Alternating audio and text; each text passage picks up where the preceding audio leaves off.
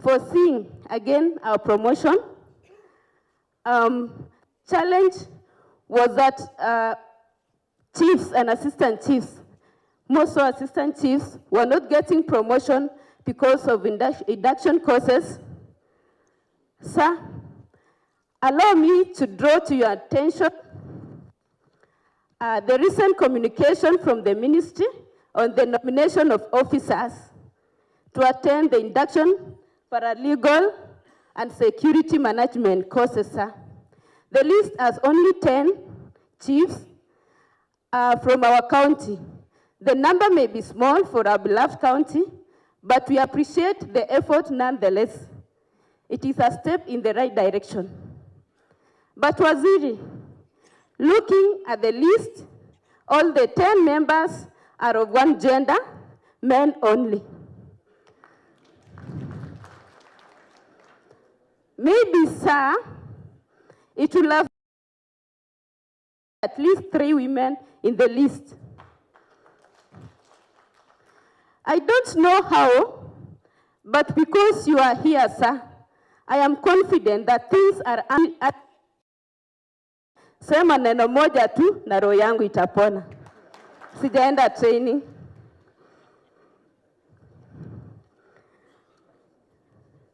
Sir,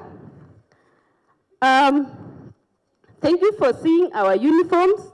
We have challenges as assistant chiefs in Kericho, especially on assistant chiefs offices lack better CASA that hinder service delivery, like preparation of work plans, reports, etc. We are only asking for a dignified place to serve our people.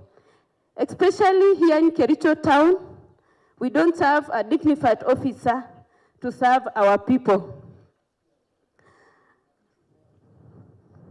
Sir, thank you for seeing our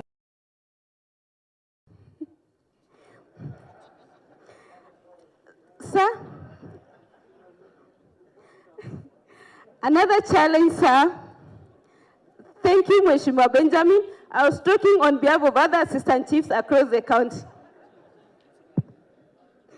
Well, it's true that overseeing administrative matters in our respective sub-locations require funding from the government.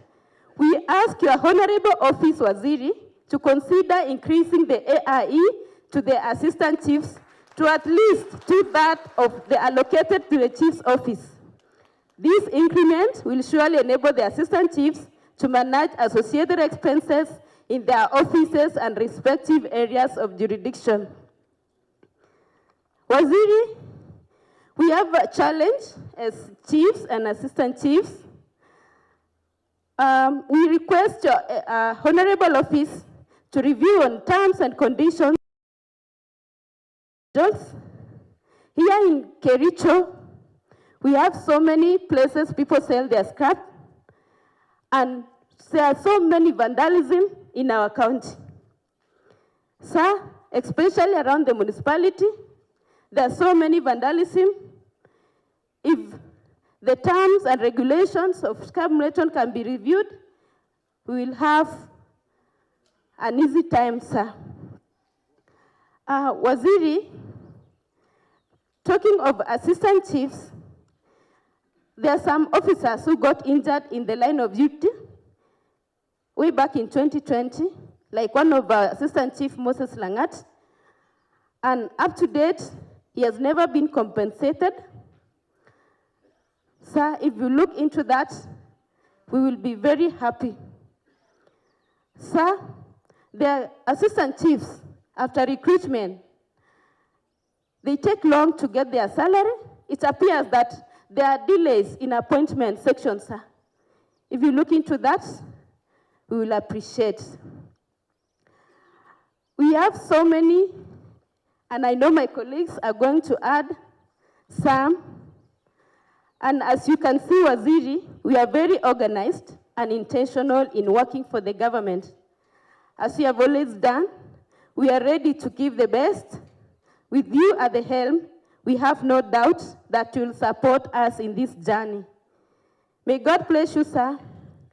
And as I end, sir, as chiefs, we request you look into the judiciary, sir.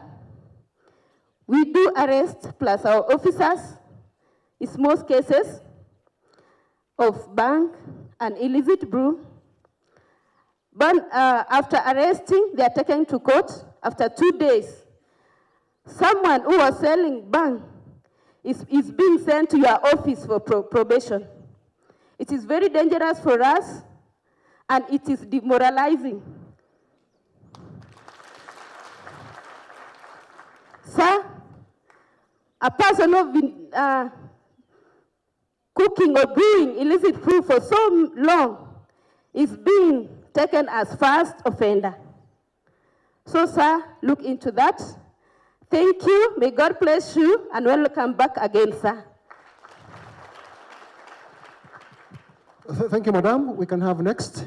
That Assistant Chief.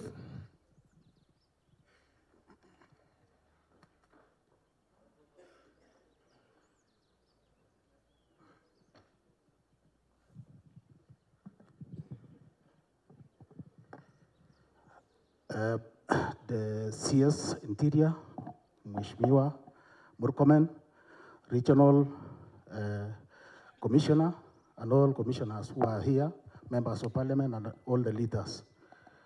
Mheshimiwa, I think you had learned what you told us, Mheshimiwa, that most of the things you have touched on them, only to emphasize on it and strengthen it. Mheshimiwa, I'm Senior Chief Solomon Tum. I was employed in the year 2001. I served with President Moi for 1 year. So I'm the oldest. Mheshimiwa, I think you made us to be free, because when you say, anything you say is right, because we are adults. Thank you very much.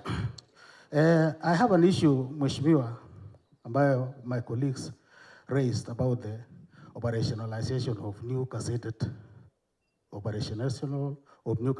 location divisions. Ya pili, Mheshimiwa, nataka niombe tena kupitia Mheshimiwa wangu Justice Kemei, tunahitaji askari sika wetu. Tafadhali, we are at risk. Watu ya Sondo wanatusaidia. Anytime we call them, wanakuja haraka. They are doing very good work. Tena Mheshimiwa, nataka niombe tena, hizi mashamba ambayo tunakalia kama ofisi zetu, hawana title deeds. It belongs to county government, so anytime the owners may take. So it is good we have our own title deeds. Another issue, Mheshimiwa, ni kuhusu mambo ya registration of parts. Kindly, through your office, every sub-county to be given a registrar.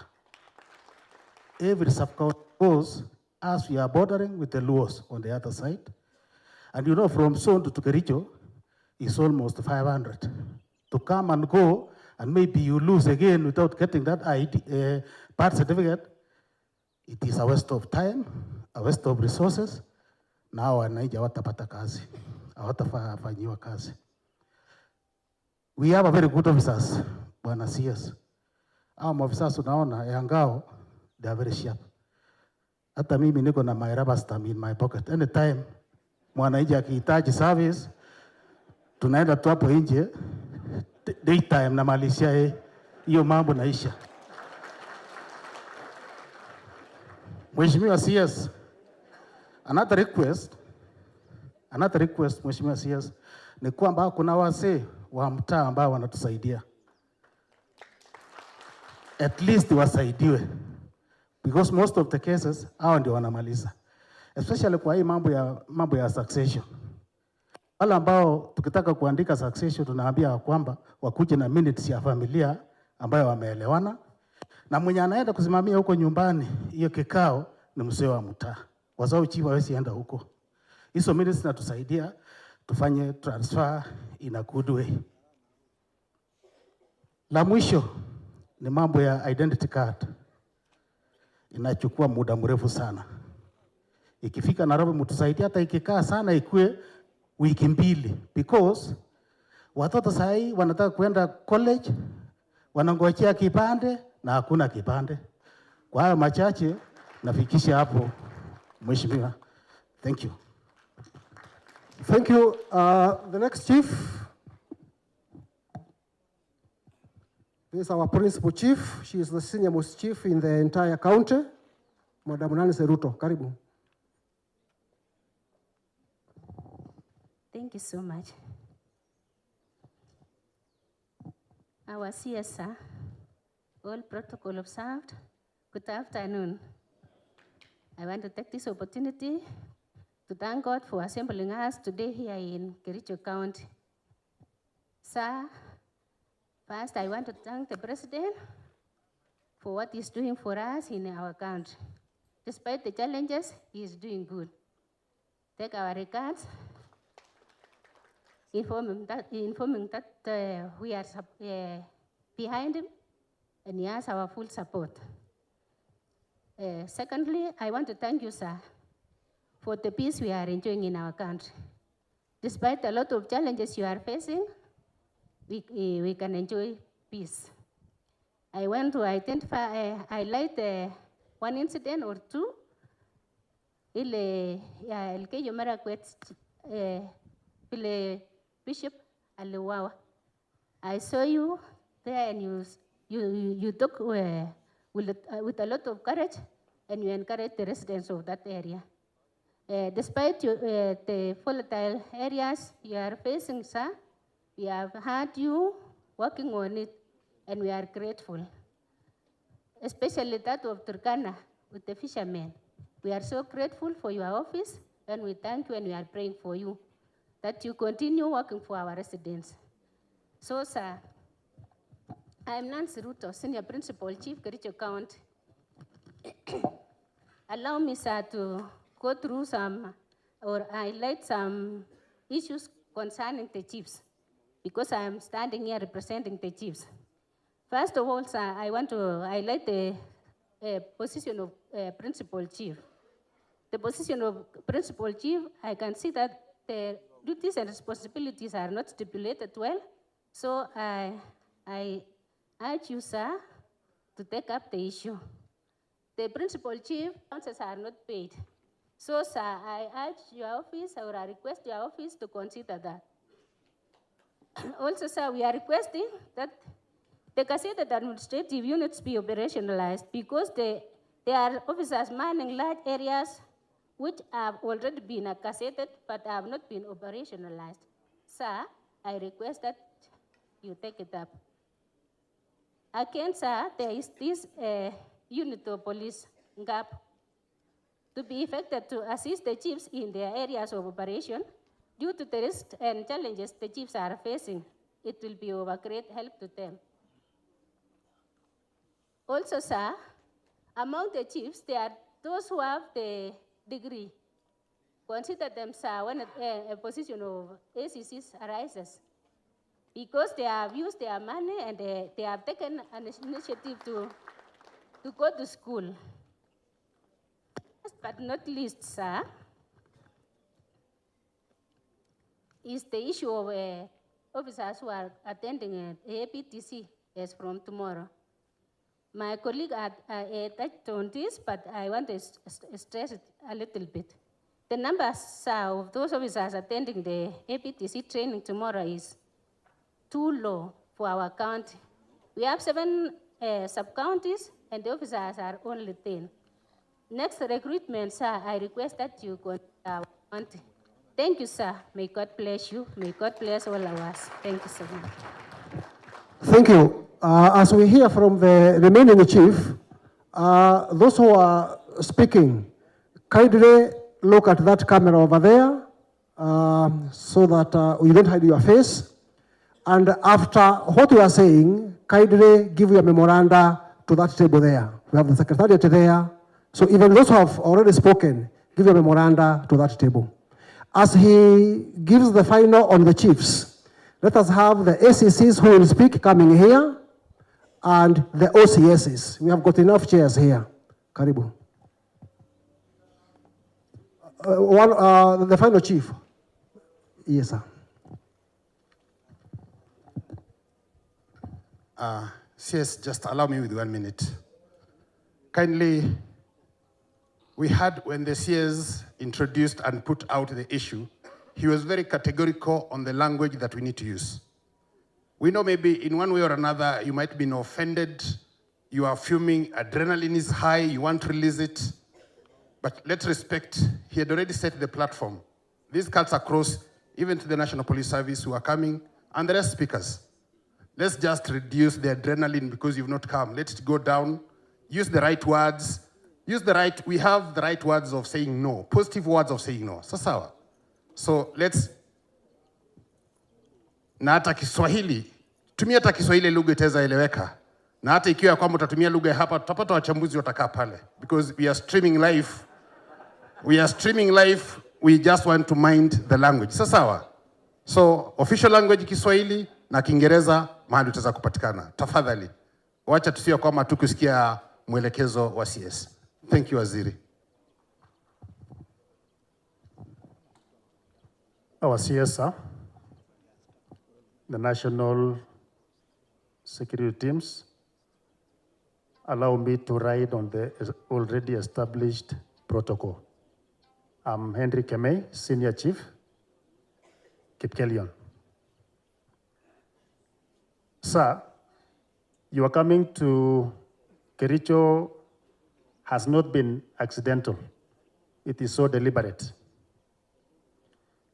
You are coming to Kericho when you are transiting from the cold season to the hot season. July was very cold. You're also coming to Kericho on 25th. I'm a Christian, and 25th Jesus was born, so we are giving birth to a new Kericho. We are transiting from a problem to the hot August, and we believe that today, most of our problems in Kericho will be solved. Sir, allow me to address you as the chair of Kericho County, and by extension, the chair of Rift Valley Chiefs. And having seen your tour in the other counties, although I was not present, but our people were in the ground, they welcomed you, we felt great. And we say, Karibu sana Rift Valley, Karibu sana Kericho County. Allow me, sir, to first congratulate you on your appointment as the CS Interior. I think this is the most great opportunity for me to say that. Allow me to congratulate Madam Beverly Nopora for having been promoted PAS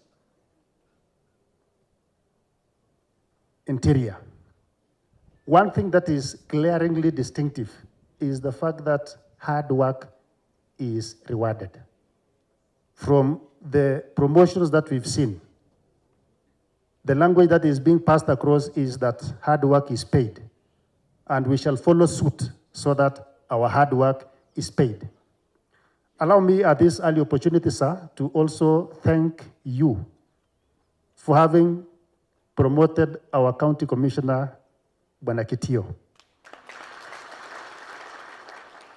Not only is our county commissioner feeling honored, but as Kericho, we are feeling honored that one of our own is rising towards somewhere. And our star too is rising. In years to come, we shall also be announced as some people somewhere. We want to say thank you, sir. It is making us to be proud, to be energized, and even to the zeal to work more. So allow me to put across some few things, the successes that we've had in Kericho County. One, that the government entrusted us to register farmers for fertilizers. We did that religiously and with all the dedication. It tells us that the government has the trust in us to keep the database of Kericho County in as far as food is concerned. We want to say thank you very much because you saw it wise that chiefs can do this. We want to say that in Kericho, as our PAS has indicated, that we are not only singing Kericho is green, but we are making it to be green and even to be greener than it is by planting trees as directed by our president. We want to hand over a generation that is greener than where we found it. We are happy that our county was earmarked for the housing program. sir, we felt honored that our spaces could be used for the 324 units. We're happy too that the government entrusted us to mop up students transiting from lower learning levels to higher learning levels. In that alone, in the Kenya Kwanza government, in the better bottom-up economic transformation agenda, by mopping up, we are making better to be better, so that we have a generation that knows what is being done.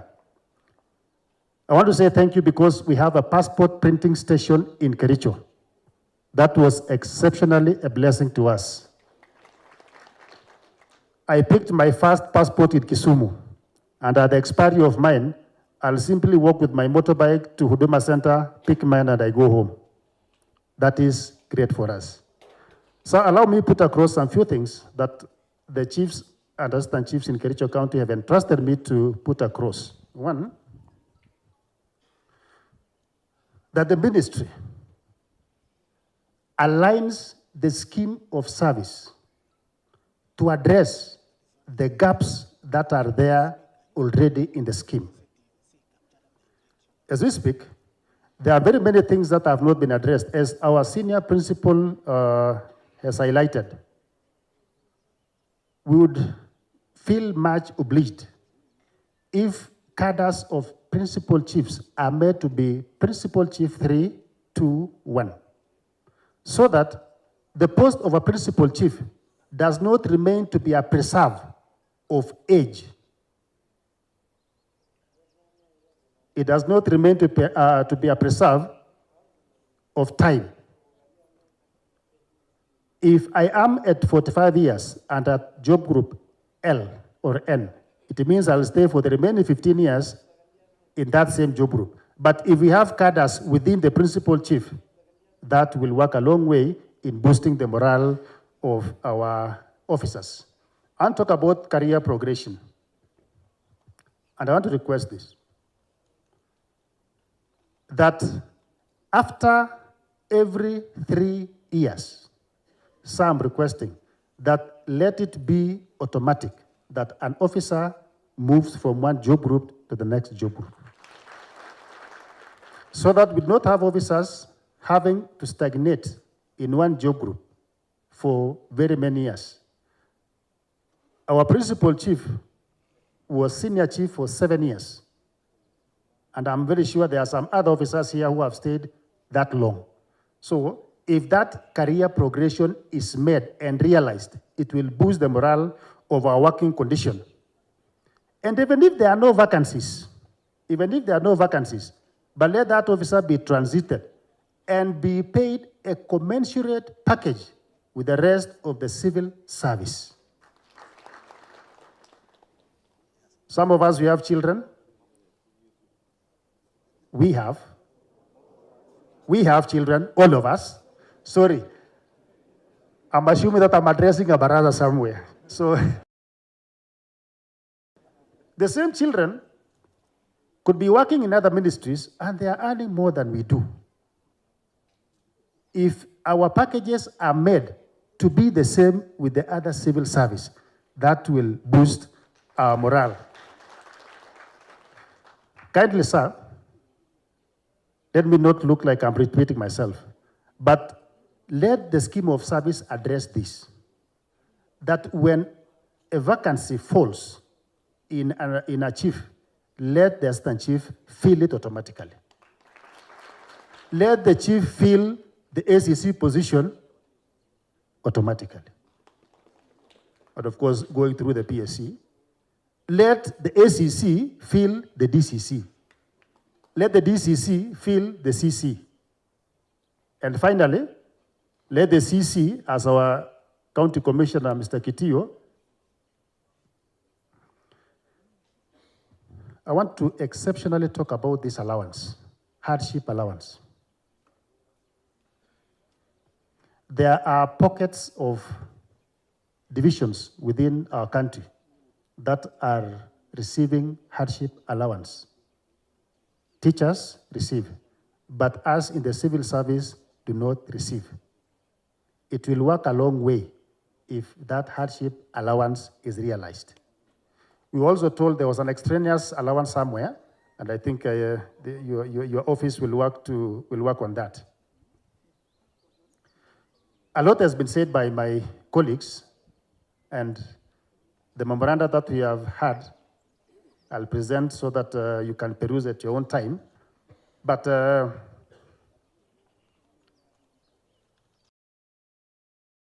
working organization, you feel that you are working where your boss is a boss. My immediate supervisor is an SEC. Sir, I feel bad when I go to a raid. I feel bad. I would feel an SEC to have a Land Rover so that I remain with a motorbike. To look that I have a boss. I know it might be captured, but on my own standing and understanding of the chiefs, when a boss looks at a boss, we salute that boss. Sir, as you go to Nairobi, take our greetings to our beloved president, tell him that his region is intact, tell him that we are peaceful, tell him that any agenda that he raises, we shall execute. Sir, I want to point out 3 things that might not fall in your office, but okay, 1 or 2 falls. 1, because we already have a passport printing station in Kericho. An ID printing station in Kericho is also possible. To avoid the long queues in Nairobi, we have a ID printing station in Kericho. 2, we also request that we digitize issuance of birth and death certificates to avoid the long queues in the offices. And finally, allow me to challenge the MCS. Yes, sir? Digitization of birth and death certificates.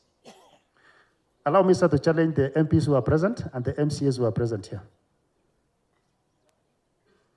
These are the people who sit in the policy formulation platforms. I would request that they formulate policies that will help the Ngao officers, and especially on the fight against illicit brew and alcohol. Let the judiciary bite harder. Let the judiciary bite harder. These stories of kukibishana pombe itaisha yenyewe, because when it's meant to be punitive, it will go a long way in helping us. But it is so demoralizing when an offender of bangi anaambiwa enda fanya kazi kwa ofisi ya chief. So anakuja anafanya kazi kwa ofisi ya chief, akuletea chena anakuambia nilienda na nimerudi. So might be that falls in the office of the political wing. Sir, allow me to present this memorandum and also allow me to sit down. Welcome sana, Kongoi Mise. Thank you. We have heard from chiefs and assistant chiefs. Before we invite the SECs, this being our day, Waziri, probably something has been left out. So, assistant chiefs, kama kuna kitu kimeachwa, you can air it. Somebody somewhere? Aha. Aya, apewe mic. Another mic over there.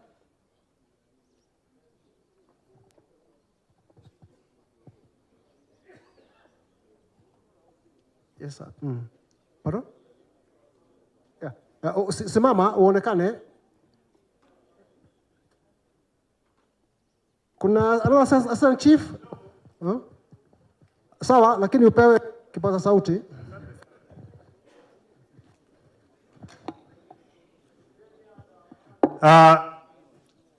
Sorry.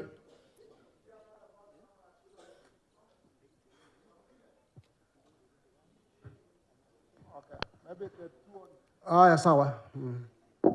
Asante Waziri. Yangu tu ni kapahali kadogo tu wenzangu wameweza kusahau. Na ninakusia juu ya policy pia. Kwamba policy itatusaidia sana katika kung'ang'ana na mambo ya security. I remember hii mambo ya kuweka bond kama ile ya criminal case sana bond iweze kupunguzwa.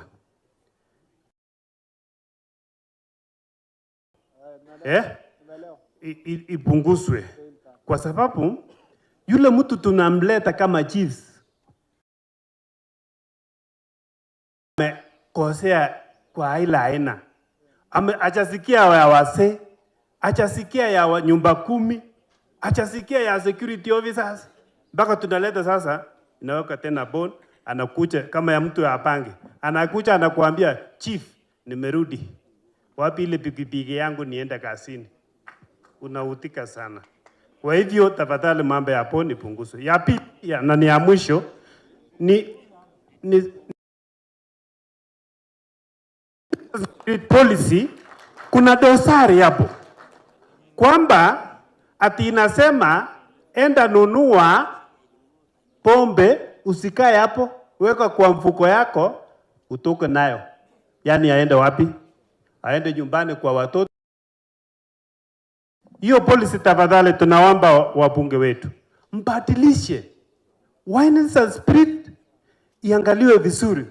Kwa sababu kama eneo langu, kata langu la Kaitui location, sasa hakuna pombe ya illicit ya kutengenezwa na village hii ya breweries ya wale wanatoka Kaitui na eneo hilo na Kapsegud pia wamemaliza. Lakini hii wine and spirit ndio inaua sasa familia. Hata kwangu karibu vijana katika one village 20 hawajaoa ile pembe ya. Lakini hata siku hizi unasikia kuna ingine ya kukorokwa, na hiyo ndio imeua familia kabisa. Sasa ni hiyo tu ndio nilikuwa alafu kuna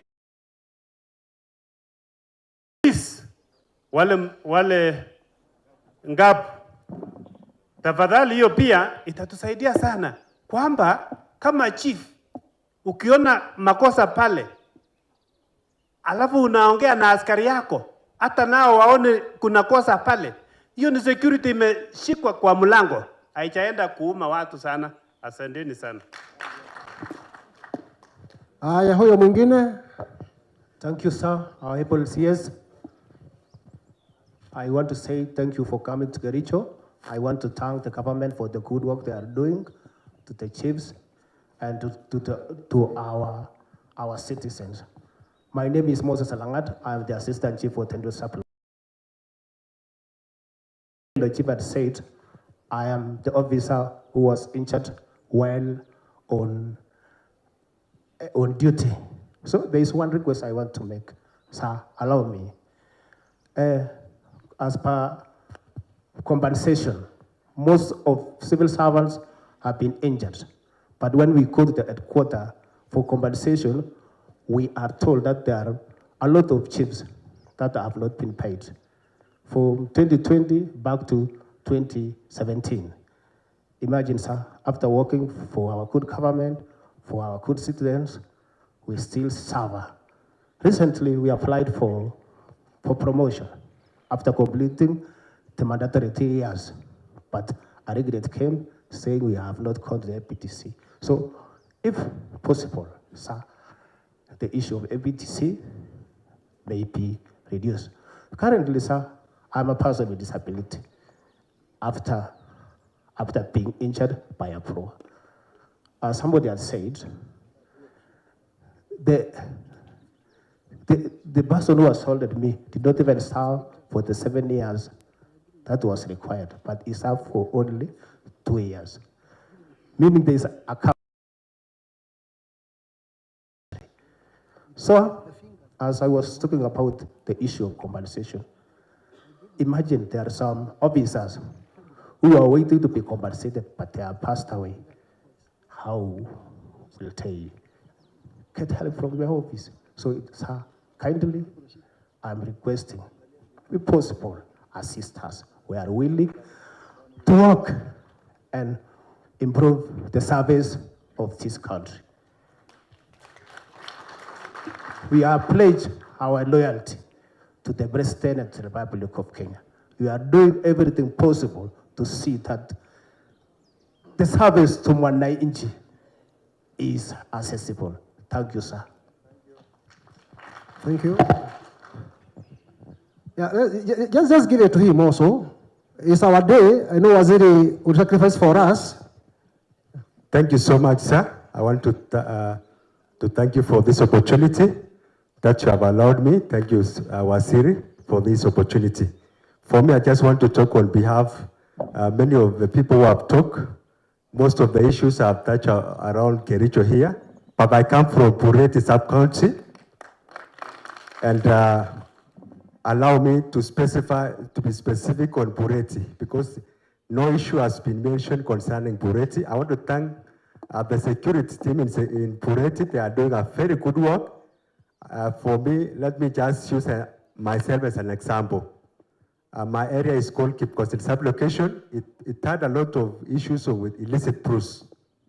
And the security team has helped me, but I want, for the sake of helping the others, I want to ask the policy makers, because security is mentioned as a petty crime. And I don't see the reason why illicit proofs is mentioned as petty, as a petty crime. I want to ask the policy makers to review on that so that we can have an easy time. Number two, Bureti sub-county is the largest sub-county in the entire Kericho county. And I will want to request, I know when we were doing some adjustment in this side, we had some sub-counties, they received some sub-counties. I want to request that the sub-county of Bureti be divided into 3 sub-counties.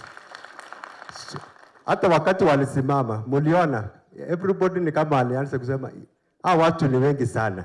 Let Bureti sub-county be divided, and the new DCC is right now to become the county commissioner. So, because Bureti is actually big, mheshimiwa there ako hapo na anajua. Hata we have also some areas about it was cassetted, but we have never seen them. We have never seen those positions in Bureti. It is just the areas are big, especially Cheblaget, Kapkatet, very Sosit area. Sosit area, what can I say about one area? Just as an example, we have an assistant chief here for Sosit sub-location. He has 13 schools in one sub-location, 13 schools. So which means the area is so big. So that's my request. Ya mwisho, as I finish, sir, ya mwisho, wacha niseme kwamba Bureti team is actually doing a very good work. We shall really appreciate if you can see the enumeration, especially the assistant chiefs and the chiefs. When it comes to AI, wacha tu niongeze.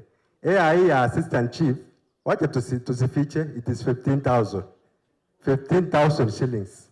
And that one is divided into 3 months, which means every month, the assistant chief will be having only 5,000 shillings. That 5,000, sometimes we could even use 3,000 per day, wakati there is a very big rate. So kumaanisha, if it's very low, let us do something so that we can be able to give morale to these assistant chiefs. That's what I want to say. Otherwise, thank you so much, Waziri.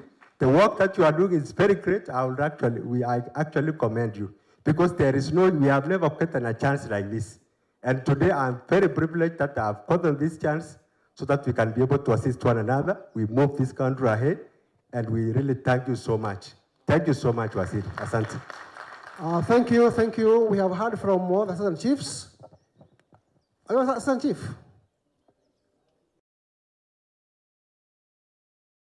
Oh, we will come to you.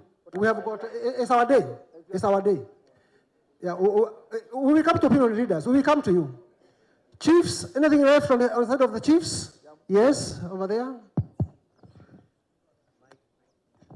Asante kwa hii nafasi. Kwa majina mimi naitwa Rogonche Bwagen, Senior Chief Techoge Location kutoka Bureti Sub-County. Na yaunga yale wenzangu wameongelea, lakini yangu itakuwa nje kidogo ambayo inatuguza wananchi. Kwanza waziri nasema asante, ni juu ya defilement. Defilement has become a very big menace hapa kwetu sana, na sana sana tunalaliwa machifu, tunaambiwa tunakula. Lakini kuna shida mahali, bwana waziri, sijui tutarekebisha. Anapobakwa, unakuta that process ya kumfikisha kotini mhalifu saa zingine inaleta shida. Sababu unakuta mtoto lazima apelekwe hospitali, yes, lakini mtoto mama ama mzazi anaporudishwa nyumbani, kuambiwa chukua P3, sichukui wapi, enda police report, inachukua muda. Mwingine labda ni yule mwenye hata hana chochote ila aweze kusafirisha. Nilikuwa nafikiria kama ingezekana hata the policy makers kukue tu, kama mtoto amebakwa, hospitali direct kwa police, mtu aingie ndani, sababu haitarudi tena kwetu. Asante, Mungu wabariki. Thank you very much. Tuende kwa ACCs, and as they speak, I had requested OCSs who are going to speak to be here, so that we save on time. Kindly.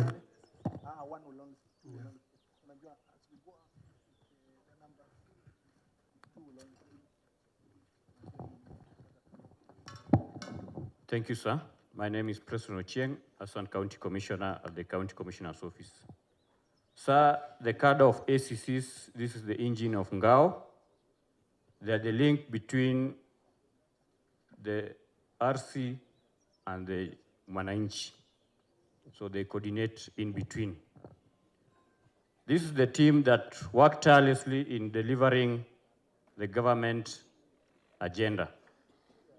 The team has successfully coordinated the registration of 155,770 farmers in Kericho County, the registration of 467,057 households in Kericho County to the SHA, planting of 1.3 million trees. This team has also coordinated and ensured that the government subsidized fertilizer, and in the financial year 2024-2025, the government delivered 281,531 bags of subsidized fertilizer. Since the year 2023 up to 2025, the ACCs have coordinated the delivery of 623,823 bags of subsidized fertilizer. So far, this team has delivered. There are few challenges pertaining SHA, where the residents are not getting it right when it comes to the payment of premiums. And the team is trying as much as it can to explain to them that they can opt for Hustler Fund to clear the payment for SHA, then they remain with payment for the Hustler Fund. And our team is working tirelessly to do that. So, despite all these successes, the team faces various challenges, and some have been enumerated by the chiefs. We have requesting for the harmonization of hardship allowance. In this county, there are places and there are divisions where other civil servants get hardship allowance. So, how I wish that you can work together with SRC and the Public Service Commission to ensure that all the places that are gazetted as hardship allowance for a different cadre of public servants, it can cut across for civil servant, because where a teacher is feeling it difficult, the security officer is even feeling it more difficult. The risk allowance, sir, our seniors are getting risk allowances, and we serve in the same areas, almost the same duties. We ask you if you can consider that. Our chief has talked about the mobility and respect of the bosses. Sir, this engine is not moving. There is no division in Kericho County where an ACC has a vehicle. We are requesting that our deputy president, when he was the CS, he promised that there will be delivery of 4,000 vehicles to this team. We ask that it can be fast-tracked. The chief talked about serving the public, and we are aware, sir, that the public is supposed to be served in a dignified way. There are cases that we handle. Some of them require privacy. But, sir, and I'm happy that we have the members of parliament within us. We are requesting that the CDF can effectively be used for building of offices and even the security roads. And I'm sure that together with the members of parliament who are here, they're going to look into that, because even you as a member of parliament, I'm sure you will not be happy to be served in some of the offices where we serve the public. The issue of illicit brew, in this county, sir, we are not battling now the illegal brewers that are in the villages. That one, our chiefs and the ACCs have worked on it. I'm happy the governor is here. Bwana Governor, huwa tunasema in SDA, Maranatha, Yesu yuaja. Kwa hii county ni kama Yesu hawezi kuja hivi karibuni. Because, yes, we want revenue in terms of licensing of areas selling those wines and spirits. But let us also look at the morality and the safety of our people. Sir, if you will help us to regulate the areas that are being given licenses. I'm sure this is not just a Kericho County issue. Maybe you can look at it even with the Council of Governors so that you can see how this licensing of areas selling alcohol can be tamed. We are happy as Ngao officers, sir, that as ACCs, we had among us ACCs who have now been promoted to DCCs. The officers you see in front here in suits, they're among the few who are promoted to DCCs, and we are grateful for that. The issue of AIE has been talked about, and the ACCs are requesting that it be reinstated to where it was. Sir, there is an issue that of a security concern, and as security officers, we need to come up with a way of sharing security information. It's absurd, sir, that a very SITREP report, a very serious SITREP report, you meet it in a village WhatsApp group, or even in a blogger's page. So this is a serious issue, considering that even some of the forces that we had considered to be friendly forces are now coming out clearly to be unfriendly. So, sir, I urge us to look into the way in which we shall be sharing the SITREP reports, even if it's creating an app that has end-to-end encryption. Sir, I also request that now that our seniors have been promoted, there's a vacant that has been created, and there's a detail, the 2022-2021 detail that is lagging behind. When their term comes, according to the scheme of service, we are requesting that they also be promoted. Otherwise, sir, this is a very serious group. These are very competent officers, and they are ready to serve. Thank you, sir. So thank you very much. We also had to have a lady ACC, but unfortunately she called me in the morning, akaniambia mtoto ni mgonjwa, tukakubali ampeleka hospitali, then she joins us. But that notwithstanding, kama kuna any issue ACCs, munaweza kusema kabla ya kukuruhusu OCS. Any issue ACCs which is left out? It appears we are okay. So I now invite the OCSs. Karibu.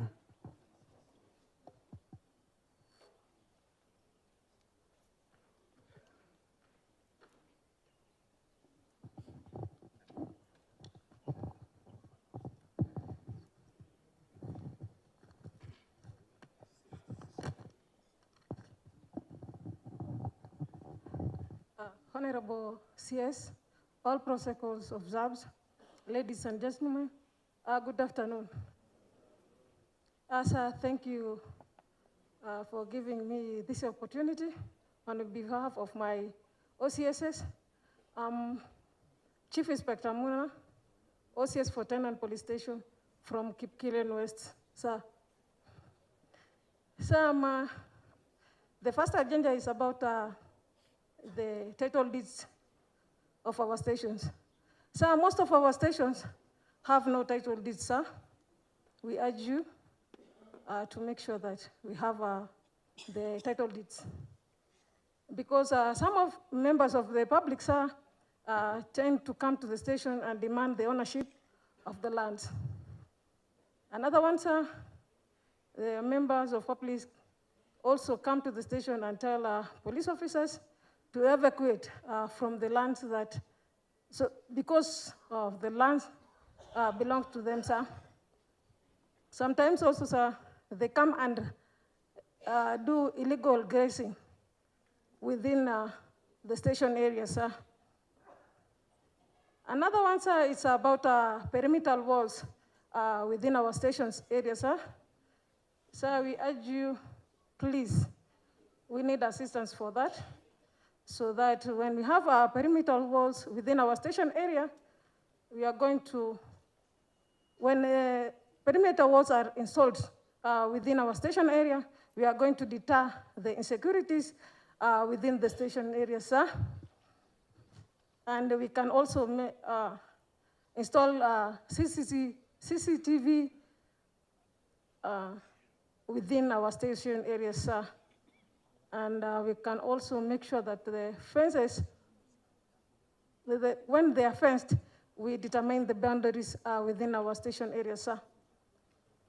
Another one, sir, is about deployment of new recruits within our region, sir. The newly recruited officers, sir, when they are posted at the operation area, sir, let it be within the span of 3 years, sir, and the changeover is made, sir, to avoid the overstay within the operation area, sir. Also, sir, the fair and distribution of members of the inspectorate within our region, sir. Sir, there are some of our stations that we don't have deputy OCSs, OC crime and OC gender, sir. We urge you, sir, you follow up for that, sir.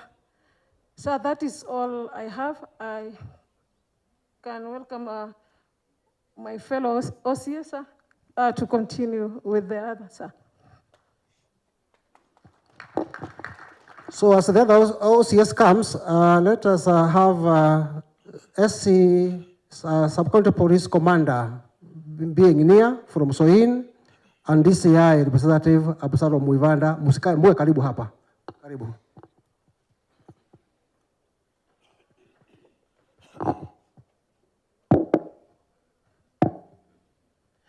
Thank you, sir. Chief Inspector Wanjohi, OCS Sondu. May I continue with some of the challenges that my fellow OCSs are having within their stations. One of the issues that have been raised by the chiefs, ACCs, is about the AIE. The same thing is affecting us. You find a police station that is operational but does not have an AIE.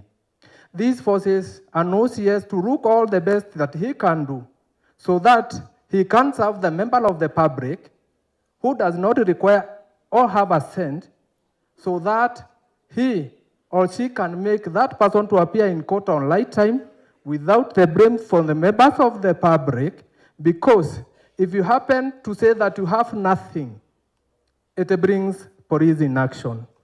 So, kindly, sir, consider the police stations that do not have an AIE, those that have an AIE. We have some challenges. We have to buy the stationaries, we have to buy the toners, we have to do some minor repairs within the station. All that is from the retro AIE that we get. Kindly, sir, if it is evaluated, we shall be much grateful. Promotion on merit. Hakuna mtu apendi madaraka. Ukweli ama uongo? We are very happy that of late we have received so many officers that who have been promoted on merit. Ukiona amepromotia, si unajua ameondoa jam. So we also request that as the immediate supervisors, we are given an opportunity. We also consider those people who work and can be given an opportunity to progress. In organizations, you find kuna the best performing group, unakuta kuna watu wamekuwa rewarded from the performance. I as an OCS, I must be having somebody, ama my OCPD, who have performed exemplary during the year. Why can't I be forwarding that name so that at the end of the year, we get a group of officers who have been promoted on merit from what they have done during that year? From that, those promoted on merit, we can consider them for training. Some years back, we were having some regional training. Those regional training, they were helping our officers, those who have been promoted on merit, so that they can catch up with the others. At a time, you might give somebody a promotion on merit, but at the end of the time, or at the end of the day, inakifika ni kuforeign, unaona ameforeign na constable. Wewe ndio unamuita unamwambia, wewe ni corporal, kuja hapa mbele. Because you have not given him the courage from which he deserves to have as an NCO, because you have not undergone any hata ile kasemi ya wiki mbili. Si ni ukweli? So we request that RTCs start working back those officers that they are promoted, not necessarily being promoted. We have some bills that are coming up daily. Leo unakuta kuna bill mpya, ofisa hana habari. Uko far area, pahali hakuna hata TV. You are not able to understand that this morning the president has attended to a certain bill. Kwa sababu ya pahali huko. So unabaki nyuma. But if you happen to be updated na ile kitu inaendelea, you will be in a way that hata ukienda kotini, hautakuwa challenged na lawyer, kwa sababu at least you are equipped. Now you have the knowledge of what is happening. Ile wakati tulifunzwa justifiable instances, na the justifiable instances that we are having today are two different things. So we kindly request the training to be done, and we revert back to the LTCs or any other colleges. The lastly, may I talk about the mobility and the logistics. We have some stations that have very few vehicle, or others do not have a vehicle. In Sondu, I have one Land Cruiser that we share between the traffic and the DCI. From the station where we are based, there is that kilometers away. It gives me a hard time or a DCI to attend a scene that he is supposed to be there immediately, whereas the vehicle that we are having is in Kericho Court. So, unakuta a scene of something that happened in the morning, inaatendwa saa 10. We have instances saa zile unakuta kama ni barabara, gari imeanguka. We need officers to be immediately there. But kwa sababu hatuna gari, you find that the members of the public have already blocked the road, kwa sababu wanaona polisi hawakuji. But we are trying to do our level best. From the OCCS that we have here, most of them are operating with their personal vehicles. Most of them are operating with border borders, because at a time we are going beyond the core of duty so that we can do what we are supposed to do. Kindly, sir, look on to that, and we know we have some more challenges. As I head up, I'm very happy to see that you have recognized the Sondu police station that was built way back in 1932. Nikirudi huko naenda kuwaambia hata CS anajua shida yetu. So we look forward. At the end of the year, tutakuwa na something new, na pengine itakuwa ndio zawadi yetu ya Christmas. God bless you. Thank you, sir. Thank you very much. Let's hear from the OCPDs. Kindly. Astu. I was still remembering Astu, lakini yakuja tu bila sawa. Karibu Astu.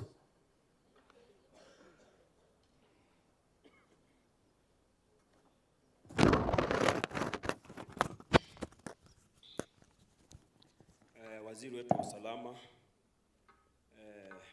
wakubwa wetu wa polisi walio hapa siku ya leo, na wasalimu, hamjambo.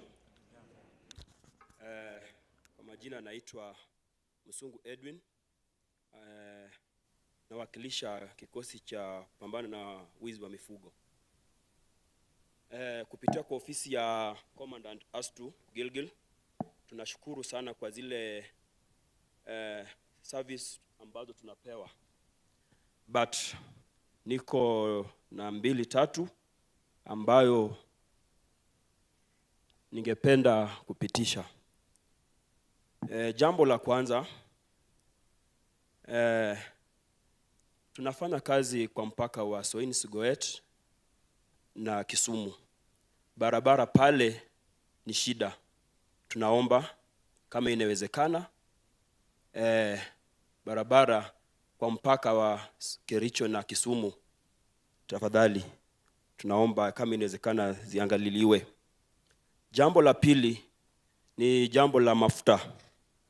Utapata huko na lori, na some of our camps ziko very far away from the filling station. Utapata wamekuwa allocatea 450 mafuta kwa lori ni kidogo. So bwana waziri, tunaomba kama inawezekana mafuta kwa lori, haswa lori na cruiser, that the procedure that was used to allocate hiyo mafuta, tunaomba tu. Kwa siku ya leo nashukuru nimekutana na DIG APS. Thank you, because it's a privilege. Tunaomba kwa mambo ya transfers, utapata ya kwamba as a formed up unit, utapata ya kwamba iko mtu miaka zimeenda, mtu ameserve within the unit for 25 years. Tunaomba, na ukiangalia sana ni from the rank of chief inspector kurudi chini. Tunaomba hiyo jambo liangaliliwe, angalau mtu kama ameserve hizo miaka apatiwe mahali hata penye anaweza kuwa atenda kupumzika na light duties, because as a formed up unit is very vigorous. The same on transfers. Tumeona kwamba unapata mtu tunasema amechoma traffic. Utaona kwamba huyo mtu analetwa Astu. What message are you passing to other junior officers? Hata wameniuliza, niulize waziri, ni procedure gani inatumiwa kama mtu amekosa? There's correct channels za disciplinary proceeding ambazo mtu anafaa face. Let that person face the correct procedures for disciplinary proceeding than bringing him to formed up unit. Na huyo mtu ameletwa, miaka imeenda, he is 50. He will not perform. Please, bwana waziri, officers wameniuliza, is that unaonyesha kwamba wale wenye nasafu kule ni punishment ama ni nini hiyo? Sasa tunaomba, tunaomba hilo jambo. Jambo la pili, as a unit tunaserve very far and hostile environment. The officers were just requesting, sir, bwana waziri, kama kuna unit allowance, please let us be considered. Ni hayo tu, na mbarikiwe. Asante sana. Kabla ya kuwakaribisha Sub-County Police Commanders, tutabadilisha ratiba kidogo. Kiongozi wa wengi katika bunge la Seneti ameomba kwamba kuna shughuli ya dharura nataka kushughulikia. Kwa nafikiri ya kiongozi wa wengi katika bunge la Seneti, nafikiri anakimbia bunge ndio hiyo. Kwa hivyo lazima tumruhusu, kwa hivyo tuvuje protocol kidogo. Tumkaribishe kwa makofi pia. Asante Commissioner. So waziri wa usalama na masuala ya ndani, waziri Kipchumba Murkomen, pamoja na delegation yako yote na maafisa wetu wa usalama hapa Kericho, viongozi wenzangu, naomba niwasalimu wote, hamjambo. Waziri, karibu sana Kericho. Wewe sio mgeni hapa, umetembea hapa mara mingi, lakini nafikiri sasa hii ndio mara ya kwanza kuja katika hii program ya Jukwaa la Usalama. A very well thought out program in my opinion. Sijawahi kupata nafasi ya kufuatilia in other counties but today I've had the opportunity to see how important this program is. This is what we meant when we promised the country kama Kenya Kwanza kwamba tutakuwa bottom up. Bottom up sio kwa masuala ya uchumi peke yake. Even in listening to the needs of the people, when you get it from the grassroots going upwards, is a very important thing. Mara mingi, we get it wrong in our policy by sitting in comfortable offices in Nairobi and thinking that tunaweza tukatoa tu maagizo na wale wako chini watimize hiyo. So I really want to congratulate you because of the approach you have taken to the security issues in the country, listening to the people straight from the grassroots. Nafikiri kwa sasa tumewasikiza afisas wetu na najua baadaye, sababu naona wananchi wako pia watapata nafasi kutoa maoni yao pia na kusema ile ambaye inawahusu. Na nafikiri hiyo ni jambo la maana sana. So nakushukuru sana waziri kwa hiyo, na najua utafaulu katika kazi yako kwa muda ambao rais amekupatia utumikie taifa letu kwa sababu ya hii mambo ya jukwaa la usalama. Ndio saa ile unajibu maswali, saa ile unakaa kwa ofisi yako Harambee House ukipanga maswala ya taifa, unakumbuka kile inaendelea katika taifa letu. This is a brilliant move and I must congratulate you for that. Secondly, nimeomba ruhusa waziri, because leo ni siku yetu ya mwisho before we break for a long recess in parliament. So I have to be back by 2:30 because kuna maswala kidogo ya kazi pale ambaye I hope to conclude before the rise of the house today at 6:30. Na wewe unajua hiyo kazi because ni kazi umewahi kufanya, and you know sometimes it's difficult to move things when you're not there. So otherwise it was my intention kuketi na kusikiza haya maneno mpaka mwisho. Ni vile tu imekutana na hii maneno ya bunge, so nikaomba ruhusa na asante kwa kuniruhusu. Sitachukua muda mrefu waziri, nataka kusema tu kwa dakika 3 yale masuala mimi mwenyewe najua zaidi ya yale ambaye machief na afisas wetu wa polisi pia wameweza kusema pamoja na ACC. Ya kwanza waziri, kabla utoke Kericho siku ya leo, kuna jambo nataka utatue. DIG yuko hapa. When you are vetting the IG, there's a promise he gave me. Unfortunately, haja fulfill na wewe ndio utafulfill leo. As a condition for supporting him, tulikubaliana. Today, if you drive a car kutoka Mau Summit mpaka Kapkatet, utakutana na roadblock karibu 100. 100. I don't think there is any other part of the country that has the number of roadblocks that are in this county. And they are extortion centers. Sio mahali, hakuna usalama inaangaliwa. Ni kuchukua tu pesa, magari inapita, probox inapita. So kabla utoke Kericho hii, tafadhali waziri, tatua hiyo. Hiyo ni kitu nataka leo. I want it to be a history. Na hii problem, even when you are my leader in the house, you remember I brought a statement while you were majority leader. Imagine imenifuata mpaka sasa. I'm still majority leader na hiyo watu ni kichwa ngumu kabisa. Hawasikii na wafuati kile inasemekana. Tafadhali tukubaliane, because I don't agree with what is happening in those stations. Let's agree. If it's about security and what needs to be done, I'll appreciate. I wouldn't have a problem, by the way, if there were many and doing the right thing. Wangekuwa wengi na wanahakikisha kwamba abiria ni ile namba inatakikana kwa gari, na hii pombe ambaye tunaongelea haipiti, na pia ile ukora singekuwa na shida. But unfortunately, there are other interests beyond that which they need to be doing. So please, that thing needs to be addressed. Ya pili ni hii kitu ambayo tumesema kuhusu mambo ya pombe. Nafikiri your officers wamesema ukweli. We have a challenge kidogo ya maneno ya pombe. You remember, we have neighbors. Sitaki kusema ni nani. Tuko na neighbors ambaye wanajua kupika hii kitu sana. Nae kwa bahati mbaya wako na neighbors ambaye wanajua kukunywa hii kitu sana. Sasa it's a very dangerous combination. Mmoja anajua kutengeneza, mwingine anajua kukunywa vizuri. So kuna biashara inaendelea hapo, and there are particular routes ambaye ukiuliza your officers na intelligence wanajua pahali hiyo pombe inafika. The distribution center ni mahali hapa, mahali Nyagacho hapa. Majengo. Pahali chief wao alizungumza. Anajua chief wao ni ule Skandi, a very competent officer. Or in fact, sahi ukimuuliza who that person is, atakupatia. It's a very well connected individual. Hakuna askari ama mkubwa wa officer ameweza kumtoa. Leo hiyo haiwezi kukushinda. Pambana na huyo mtu. The lead person who brings all the illicit brew from somewhere within the neighborhood. Unajua hii nchi iko na mambo mingi. Naweza kutaja alafu isemekane anaonea watu wa jamii fulani.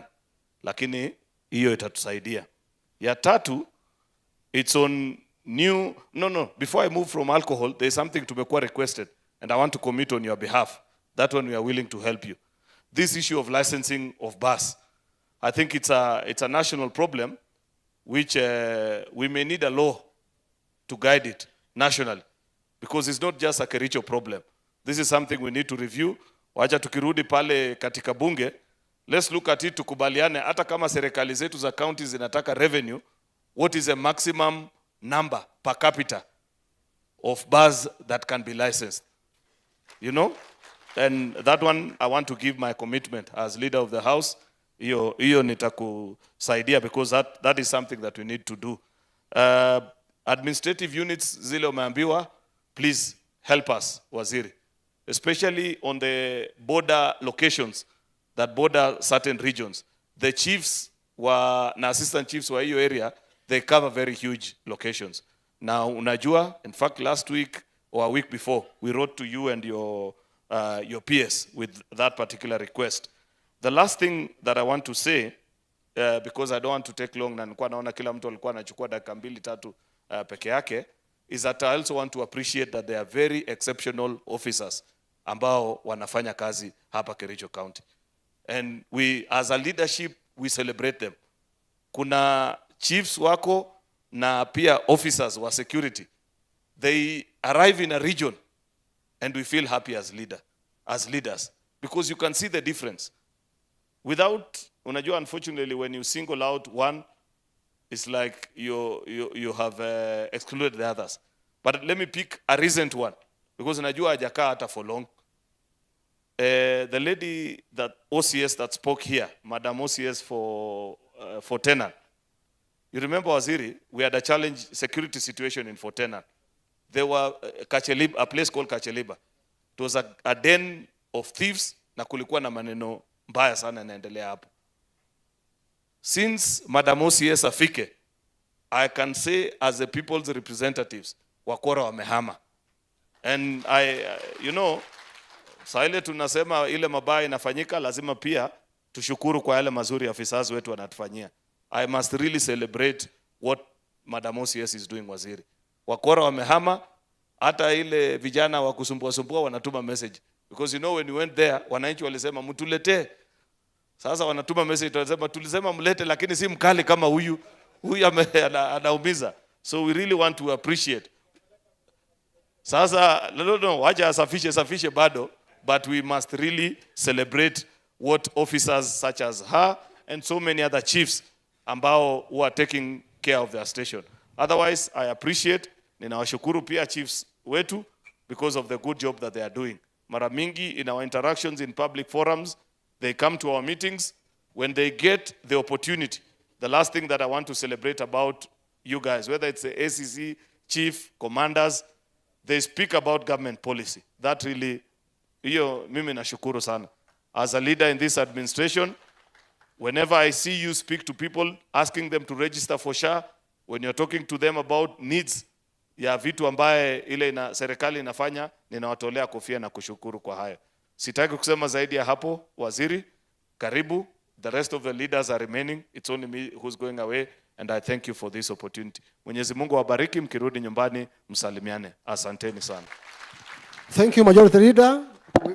We wish you well and safe journey as you travel. OCPDs now.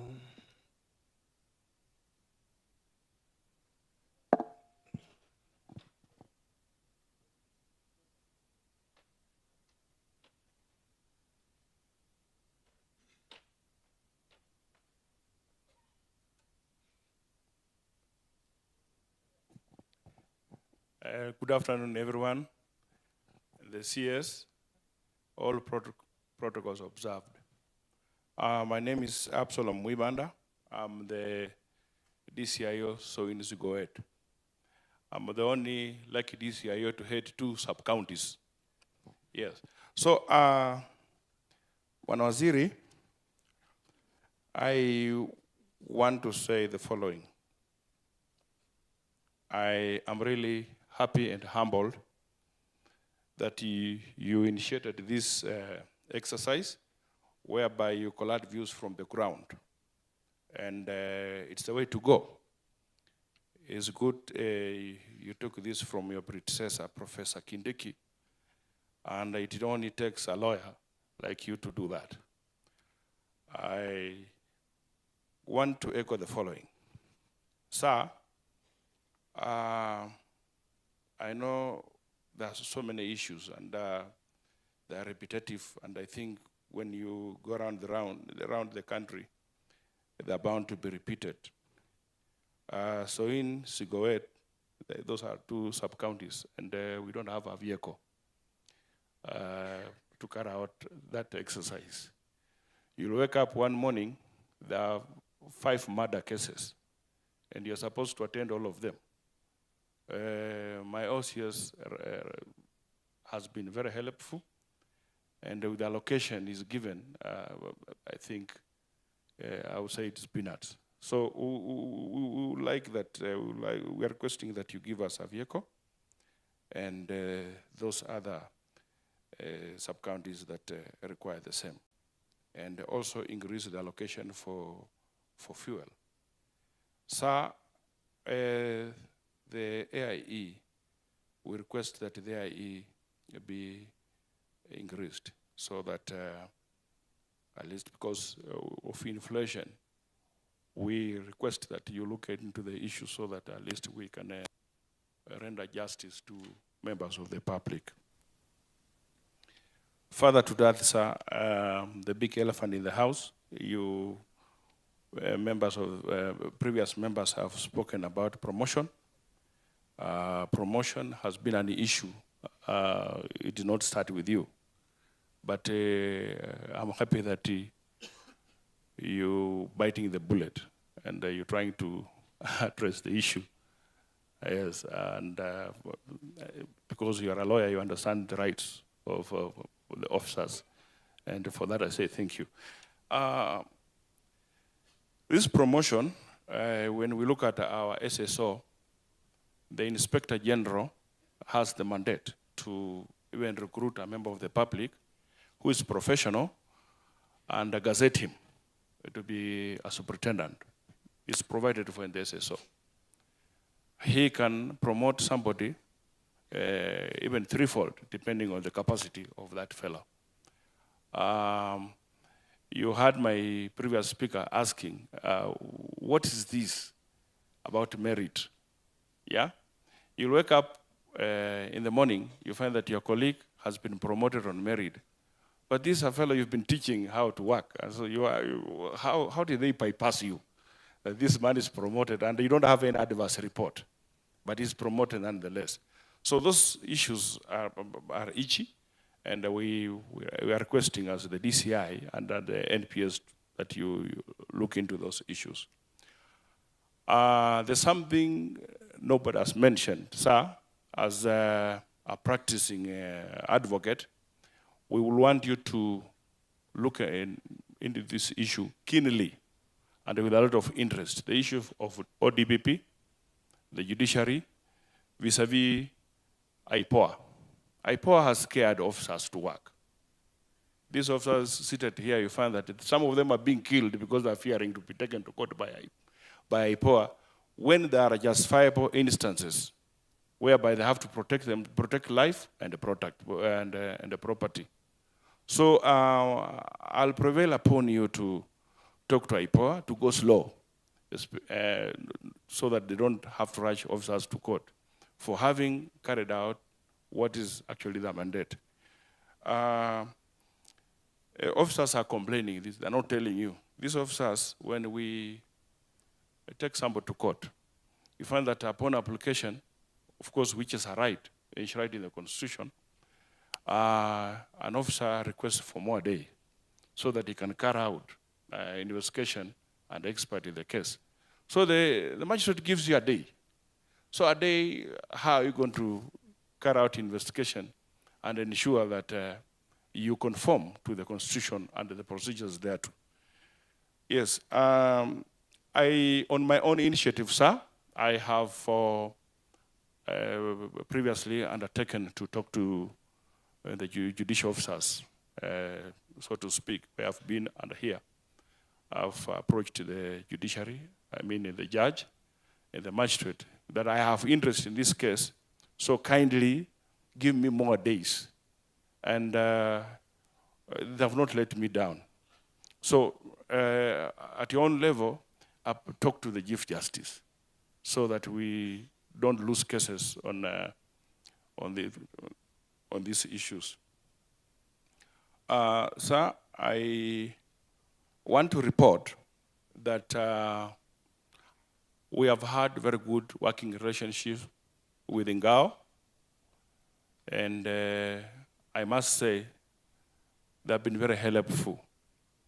And where I come from, is the epicenter of stock theft. Sondu area, Nyakach, up to Nyamira down there. We've engaged the Ngao people. They have helped us. They have given us information, and we have managed to execute our mandate diligently. So we want you to help us, assist us, at least by financing that so that we don't fail. Sir, you'll find that information is power. If you don't have information, you cannot presume to know everything.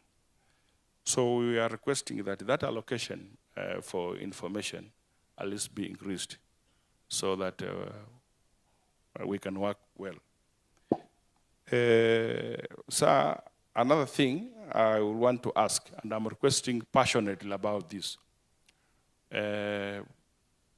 It's been a while, we've not taken our officers to the DCI Academy for training. And this one is empowering us on the issues of investigation.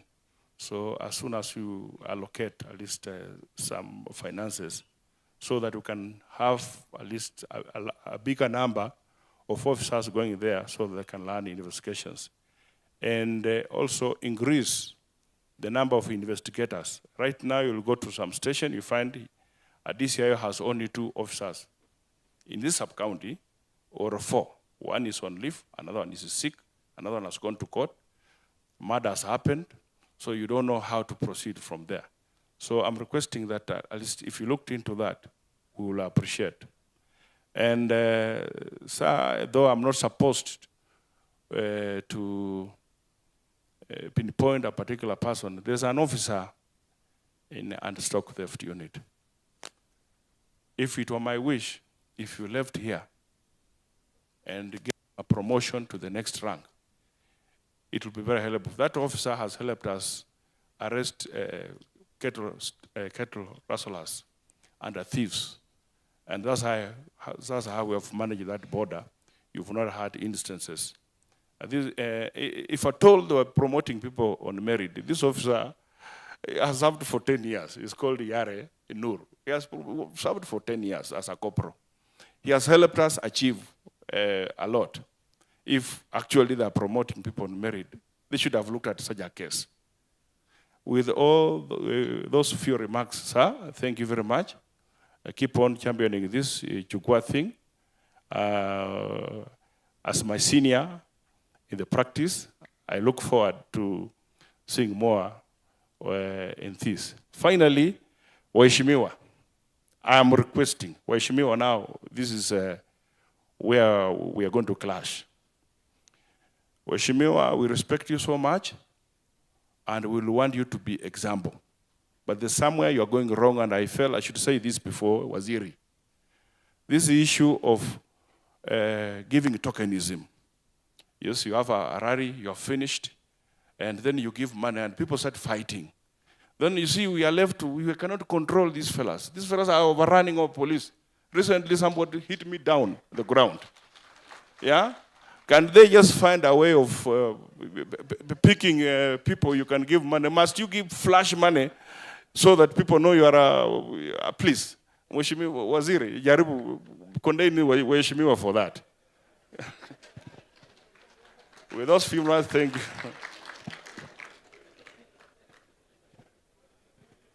So welcome, just welcome. Welcome.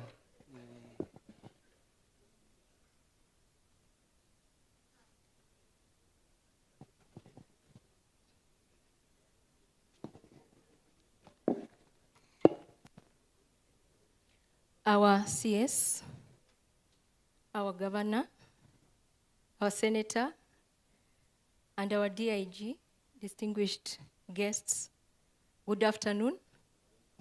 I'm Chief Inspector Faith Nderitu, Sub-County AP Commander, Kipkelion, representing views of Sub-County AP commanders within Kericho.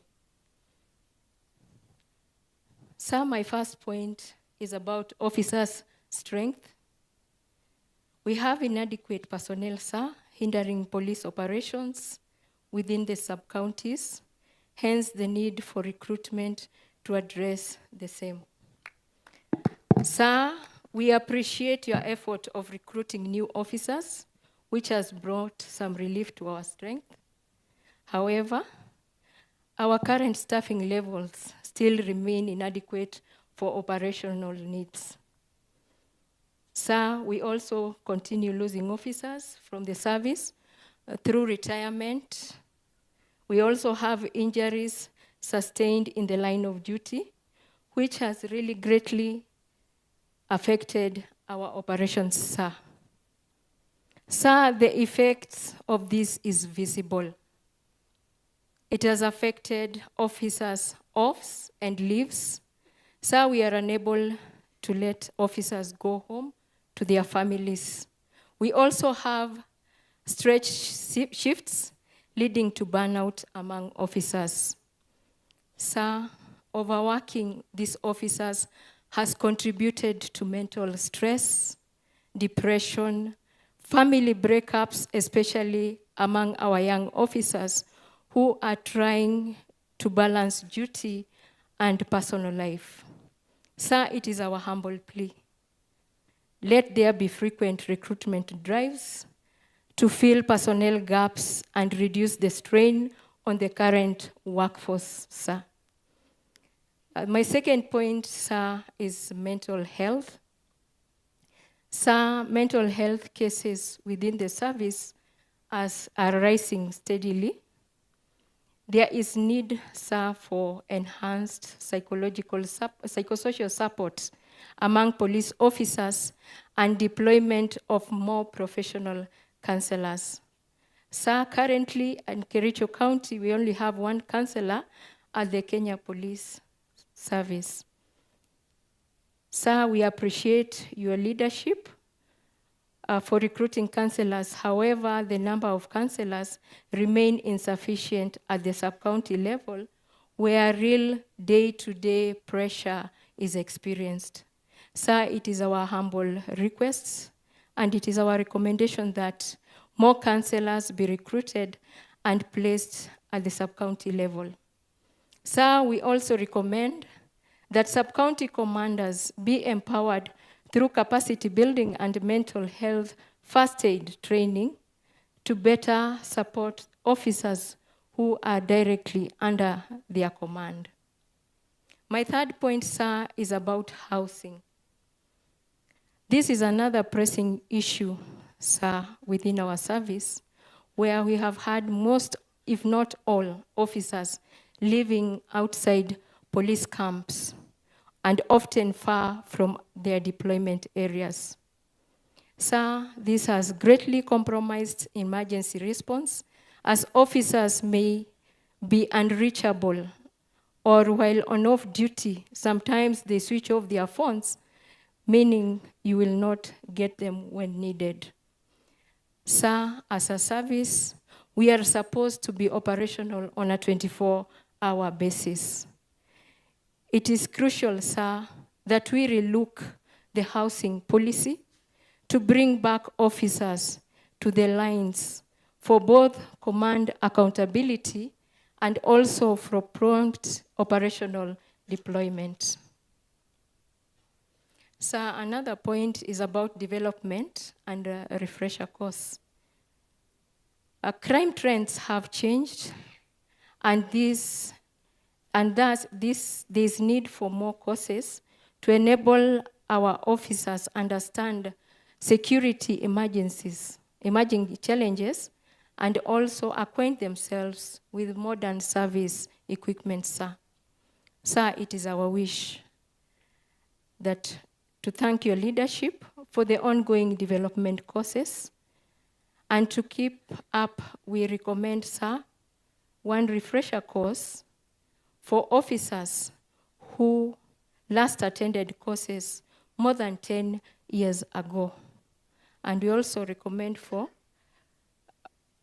development courses for those promoted on merit and have not had a chance to go for the development courses.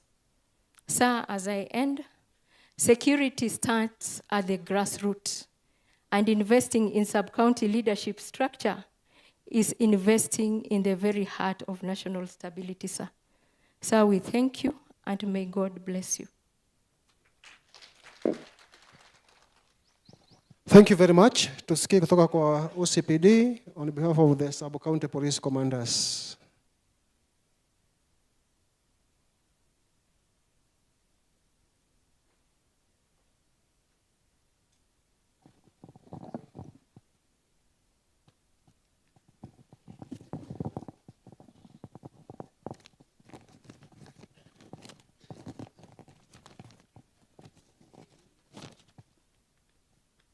Through our CS, senior government officials present,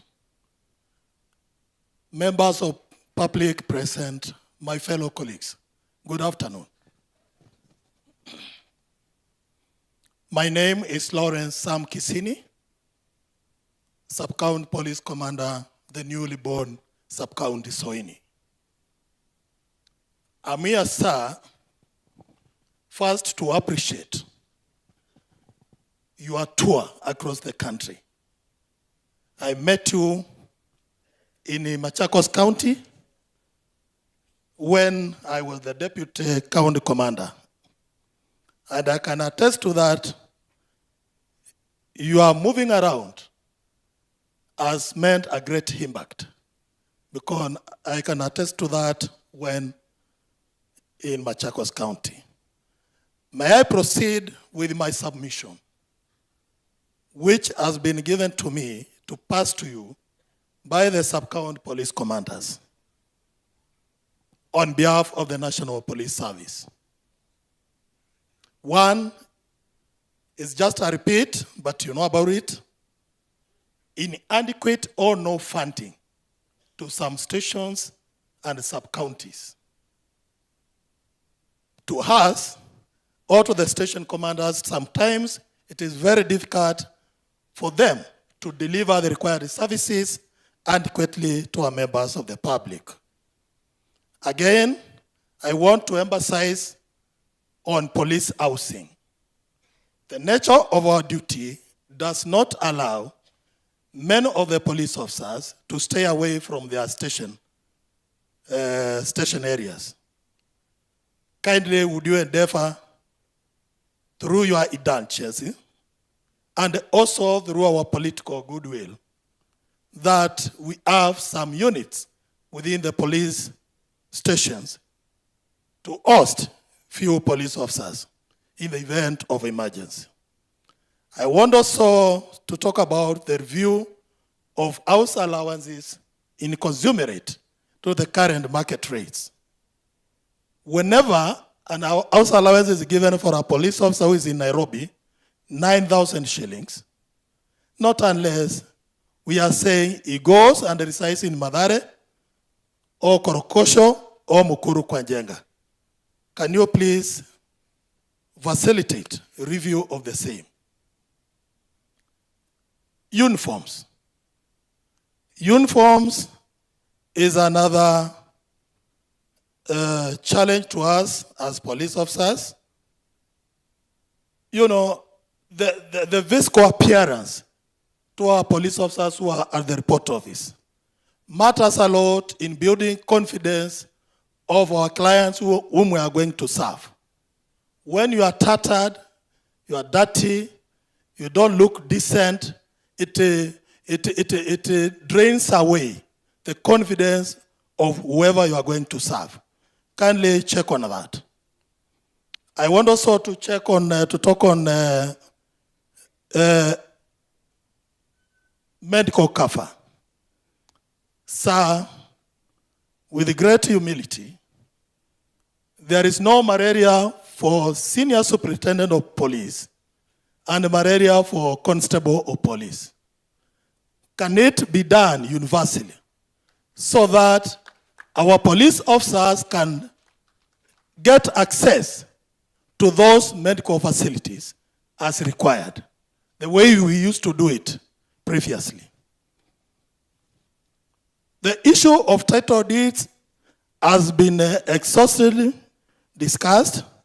That one I won't come on it again. Newly recruited police officers. I would suggest that we go back to the roots. Some years ago, for those who are old enough in the service, when the newly recruited officers pass out from our various colleges, they were first taken to the operational areas. And then after that, after serving like 3 years, they be moved as a batch to other areas.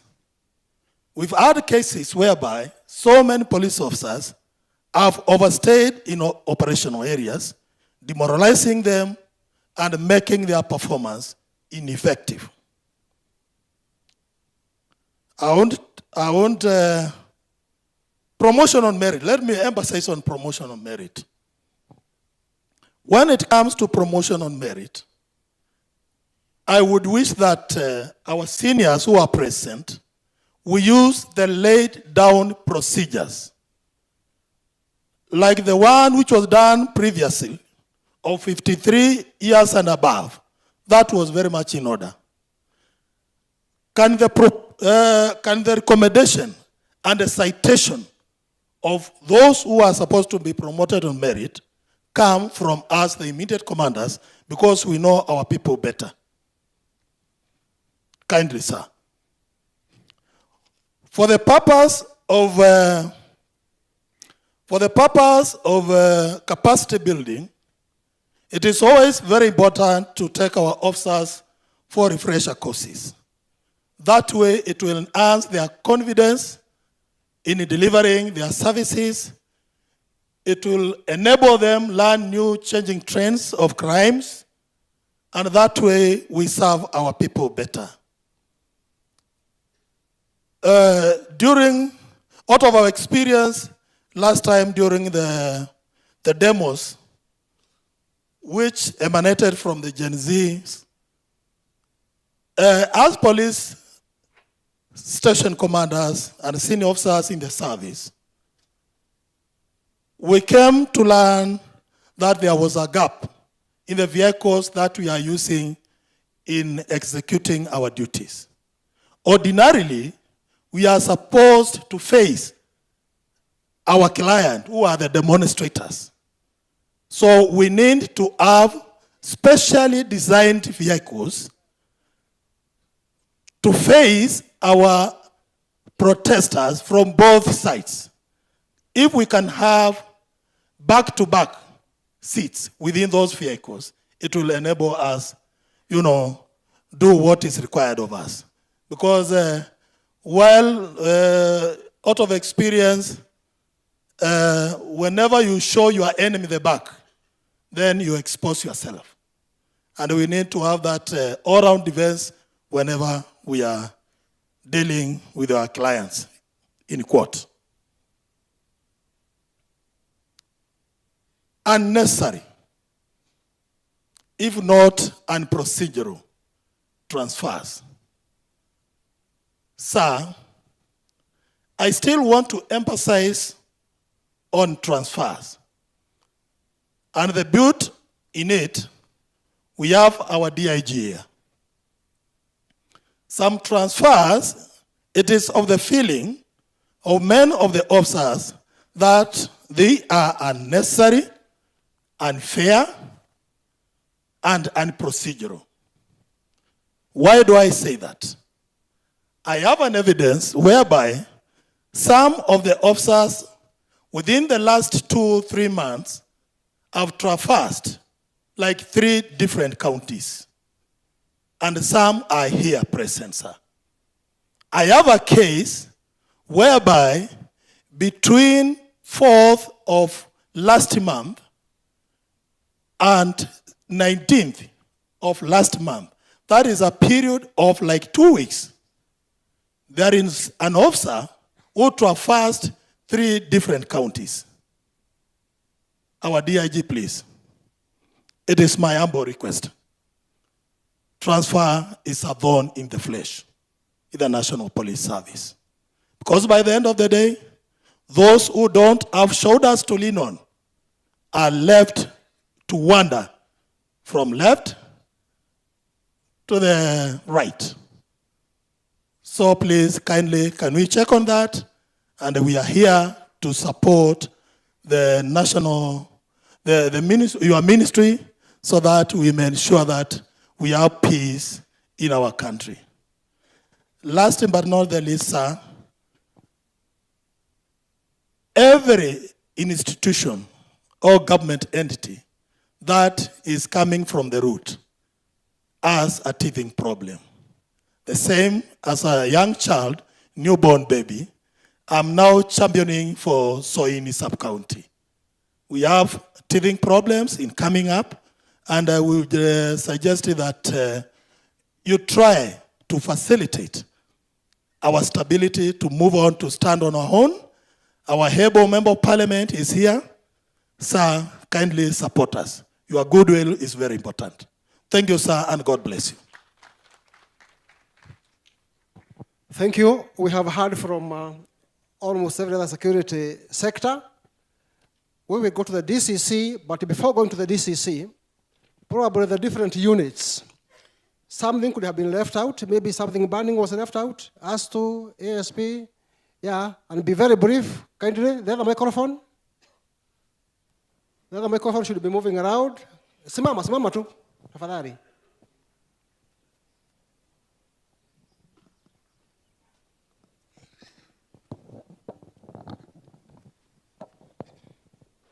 Good afternoon, sir.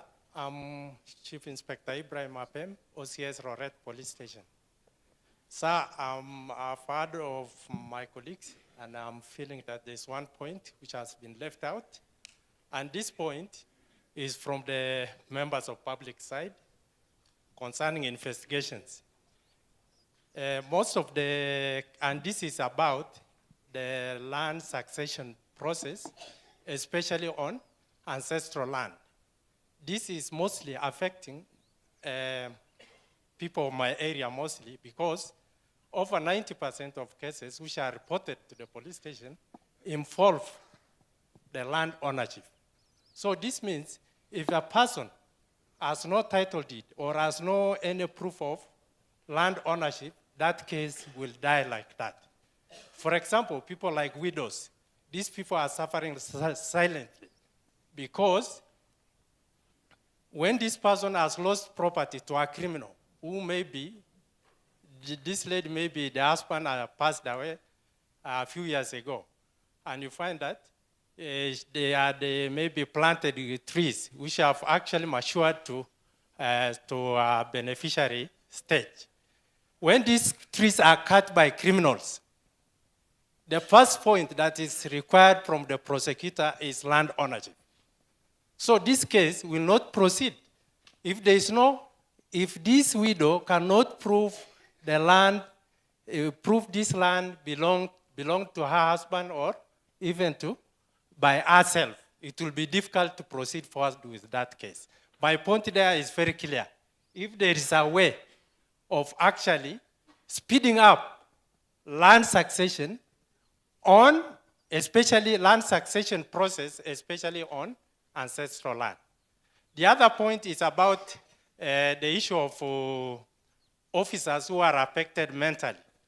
Some of these officers were staying at the police station, and as I am the OCS, I don't issue this officer with a firearm because I'm fearing the consequences if he actually goes with altercation with other officers. So the only thing that I normally do is just to hold these officers on some other duties that can actually make this, that can actually assure us to maintain peace within the police station. So if it is possible, my point there is like this. These officers, if there's a point whereby you hurry up removal on medical grounds, because what we end up doing as the OCS is actually assisting this officer in application of transfer to the nearest parents area, which I see actually is also not adding up in solving the problem. That is all I had, sir. Thank you. Before we hear from somebody else, let us minimize movement, especially chiefs and assistant chiefs. Kindly minimize movement unless you have got a medical condition. Kindly. Maoni mengine? Yeah. Yeah, simama. Sawa. CS and all protocols observed. Sir, I'm Chief Inspector Nixon Shipiti, OCS Kipstate Police Station. Sir, mutaniruhusu, I'll kindly request, being a lawyer by profession, utanicorrect kama nitakuwa nimeenda kando kidogo. Tukirudi nyuma upande ya riots, zimekuwa zikitusumbua. But to the best of my knowledge, kwa shule kidogo ile masomo niko nayo kidogo, we have got 3 types of lawful killing. 1, killing during war. Then the hangmans, ile judge anakuhukumu kifo. And then 3, killing during riots. I can quote. You can even Google now. Under section 80, 81, 82, and 83, it usually states that, I'll be in summary. When 3 or more persons assemble with and then they become rioters, we have got the magistrate, the administrative officer or the officer of the rank of inspector and above who can issue the proclamation. After the proclamation, unaambiwa kwamba they may use necessary force to quell the riots. And as a police officer, jukumu letu ni kukuja kufanya nini? Kusaidia raia. You can find that the public usually cause the chaos. The policemen don't cause the chaos, but those rioters are the ones who cause the chaos, and you find them blaming the police. So ningependa kusema kwamba as the CS concerned and a professional lawyer, saidia sisi kama polisi ku enlighten the public about the law that pertain vitu kama riots.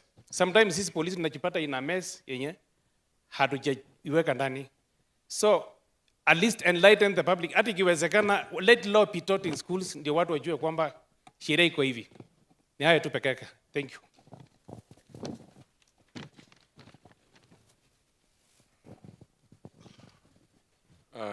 The CS, Honorable Mr. Kipchumba Murkomen, the DIG, Mr. Nasangeli, all protocol observed. I am Chief Inspector Joseph Mchende, the SOB Londiani. I have 2 issues which concerns wananchi. First, there's a chief who mentioned about defilement. And it is true, wananchi are going through, because we have a new P3 form, which has about more than 10 pages. And at the police station, we do not issue the P3s. It is now the responsibility of the victim to go and make for maybe photocopy from the cyber. Is there any way that maybe we can help victims of defilement? Because some of them are actually down, they do not have even the cash to do the photocopy. 10 copies. Secondly, about postmortem. Postmortem, it's left to the family. It's left to the family of the victim. So, but I think we have doctors who are employed by the government. Or can SHA meet the same? Because you may find somebody, actually the family is very down economically, but you see, postmortem must be conducted. So that's also an issue. Last is about, God forbid, that police officers we are having, if we lose one of us, we are supposed to make application for impress in the force headquarters. But these days it's difficult to get those money for allowances for the officer who will be maybe going to send off the next of kin, the workmate. So if the DIG, if you can fast track when we are going maybe for Pario, for those officers to get those allowances. Thank you. So any other? And maybe be very brief.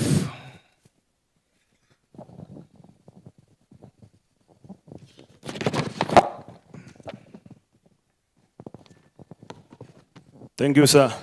My name is Inspector Chadwick Amunze from the Anti-Stock Theft Unit. Maybe to reinforce on what my colleague had said earlier. First, we want to thank the Ministry of Interior. As you can see, I'm the one, I think I'm the only one looking very smart because the DIG APS is looking into our welfare very well. I'm putting on a very new uniform, meaning that we are very ready to serve this republic, especially to contain the issues of cattle rustling in the entire Republic of Kenya. Secondly, as you know, maybe I can switch in Kiswahili a bit so that some people can get it very well. Wizi wa mifugo mara mingi unatendeka katika sehemu ngumu sana. And I happen to work along the Sondu border, Mandera, Baringo, and Marakwet. These are purely hardship areas. Hakuna wizi inafanyika Kericho town, Nakuru town, ama Nairobi. So you find most of our officers are restricted in most hardship area, and yet, sir, we don't get the hardship allowance. We request your office, maybe if we can be assisted in that area. Another thing, sir, kazi ya polisi ni ngumu sana. Na hakuna mtu anapenda kazi yake kama polisi. Polisi hata kama alikuwa anaenda nyumbani amelipa pesa kwa gari na umpigie simu kwamba unahitajika kazini, anashuka hiyo basi na kurudi kazini. Meaning anapenda kazi yake. Wakati ya Christmas, all officers are recalled to take care of our citizen while they enjoy. Tuombe tu hapo, tuangaliliwe tu extraneous allowance kidogo kidogo, ile inaweza kutusaidia wakati watu wanajienjoy na sisi pia tunachapa kazi tukijienjoy. Another thing, iko maneno ya training. You know, we need to relook at our training because the crime has changed. Zamani tulikuwa tunafanya kitu inaitwa physical security ama operational security. But currently, we now need to look at the way things have changed and go for cyber security.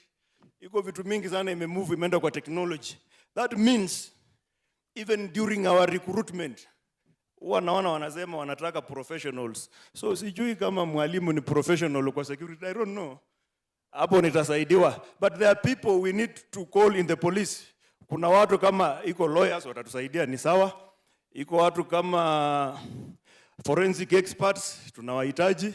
Iko watu kama security survey ama wale watu when you want to put up a police station, ile mtu amesoma survey, wanaitwanga security survey experts, ama yule mtu amesomea kwamba kustructure kitu anaweza peana hata mjengo akaipeana vizuri. That's why you see kama parliament ingekuwa ilijengwa na mtu hivi hivi, even the members of parliament could not get an exit route during those days, you know those days. Another thing, there are some policies that are hindering police operation. And actually, kwa ile mtu amefanya kitu naitwa international relations, ama mtu ile amesoma criminology kama mimi, tunaambiwa kwamba the strength of a state is measured by the power of the military and the police. If we cannot allow the police to be powerful, then we are likely to lose that state power. What do I mean? Policies ziko, askari hawajashindwa kufanya kazi, isipokuwa wanaokopa sheria zile ziko. Ndio unaona saa zingine kazi inakaa na maana. So we need to look into that so that our officers can work very well. Na pia kuna kitu inanikanganya kidogo. The other day I saw our IG in parliament. Niombe tu kama inawezekana, when we have such a meetings, sifanywe kando na kamera kidogo. Because hii ni mambo yetu ya ndani na ni mambo ya security. So tusione wakubwa wetu waking'ang'aniwa kidogo. Thank you, sir. Lastly, nisaidie watu ya traffic. Watu ya traffic, sir. Iko Kasaki ule niliona kwamba wanafanya kazi bila bunduki na sometimes wanavamiwa. Wacha tu tuwasaidie, at least wakiwa kazi wanaweza kuwa armed, ili wanaweza hata kama hawatumii, unajua mtu akiona wakiwa armed anaweza kuogopa. Thank you very much, sir. Thank you. We now want to give to hear from DCCs.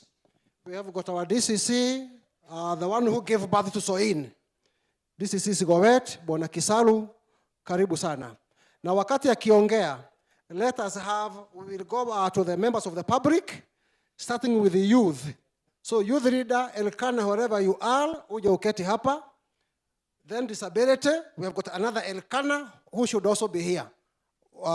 So let's continue. Thank you. Thank you very much. Sir, our Honorable CS and your team, Honorable members of Parliament and my colleagues. I'm Felix Kisalu, Deputy County Commissioner Sigowet, presenting on my colleague DCCs. Ours is very brief and straight to the point. Number one, as the DCCs, we are strongly advocating for research-based administration. Our country, when it faces prevalent community issues, when administration, academia, and community come together, we can devise new innovative approaches to address endemic community issues, especially those that have bedeviled the country for long, like the cattle rustling menace. It has been with us for decades. Like the illicit brews, it has been with us for decades. We need new innovative approaches. Number two, Honorable CS, we strongly advocate for investment in peace. As a ministry, especially those of us serving in hotspots area, appropriate resources and capacity need to be trickled down, especially those manning volatile borderlines, so that at least we keep the peace movement vibrant. The peace elders, the border committees, the intercommunity and cohesion meetings, this should be a continuous process to ensure our hotspots are safe. This including funding the previously sub-county police peace committees that were there under the National Steering Committee on Peace Building. Number three, Honorable CS, is about infrastructure. The chiefs have enumerated their challenges and the OCSs in terms of infrastructure. We know the bulk of funding grassroots security structures has now come to our members of parliament, especially through the CDFs.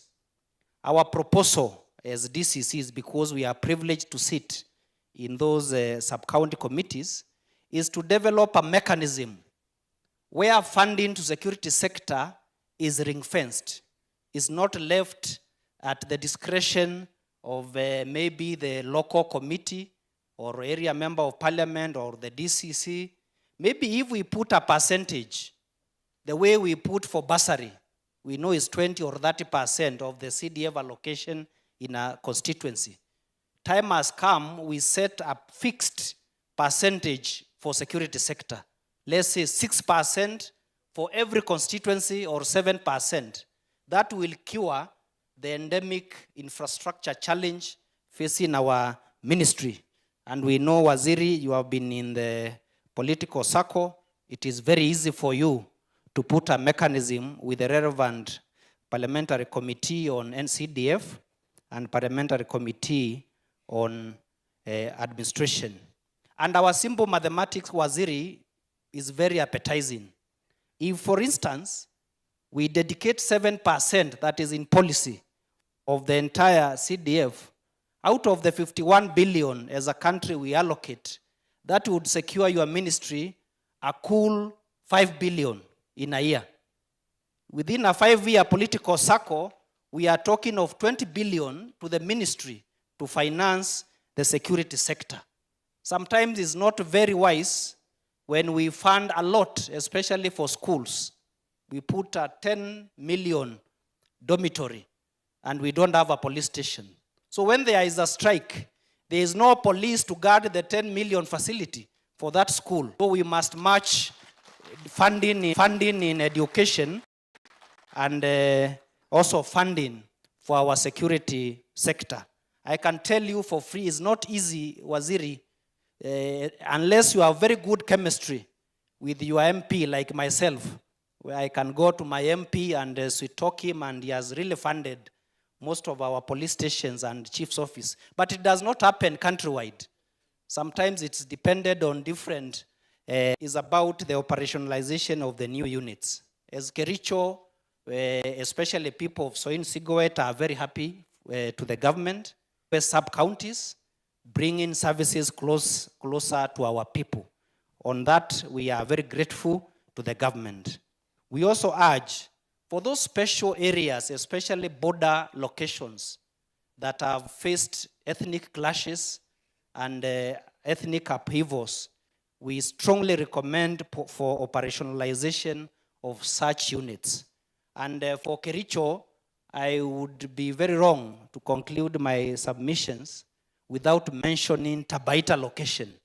Because Tabaita is the last location bordering 3 counties, Nyamira County, Homa Bay County, and Kisumu County. It also houses Sondu, which we all know is a leading conflict hotspot in the whole region. And that big town is only managed by 1 assistant chief, not even a whole chief, an assistant chief. So we strongly recommend, for purposes of peace, we operationalize Tabaita to ensure our border with Nyanza is safe. Actually, Waziri, the assistant chief Tabaita borders 16 assistant chiefs on the other side. So he has to work to arrange 16 meetings with each sub-chief, which is very, is an overload on that officer. It's a very difficult area. So I know there are also many other areas that need operationalization. And if you do that, Waziri, we will appreciate a lot. Number 5, Waziri, is a subject that has not been raised. And this is about the bedrock of national administration. And that this is the space of the village managers. They are important. That is the bedrock of administration at the local level. We appreciate for the efforts the ministry is doing. I know something is being worked up. But our recommendation, as we look for also money maybe to pay stipends for these critical national government officers, as a ministry we propose, we can think of low-hanging fruits, small things that we can do that matter a lot to these great village managers. Waziri, any baraza today that we attend with these chiefs and ACCs, it will not end without the village manager raising how is our welfare. And they are so sharp. They have weaponized the community. Hata wao wakikosa kusema, wananchi watasema, wapi welfare ya village manager yetu. So I think we can go for low-hanging fruits. And what do I mean by so? Waziri, if we had small things, like a standardized badge, for all our village managers, that would go a long way in motivating them. If we had like aprons, kabuti tu, peke yake tu ya 1000 ambaye ni village manager peke yake ako na right ya kuvaa na iko na kirauni, akienda kukata kesi kwa vijiji anavaa hiyo. Those small things go a long way in motivating these great men and women who are the bedrock of the social security infrastructure on the ground, including training. For instance, I want to salute some of our universities, Waziri, who have volunteered to train our village managers. Actually, in Kericho, Waziri, we have even promoted the word. We don't call them village elders the way other parts of the country we refer them to. In Kericho is unique. They are called village managers. They have been given managerial status to manage their villages, and that has really motivated them. I must thank the University of Kabianga, Waziri. The Vice Chancellor of University of Kabianga has designed a special program for village managers, training them on peace and security. And I'm happy the Dean, Faculty of Education is here, Dr. Otieno, as a testament of the good work. And Waziri, the university has even lowered the charges. An ordinary certificate cost 15,000. But for University of Kabianga, they have given us an offer of only 1,000 to train a village manager, including graduation. So we really encourage also other institutions to support. And good enough, Waziri, I also want to urge our members of parliament who are here to also find little resources to support training, especially at the local level. Like my area member of parliament has accepted that 50,000 for the village elders, they will not pay. The CDF, through our Mheshimiwa, has chosen to pay for the entire lot. So if we did that as a standard operating procedure for all constituencies that are along the border, we will really encourage our village managers. Lastly, Waziri, I must thank the ministry for the deliberate career progression path it has embarked on. It is very visible on the ground.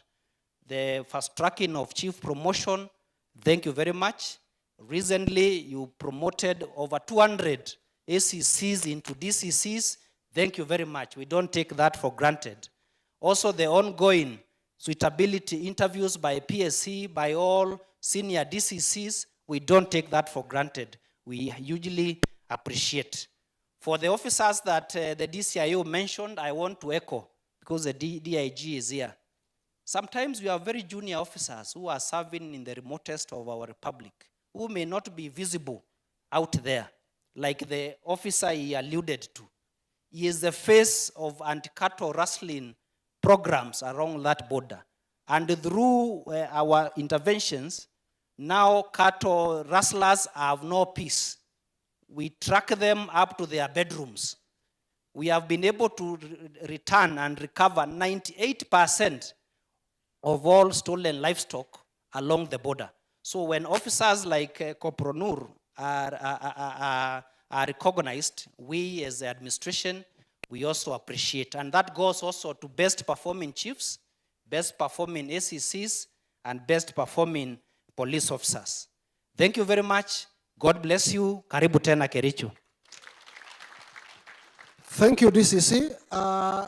DCCs, anything else remaining? I know we had talked, and I think he has captured everything. DCCs are very happy.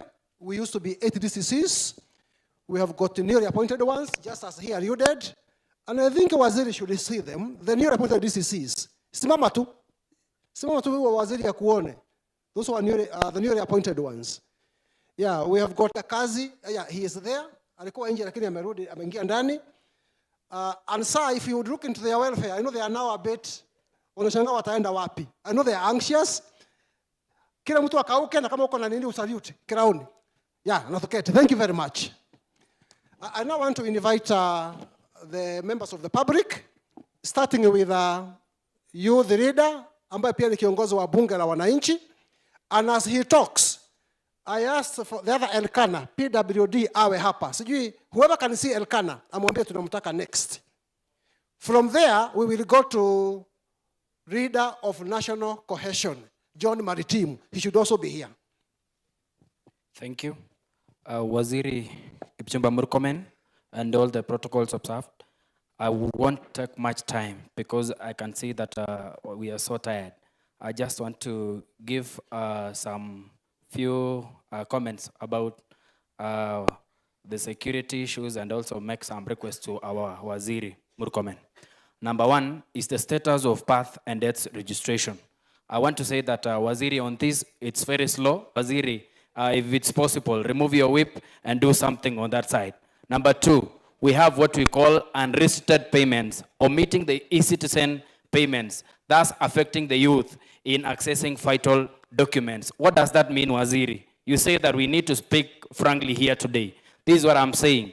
Our youth are really facing rough time, especially when getting their birth certificates and even their IDs. Reason being, they are being told, if you want this thing to be fast-tracked, at least utupe kakitu. Kama si tao moja, tao mbili ama tao tatu, ndio upate birth certificate ama iyo ID yako. Waziri, do something on that. Number two, Waziri, we are requesting that you effect the already gazetted divisions, locations, sub-locations to create employment to our young people and also to ease services, service delivery to our young people. And I would like to say whatever the person who spoke before me. I want to talk of one, the Tapaita location in Sondu.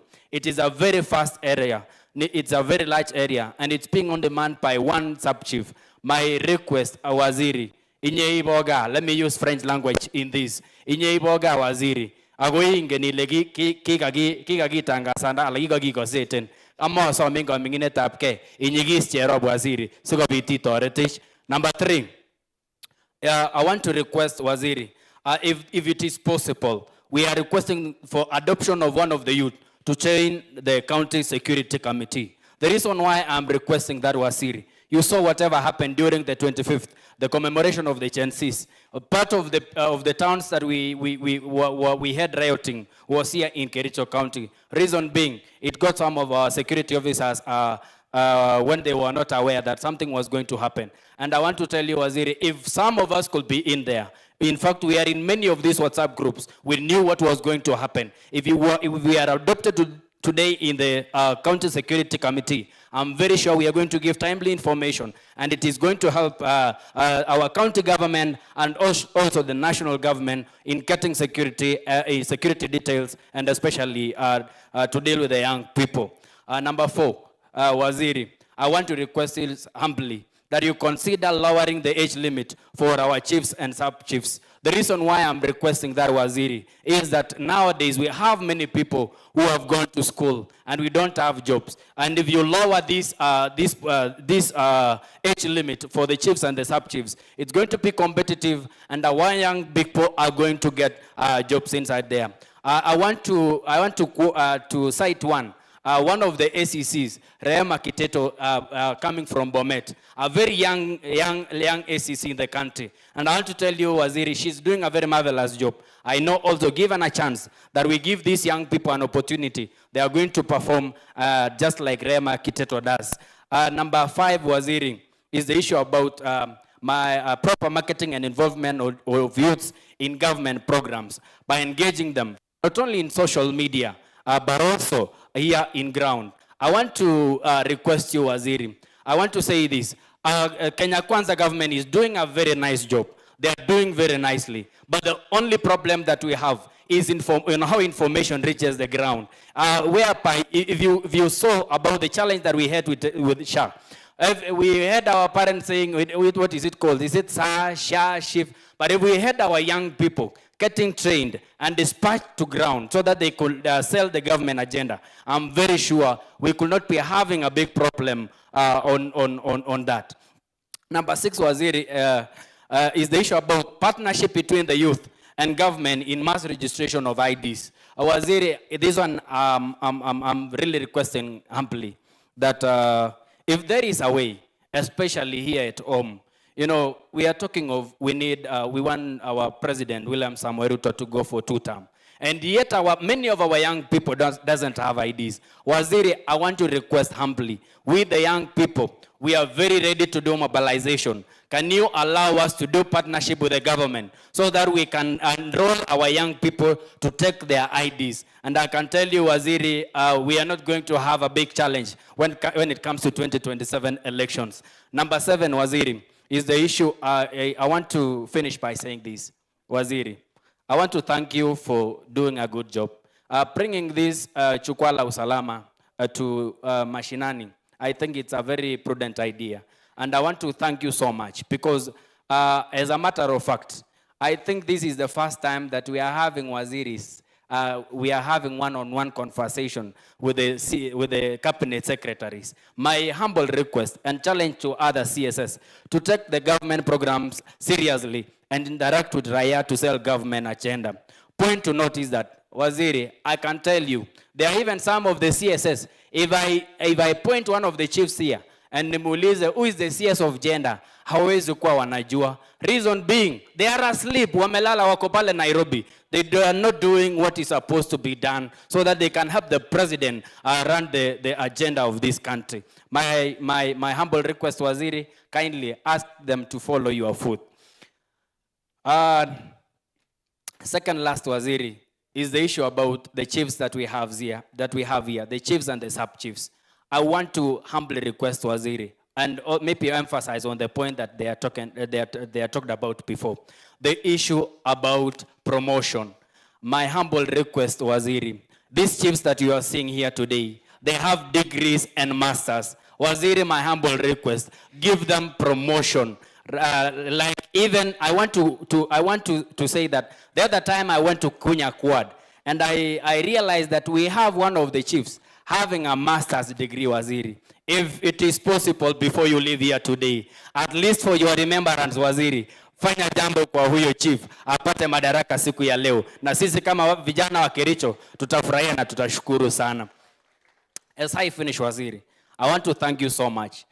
We had Senator Aaron Cheriot here today, and I want to be so grateful that you nurtured a very young man, a very young and a very able man. And today you are here as the CS of Interior, Aaron being the majority leader.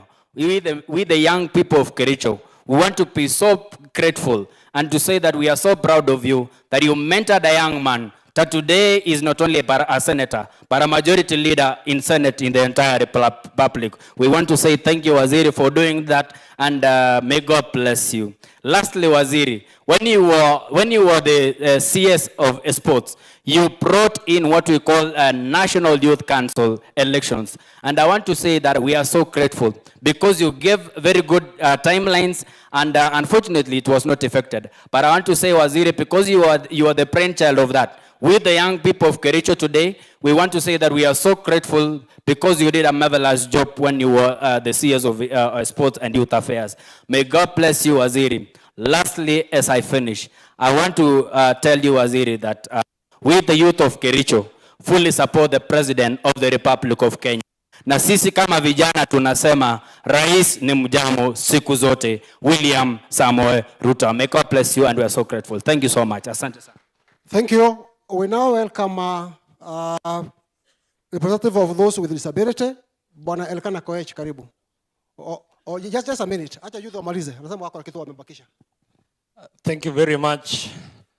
The CS and the chair of this session, allow me ride on established protocol and permit me to greet us all. Good afternoon. Good afternoon again. Aaron Kiprotich Bet is my name. I'm the president emeritus of the Presbyterian University of East Africa in Kiambu, but I am from Sigawet Soin. Your Waziri, I've been sent here by the student leadership of this country because we've been following you. We followed you to the coastal region. We followed you to Samburu, Turkana, and I've been asked to appreciate you for the policy that was given by NACADA of raising age of 18 to 21 years old. But Waziri, there's another proposal also in the same. They have said the way the United Arab countries does, like Qatar, please let us license people who are taking alcohol, because we still want to live in this country. I have been able to sit in a disciplinary committee for 3 years as the president, and the problem that we are facing is on drugs and substance abuse. Secondly, Waziri, we with the guidance of our elder sister, Charlene Ruto, we have been able to fight drugs and substance abuse. And I have the pleasure and honor to invite you on 5th of September to Sondu, where we'll be meeting the youths from Kisumu and Kericho for a peace caravan. Thank you and have a nice day. Sorry, I happen to be the co-chair of the National Presidential Task Force under the new funding model. And I'm pleased, and also please tell His Excellency the President, we are grateful. What we proposed, that we are going to lower the cost of the university education. It was possible to lower to 15 to 40% because of our hands, the children of Kericho County and Kenya. Tell His Excellency we are still ready and we have proven that we can serve. I'm qualified now to be the PS and the CS in this country. Thank you very much. Thank you very much. Elkana Koech, karibu.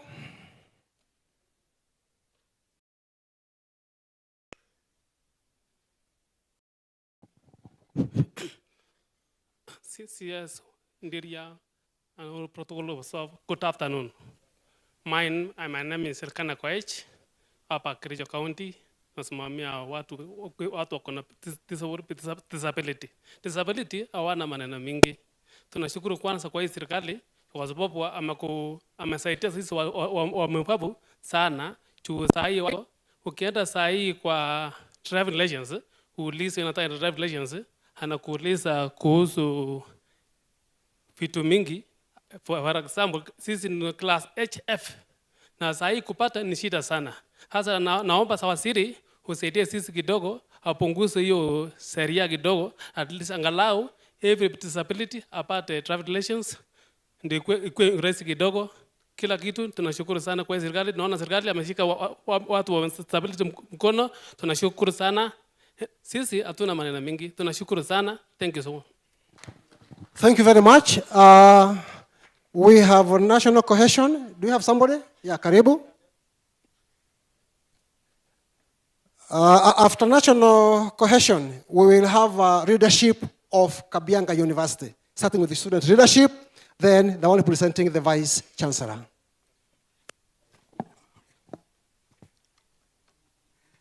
Bwana Waziri wetu, Mheshimiwa Murkomen, waheshimiwa wote walio ndani yetu, nikitambua wakubwa wote wa idara zote, hamjambo. Nataka nisungumuze mambo matatu.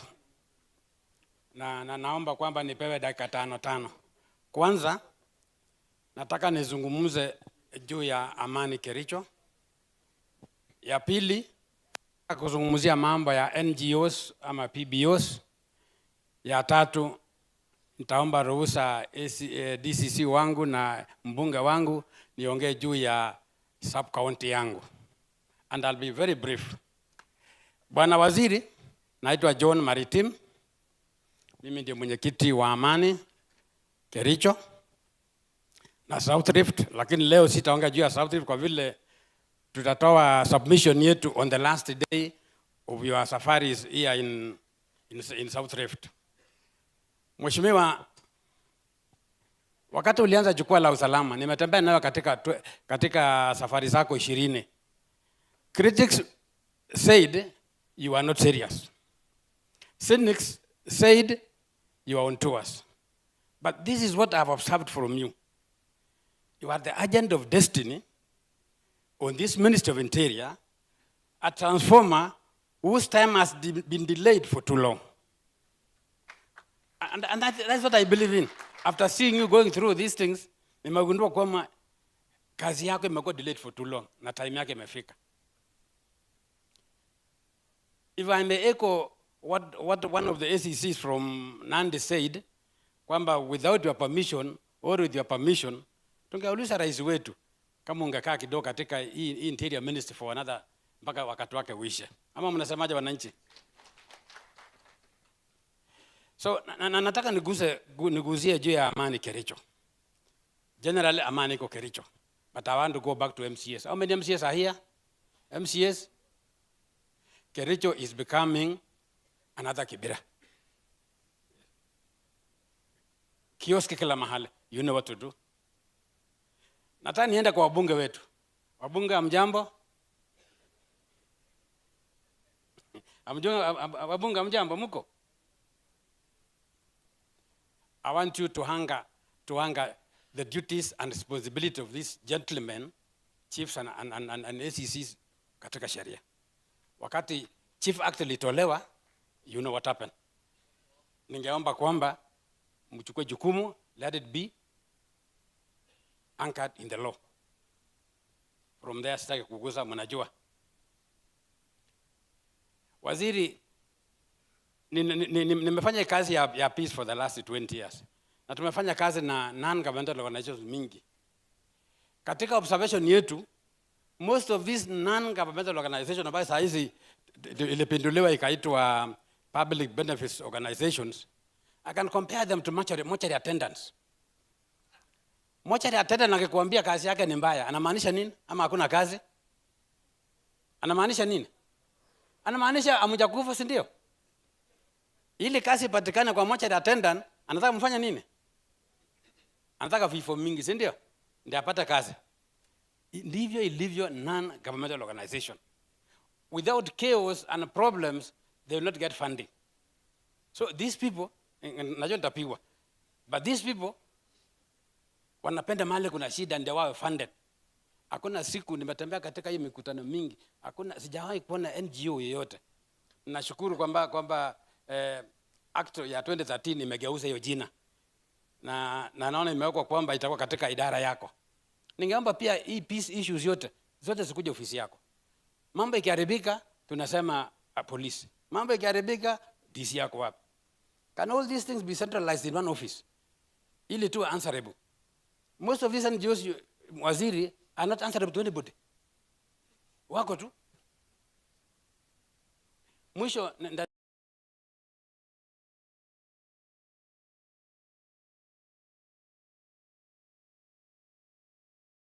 kutengeneza boundary.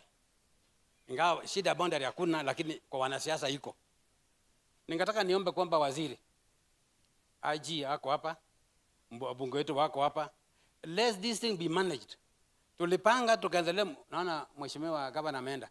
Tulipanga hii mikutano na wazee, mwisho tukawa hijacked kwa sababu we are being ruled from, is it ruled? We are being planned from Nyanza. Coordinator wetu kutoka wa NCIC ako Kisumu na mmoja ako Rift Valley. Huyu ako Nakuru, mwenye ako Nakuru ako mbali. Tungetaka pia akuje take over the responsibility hapa. Ili tuende kwa negotiation table tukiwa Kericho team, waheshimiwa nataka mchukue nafasi. Tuwe Kericho team na Kisumu team. Sorry. Ili tuwe Kisumu team na Kericho team. Tulienda mpaka mahali ambapo tulikuwa short changed. Kisumu inaamua ni nani ataattend mkutano Homa Bay. Watu wengi wako attend. So are we owning it? Mimi ningeomba kwamba mheshimiwa muone vile our regional coordinator kutoka Kericho, kutoka Nakuru, nafikiri county commission, regional commission yako hapa, take part katika hii plan. Ili wakati ikifika hiyo tarehe 21, Kericho isimame kama Kericho ikinegotiate na Kisumu. Nimesema vizuri? Mwisho nikimaliza ni kwamba ningeomba kwamba natoka tumepitisha kwamba any meeting ambayo inatendeka katika sub-county yetu, please make sure our DCC is aware, our chiefs are aware, msifanye mkutano bila hiyo. Mwisho mheshimiwa tunaomba Tabaita. That is my sub location. Ni kubwa vile wakubwa wamesema na kuna mambo mengi. Na mheshimiwa atakwambia zaidi. Tungeomba kwamba tuko na assistant chief moja. Assistant chief wa Tabaita ako wapi? Wapi yeye? Mheshimiwa unaona anafanya kazi almost 20 kilometers kutoka mwisho mpaka mwisho ama 50. Na ni mtu mmoja tu. Mheshimiwa tafadhali kama kuna jambo do something. Asante, Mungu awabariki. Thank you very much. Tunaingia kwa university, tuko na wasomi. Kabianga University starting with the student leader, alafu afuatwa na mwakilishi wa vice chancellor. Uzuri ya wasomi, they teach us summary, they know summary. They will be very brief. Thank you so much, Waziri. All the protocols observed. Allow me greet you, each and every one of you, that good afternoon. Good afternoon once again. Wananchi hamjambo. Basi kwa majina naitwa Alan Kipkoech. I am from the university that is called the University of Kabianga. A only university that is led by a member of parliament that is called Sonko. Where else have you ever had a county or a constituency headed by a member of parliament called Sonko? Anywhere. Anyway, nonetheless, I am here to represent the comrades' interests, and I'll go directly to the point. And before I do so, allow me to say thank you to the Honorable His Excellency William Samoei Ruto for remembering us when it comes to academic matters. I know the scholarship part of it was released recently. We wish to say thank you for that. Nonetheless, we wish to say, Mheshimiwa Waziri, we are the student leaders from here. We never participated in any mandamano. Nevertheless, the tissue here cost 300, but we never came to go to the streets. Reason why? We encourage dialogue and we participate when it comes to dialogue, and we say peace and peace alone. Allow me now champion to the matters of the comrade interests. And as I champion to the comrade interests, allow me touch on the matters to do with the patrols. We say that we are requesting that Mheshimiwa, around there at Kabianga, we don't have patrols officers who are going around there. Remember that I lead 11,000 students, more than a ward. How about if we don't have patrols who are moving around? Are 11,000 students safe? Of course, no. Another incident, there we don't have street lights. We have some, but some are not functioning. So we are not, our girls are not safe. Wasichana wetu wataweza kuchukuliwa na hao baba. Ikiwa watawekewa street lights, they might be tampered by wababa, and we will not have the next generation. Nonetheless, as I wind up, we have currently an incident that is occurring there at Kapkatet campus. We lost one of us, a comrade, and we say comrade is never lost. He rests. We lost one due to road accident. Reason being, we do not have the street lights there. I wish to call the member of parliament from that constituency, kindly act when it comes to that. Lastly, as I wind up, I say that God bless Kericho. Waziri, welcome, salimia Ruto, and mwambie sisi tunasema peace. Namaanisha nini? Peace. Easy peace, namaanisha two term. Asanteni sana. Thank you. As the one presenting the Vice Chancellor talks, we will have next women leader, a women representative, that is Madam Mitei, akuje hapa, Jenny Mitei. Then Miyot, Council of Elders, Bwanangeno, be here. Then we go to Tea Industry, Kirui, and Sambai. They should also be here. Yeah, thank you. Good afternoon, everybody. The Cabinet Secretary for Interior and the protocol team. We want to thank you for creating opportunity. I'm representing Professor Eric Koech, who could have been here, but because of other duties. Sorry, Prof, just 1 minute. Let's try also to just go straight to the point, and then so that, because I know a number of members of public would like to say something, then we can give more of them if we can. I'm not saying it's because of you, but because the others took a long time. We can do 2-3 minutes each, then it will be very useful. Thank and you. to the point, forget about protocols and mambo ingine. Thank you very much, Prof. Thank you, Mheshimiwa. Mheshimiwa has been a lecturer before, and we are here appreciating the work that you are doing. As a University of Kabianga, we are here as a training agent. When we are talking about peace, Jukwaa, la Usalama, then you must have a training agent, and that is the role that University of Kabianga is doing in this greater Rift Valley. Now, In March, we launched a short course on justice, peace, and conflict resolution, and we have been training a number of people. We have partnered with some of the DCCs, ACCs in Kericho, Nyamira, Kisumu, and Homa Bay County when they came for the launch.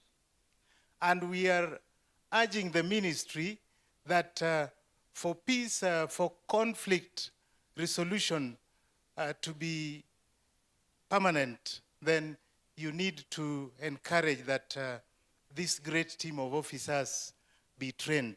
And I can assure you on behalf of the government of Kabianga that University of Kabianga is here so that we can train the middle level cadre, the low level, the community, and even the strategic team. I will not talk beyond that.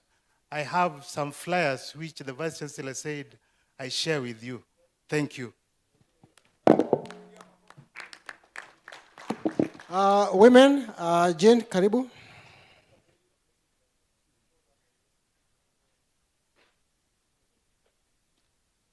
And be very, very brief to the point. Our CS, members present, and all protocol of staff, good afternoon. Good afternoon again. I'm Jenny Mite from Chilchila Division, Ipkelian Sub-County. Elena Mayanguti. Naway wongoi en Kipchumba. Wongoi CS kinini nam yegu CS nebondiria. Konyo barak ripsetab kalyet. Kuya bunu Chilchila agere komi barak ripsetab kalyet. Kokowalak Chilchila. Kosipka kirwogikyok through ACC ang Madam OCS. Kongoi en ripset nekikotoretech icheket. Kikoyoiywei nemie. Akot maiywek raini ko kikobosok en kokwotinwekyok. Kikowek lagokyok konyokoyai boisiet en gaa. Akot raini komi barak ripsetab kalyet en Fortana Market. Ko alen kongoi. Kongoi CS ngot komi madaraka onges igochinewech Madam OCS ngamun kingoit Fortana konyokosabisan ak Fortana. Akot boisiek raini kokosip koit gaa. Konyokwomis. Kokole lagok kikaba ano baba lemi ra gaa. Ko alen kongoi. Kongoi kabisa. Kongoi. Thank you.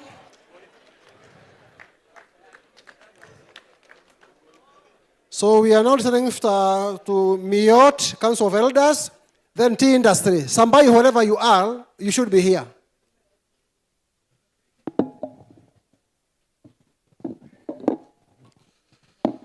Mgeni wetu wa heshima siku ya leo, and nataka niseme karibu. Mimi naitwa Richard Ramngeno, mwenyekiti wa Kipsigis Council of Elders. Kwa niaba ya wazee wote wa jamii hii tunakubariki na tunasema karibu. Jambo la pili ambao sisi kama wazee tumeangalia katika nchi ya Kipsigis na Kenya nzima, tunataka ihimiza uzalendo. Wakenya wamesahau nchi hii ni yao. Patriotism tunataka iwe mbele.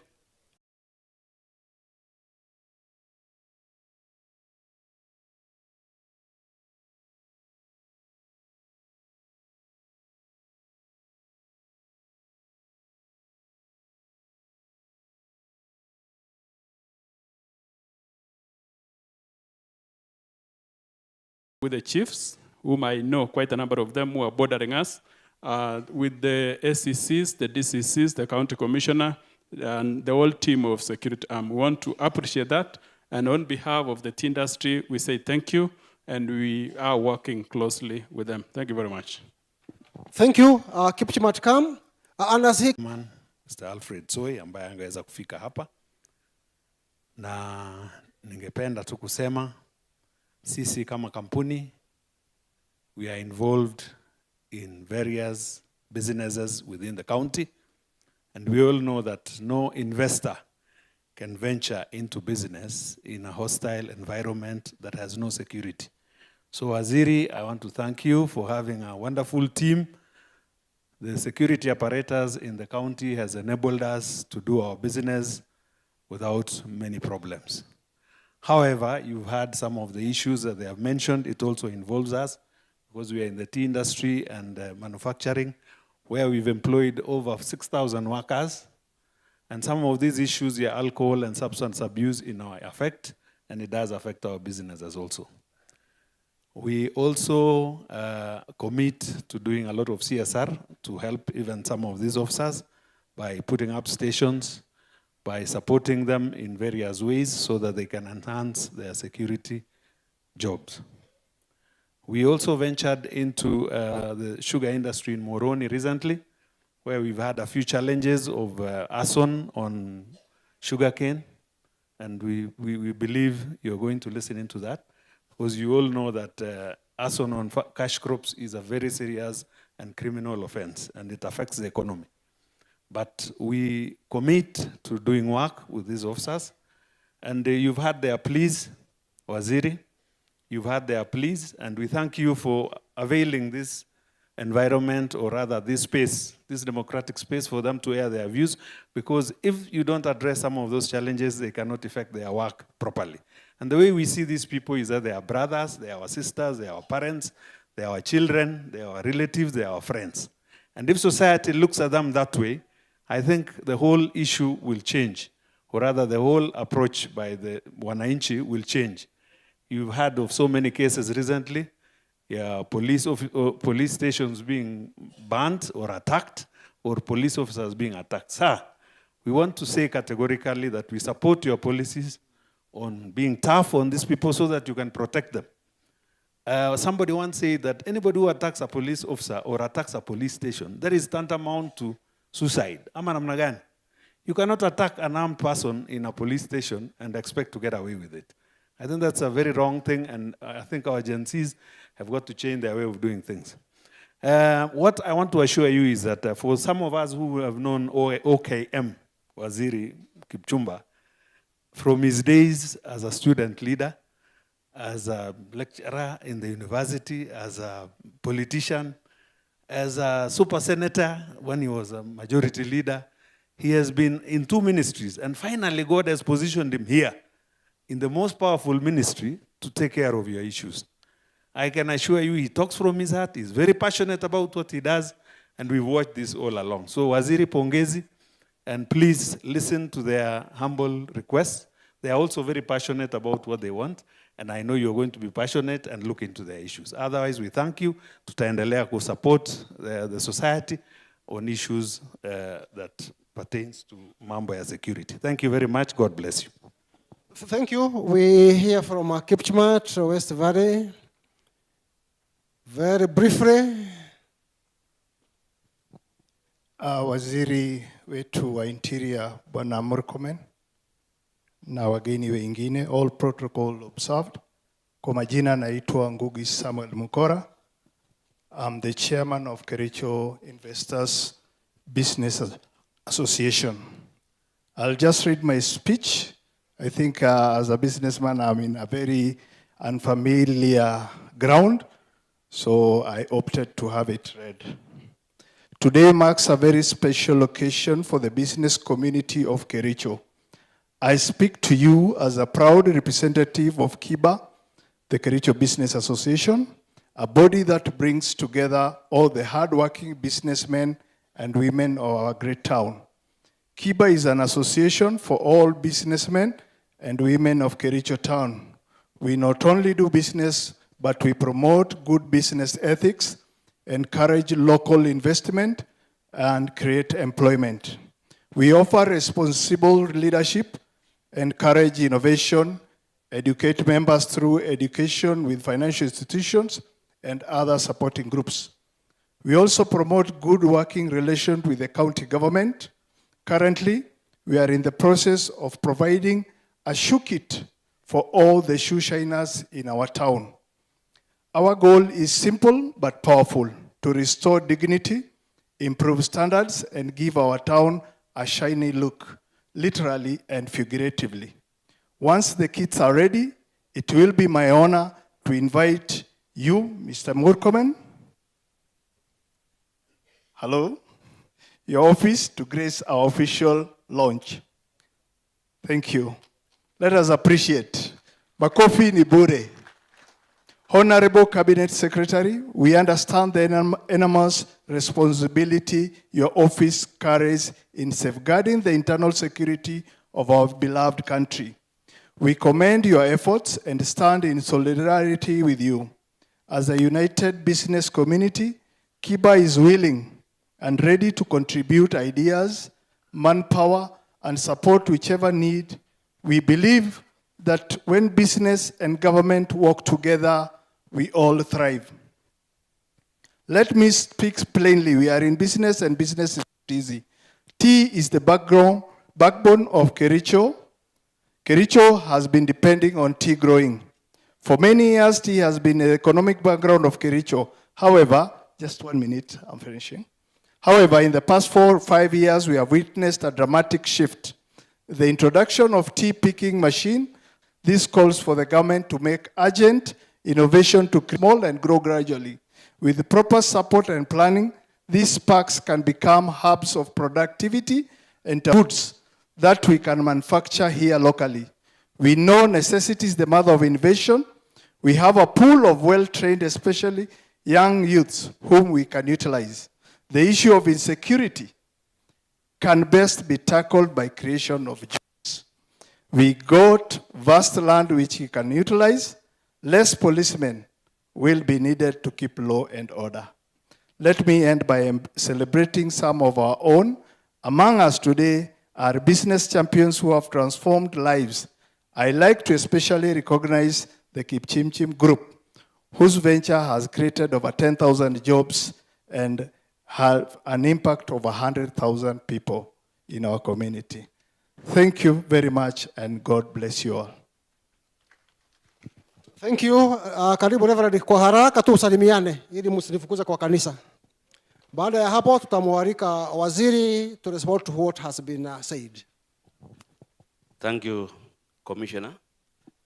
Waziri Mheshimiwa Murkomen, I want to start by saying that we want to thank God in this Kericho because the entire administration work closely with the church. They work closely with the church. And that's why we are proud of every chief and every ACC. They respect the church, and that is what we want. I want to say again, without these chiefs, Mheshimiwa, I know of some members who have come to church because of brewing of Janga, and the chief went there, akashika, mara mingi, akakuja kanisa. So, you are doing a good job. I want to give you an example of Assistant Chief of Kipsita to Isacting Chief, who is called Ann Gitur. Alishika watu tatu wako kanisani. Anna Gitur, are you around? Oh, yes. Akashika watu wakakuja kanisa. So the seriousness of administration can also bring people to the church. Mheshimiwa, without saying much, I want to request, if possible, for the national government to remove all these licenses from the county government. Because they are making business and they are conflicting. Because most of the officers in the county government, they do business of this license called wine and spirit. If this one can be removed from county government, because the government is supposed to be taking the nation, and the county government should not consider the money than its own people. What gain will we get when our young people die? There is nothing we can gain. But we better get no money and get good money, which comes from other sources. Mheshimiwa, I want to say thank you for recently appointing our county commissioner here to be regional commissioner in Nairobi. And a Sunday for appointing Mr. Lilan to that office. Lilan is a son of our soil, and we want to thank God. I want to say, Mheshimiwa, again, Murkomen, there are many things. At times, you know, me, I get across many people. even your staff. Recently, there was some interviews in Public Service Commission. And I thought when somebody has been appointed county commissioner, he should not be subjected to interview. Even my commissioner here as he stands, because he's acting, it is also good to confirm, rather than subjecting to interview. So that we can see the benefit of our people rising from where they are. Otherwise, we want to thank you for the president of this country to appoint you to be cabinet secretary for Interior. You have done a lot. Mheshimiwa, you have done a lot. Tell His Excellency the President that we are supporting him. And finally, Waziri, finally, so in Sub-County was announced on a Sunday, which was not usually announced by His Excellency the President on Sunday. So please, keep us the vehicle tomorrow. And then, you know, my DCC here is here. I understand there is an OCBT, and they should not say, but that area is very challenging for cattle wrestling and the boundary issues. That is the reason. That's why we're crying. And finally, I want to ask Waheshimiwa, tafadhali Mheshimiwa. Mato mutu tuini kubirige ndai ngo. Ugu nejo ibunea. Mato mutu. Ngot kami bigusite ko buri ubsite matata ki mutu buku kuetake ko bagu kuetake. Majojo ko kwekyon. Amune magunu boriet kura. Kunu galiet kura.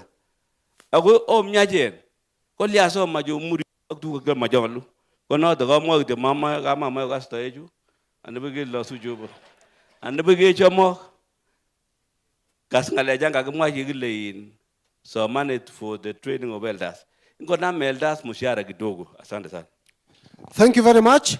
Tumesikia kutoka kila nyanja isipokuwa upande wa viongozi wa kisiasa. We are going there next. Lakini kabla ya hapo nitamkaribisha waziri ili tuweze correspond. Tusimama sisi wote. I know you are so tired. Simama. Na upige makofi mpaka waziri akuruhusu uketi. Upige makofi mpaka waziri ndio atakuruhusu kuketi. Haya. Thank you waziri. Karibu. Sijaruhusu. Haya, tufanye hivi. Kidogo. Ya. Juu hivi. Chini.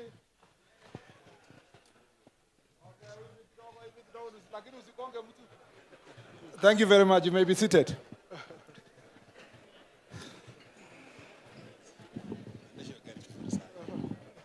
Tujipikie makofi tena kidogo.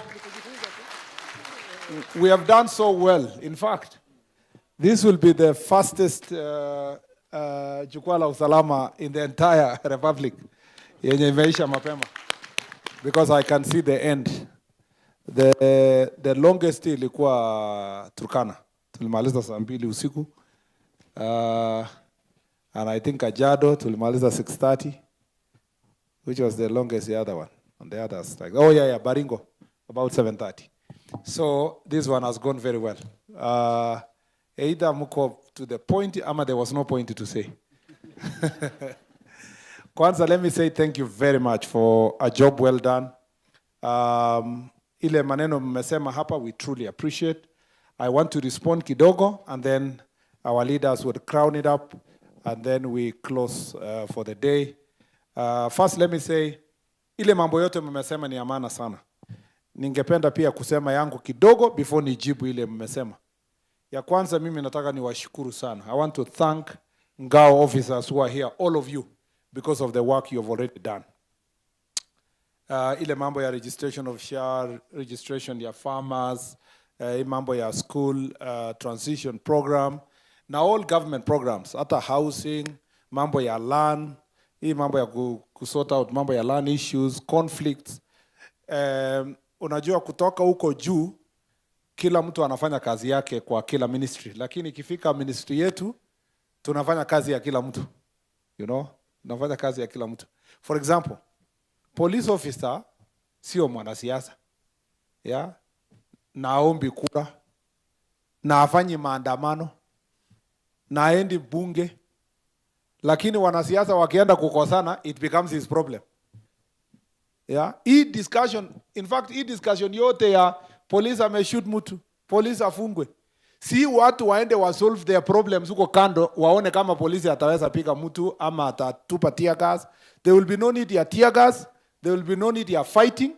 If politicians and politics can be sorted outside huko, hatungekuwa na maneno. Polisi wangekuwa wanang'ang'ana na mwizi hapa na nini na other issues. So the challenges the police officers face are from another sector.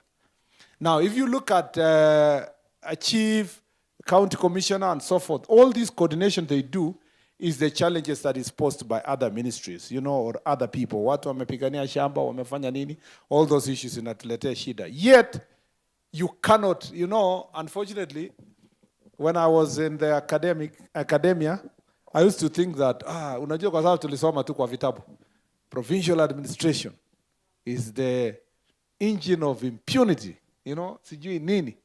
Lakini kwa ground mambo ni tofauti. Mnakumbuka 202. All those people who campaigned 202 walikuwa wanapiga hii maneno pinga kusema provincial administration chief aondolewe. Sijui nini.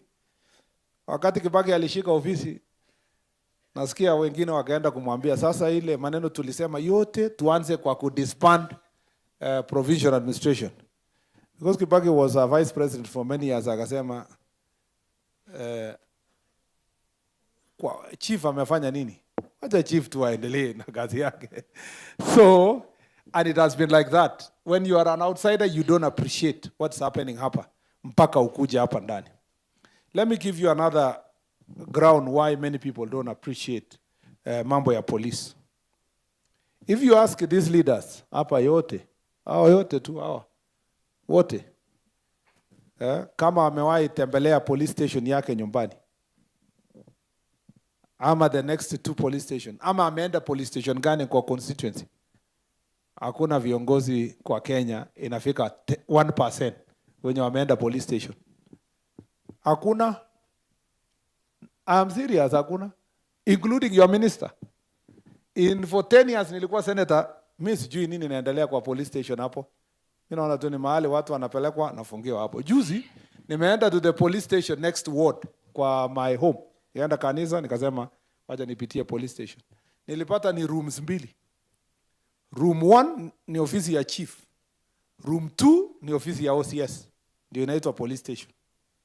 So nilienda kupata kwa chief, hapa chini wameweka chuma ile kali hapo, yenye wakishika mkora anafungiwa hapo. Chief ana sign mambo yake, lakini ule mkora ameshikwa hapa anapiga kelele kwa hapa chini. Sometimes ni mlevi. I was so embarrassed. Hata nimetafuta drawings, nataka ijengwe in the next few days. Ikuwe a proper police station. So, there is a problem and disconnect. The same kwa chief. Tunatembea na chief wote, lakini nobody appreciates chief anafanyia kazi wapi. Bora tu amebeba stamp, anatembea nayo, akikutana na wewe anapiga stamp, unaendelea. Nobody cares. Ukienda most of the chief's offices, hakuna desk na hakuna kiti. Na kama kuna kiti ni ile mtu alidonate zamani, unaambiwa ilidonatiwa 20 years ago, inasapotiwa na mawe hapo nyuma ndio chief aweze akakae. So we have a challenge of this side of infrastructure. As a result of Jukwaa la Usalama, tukiwa Kericho hapa, it is the last few weeks tulisema, we need to have a clarity of policy on infrastructure in the security sector. In fact, if you look at our budget, inaongelelewa sana kwamba security imepewa billions of money. Lakini when you go and analyze the security, ni salary peke yake na little money ya operations. There is no single development money that is entirely in the Ministry of Interior. And that's why I really appreciate, I keep getting these ideas.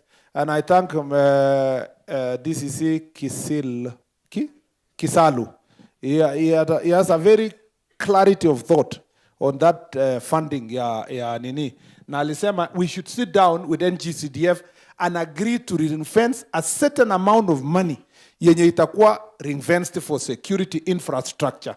And even if it is 2, 5, 7%, hiyo itafanya wonders across the country, and it will make sure that our police stations, our SEC's offices, our chief's offices are constructed to the modern standards. If you go, you are lucky. Kama mge host ile national celebrations, hakungekuwa na building kama hii. I'm telling you the truth. We will not have a ukitransferiwa hapa kama county commissioner uende Tana River umekwisha. Because ukifika Tana River kwanza wajana venye unaishi una ofisi in the first place, because ofisi ya county commissioner Tana River ni ya mabati. Mabati tu imewekwa hapo. Alafu sasa deputy county commissioner anafanya kwa outside hapo kwa hiyo mabati hapo nje. It's a serious issue. And so when we finish our reporting, we will make sure. Hata juzi tulisema, and I want to see, I had said, I told the IG, and aulize all OCSs wapige picha police stations zao na kutuma. Mulituma? Yeah, very good. You see? How many of you walituma? Walipiga picha? Very good. How many of you police station yao ilijengwa before 1970? Before 1970. Inua tu mkono. 1970. Ya, hiyo yote karibu ine. Ya Sondu ni 19, nimeambiwa 1932. Na ile ya Kipkelio ni 1936, yeah? How many police stations do not have an office? Properly speaking. Okay. How many police stations ni makeshift ya mabati? Kwa Kericho. Mepigwa mabati hivi. Ya mambao. Pigwa. Mnaona ni ngapi? 1, 2, 3, 4, 5, 6, 7, 8, 9, 10. So cell ni lazima uchunge maabusu usiku. Wasibomoe mbao na kuondoka. So you can see ile ya 19 before 1970 ukiongezwa na mbao muona ni 2/3 of the police stations in Kericho. What does that tell you? Is that the most neglected public infrastructure is police station. Despite the fact that county government ilitengenezwa juzi, iko na ward administrator office. MCA alikuja juzi, ako na ofisi yake huko. Ukweli ama sio kweli? Alafu, the same police station is supposed to take care, unaenda Sondu police station is supposed to take care of the Sondu electricity station. Sindio? Generation station. So tuko na KPLC facility, KenGen facility. Sindio? Your KenGen facility ilijengwa na how much money? Maybe 20, 30 billion. Lakini 30 billion, sumesikia? Lakini 5 million haingepatikana ya kujenga police station. Na hakuna mtu alifikiria police station was important. Yeah? Meanwhile, wana polisi wachunge kabisa hii waya isikatike kwa hapo. Stima ikikatika Kenya yetu, this is a critical installation. But where the guy is sitting is the facility is unbelievable. This is a wake-up call for all of us, even for me as the cabinet secretary. It's a wake-up call for all of us to ensure that we invest kwa infrastructure ya security. And that's why I'm telling you, Jukwaa la Usalama haijakuwa in vain. It has been an issue that we have said that we must improve the infrastructure across. So I want to thank you for a job well done. Working in very difficult environment, lakini then you did the job. Number 2, nyinyi mliomba hii kazi. Ama mlilazimishwa? Kuna mtu alipatikana barabara akaambiwa ingia polisi? No, let's tuongee. Kuna mtu alikutana kwa barabara akaambiwa tuingie polisi? Na chief? Simulienda interview? Mkapika makoti. Sema tu chief. Hata polisi wakati alikuwa anaandikwa anasema nikipata tu nafasi niko tayari kutumikia Kenya mahali popote wakati wowote. Lakini ukituma Kibish unaanza kusema sasa mtu anawezaje tolewa Kericho aende Kibish? Ama aende Ilirate. Siku ya kuomba ni rahisi. Siku ya kufanya kazi kwanza chief wengi hapa na assistant chief. Mliomba kazi mkijua hakuna ofisi ya chief. Yeah? Na mnajua hakuna ofisi ya assistant chief. Lakini ukiingia ndani huko unaleta excuses. Lakini siku ya interview uli elbow so many people, ukatembelea mheshimiwa sijui nani, ukasema mniandikie certificate of good conduct, ukapata job. So let me say this. The first responsibility for all of us, before we talk about offices, infrastructure, salary, AIE, mambo hii yote. The first thing is to do the job we asked to do in whatever way we can do it, with all our heart, with all our strength, with all our mind, with all our will, without ill will, without discrimination. We must first of all do the job. So kuwa diligent kwa kazi yako. Na kazi ya mtu itauza mtu tu mwenyewe. Kazi yako itakuuza mchana peupe. Na itakufungulia njia. It may take long, but it will open a way.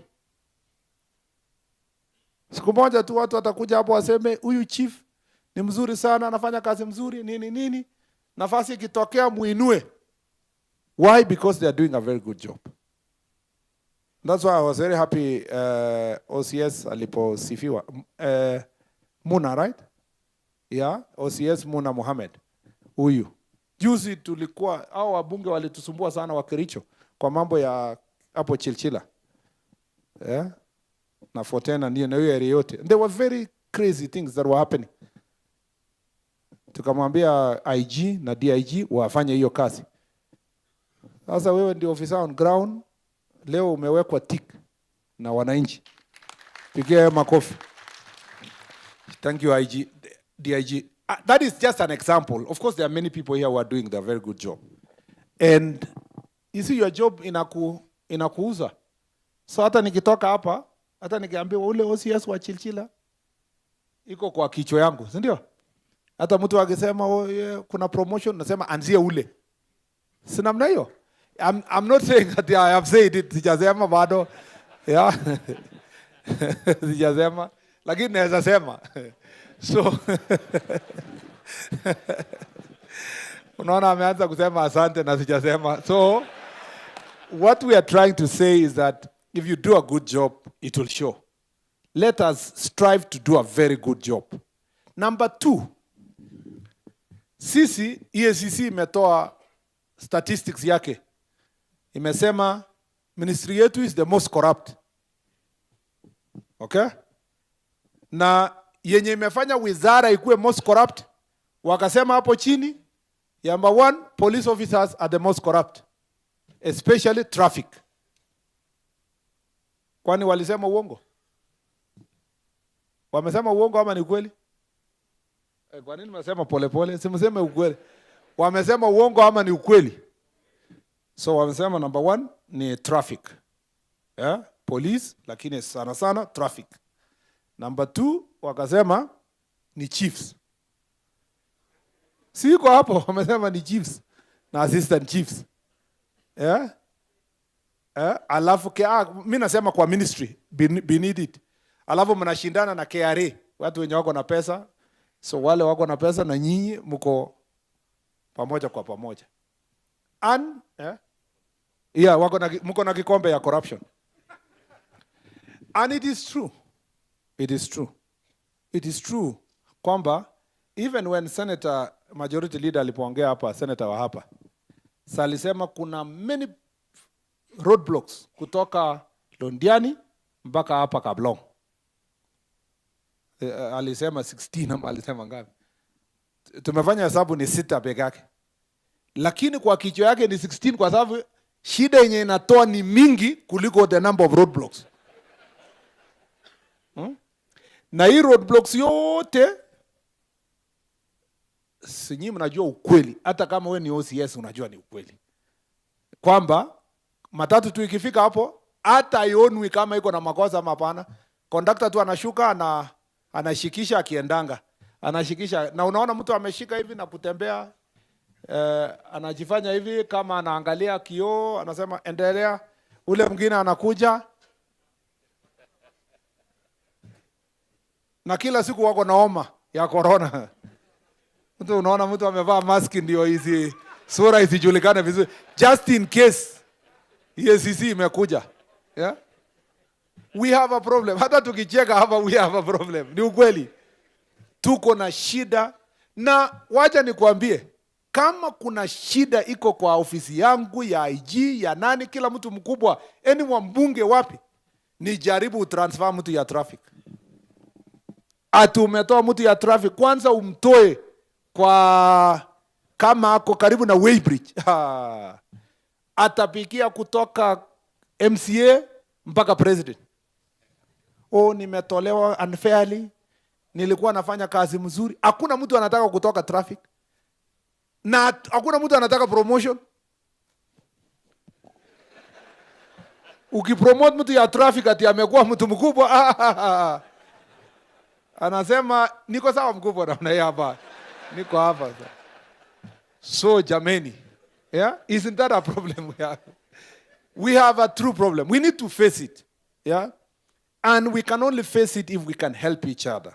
As the managers of security on the ground, we need to make sure that we deal. In fact, DIG, I think when we go back to Nairobi, we need to think. We need to agree that mtu anaserve kwa traffic 3 years inatosha. Ana transfer, anaenda kufanya operations, anaenda formed up unit akiendanga kwa something else. Aende GSU, RDU, watu wasunguke. Ndio mtu asikae kona moja. Kuna watu wako professional, watu wa traffic for the rest of their lives. Yeah, so now unajua sio traffic, thank you very much. Sio kila mahali anataka highway, northern corridor, southern corridor. Umwambie yeye ni wa traffic aingie vijoro huko, anaogopa kupigana na watu wa bodaboda because hata hao watu bodaboda wameumizwa huko kwa village. So we need to deal with this issue, and we are going to think specifically how to enhance accountability. When I was in transport, we thought about, at least for the highways, to weke speed cameras. Hata mimi naomba Mungu rais amalize hii barabara ya Nairobi Mau Summit ikuwe dual carriage, ikuwe mzuri. Kwa sababu hakuna traffic officer atakuwa huko, ni cameras zitafanya tu maneno. Itaangalia mtu anaenda speed, ameenda slow, amefanya nini, itapunguza hii shida. Na traffic officer atapelekwa sasa kwa camera room, hakuna venye ataombea mambo ya kuomba kitu, atakuwa ana control from a room somewhere. We have to find a way of dealing with this issue of corruption. Let us acknowledge that we have a problem. And the reason why we are being ranked higher, sio kwa sababu hata ministries are not corrupt, hapana, ni kwa sababu tuko kwa ile mahali ina affect mwananchi wa kawaida. Chief anaambiwa sign kitu, anasema sina wino ya kalamu. Wino ya kumbe anasema lete tu kitu ya kusign. So that promotes. Unaenda kufanya kesi ya shamba huko sijui wapi, there is another chief, nitaenda kesho Bomet. Kuna mama mwingine alikuwa analia, anasema chief anataka kuchukua shamba, sijui kama ni ukweli ama ni uongo, but those kind of complaints are all over. Chief unaambia ufanye operations, umechukua chang'aa, you know, umechukua pesa ya chang'aa, unachukua pesa ya nini, you know, those kind of things, mautu wa mashamba and so forth. Let us be diligent public officers. Before we ask for better services, let us ourselves deliver good services to the people so that we can be able to move forward. On the question of welfare, ni ukweli. As I told you earlier, kwa sababu ya ile mambo ya jukwaa la usalama tumekubaliana, we need to deal with promotions once and for all. Yeah? Particularly kwa polisi, iko disjointed, ni zigzag. Haina clarity. Tunataka tukue na clear mechanism ya promotion ya mambo ya police officers. Ye in a fair manner and in a timely manner like everybody else. So as we work out on that procedure ya promotion, I think courtesy of Jukwaa, kuna maneno tayari imepresentiwa to the board. Na niliwaambia hapo awali, na courtesy of this process. Tumesema all police constables who are above 50 years, who are still police constables, to be promoted on merit. Waende wasonge kwa merit automatically, all of them, instead of waiting until 53. All police corporals and sergeants who have stagnated for 15 years, tangu wafike hiyo rank, mefika 15 years, wakuwe also all of them promoted on merit. Ndio ilete moral kwa police officers wetu.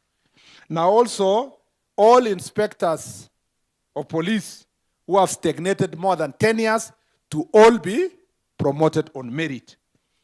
All these ones is merit. But I like the proposal which has been said here.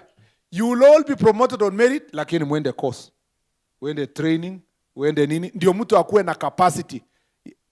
You get the promotion, but you go to the training. Instead of going for interview, so that you go to the training, you just bypass the interview, and you must make sure that we ensure that all of them are trained.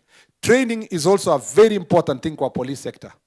If there is a department of public service that doesn't have a budget for training, near police. But we have said we must bring back training. Na ianzie our OCSs to update their knowledge, na wale service commanders kwa these formed up units among others, they must be taken to training so that they can be able to carry out their responsibility. That program is being worked out. By the end of Jukwaa, which will end before October, we will have had a clarity. Because he reported the launch in the end, and I will tell the country the entire resolutions we have met and the way we are going to implement and by when and how much it's going to serve. That I will do before my 1 year in this ministry, so that we consolidate all these policies in Songambele, so that we are not here for a talk shop. We must make sure that it is valued. And I want to request to all police officers in the country, we care for you, and I'm serious about what I'm talking about. Including police officers should not serve in operation areas beyond 3 to 5 years at most, for a period that shall be agreed. Na hakuna mtu atakuwa transferred from Tana River operation, aende Marsabit operation, atoke hapo aende Todonyang, aende afanye tena operation. No, it will be unfair. That's why kuna police officer alisema hapa, the gentleman I met in Machakos, kwamba there must be rationalization, because that's an area that we have a problem. We need to have, thank you very much, Sub-County Commander, to make sure that the whole place is rationalized.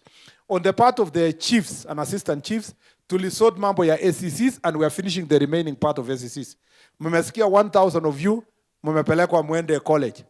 Lakini mmesema kama Oliver Twist, thank you, but we want more. Yeah? Nasikia mmesema 10 hapa ni kidogo, mtuongezee. We are going to see, there are some of those who are 58, 59, walisema hawataweza kukanyaka tena lami huko APTC. So there might be some vacancies, and we will also take a number of you from here to go and replace them by next week, so that they can join them watoke waende. And we'll do it in a rationalized manner across the country. But I will sit also with His Excellency the President, he will, with the Treasury, to guide us.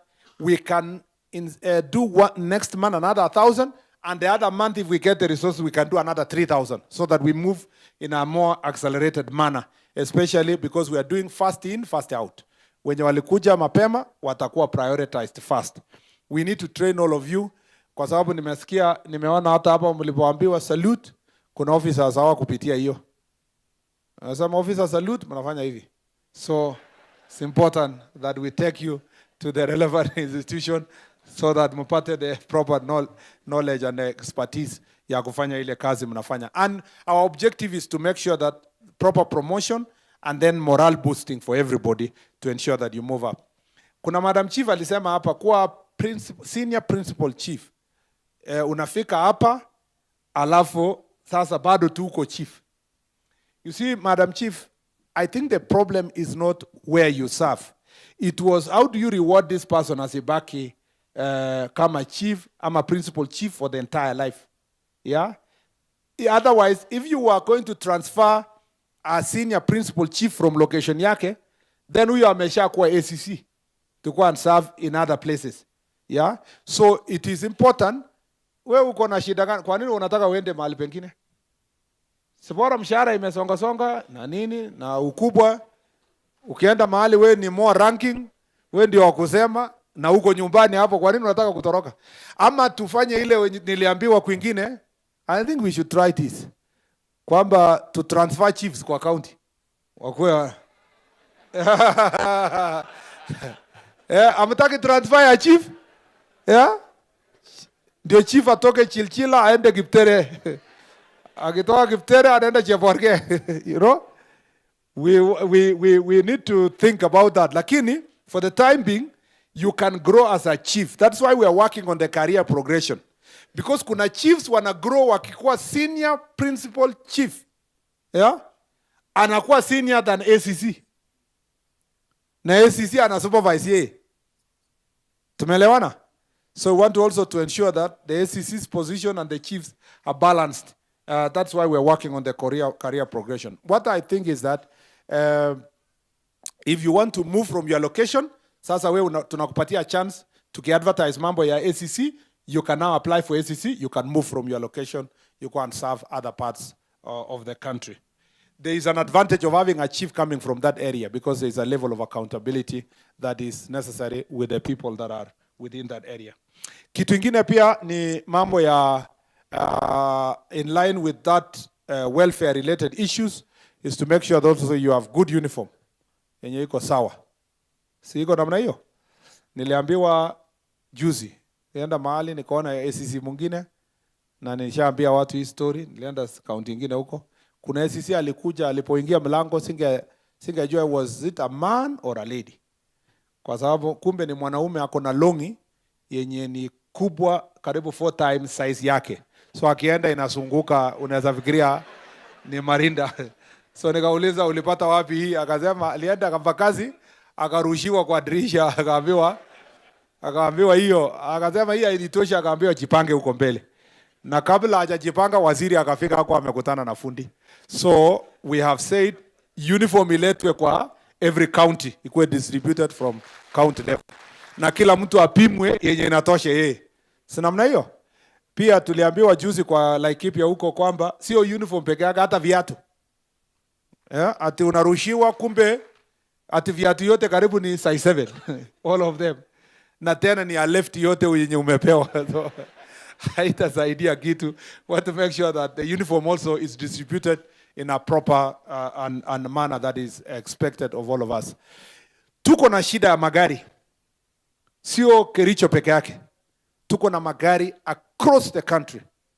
Now that's why procurement inaendelea ya the next lease.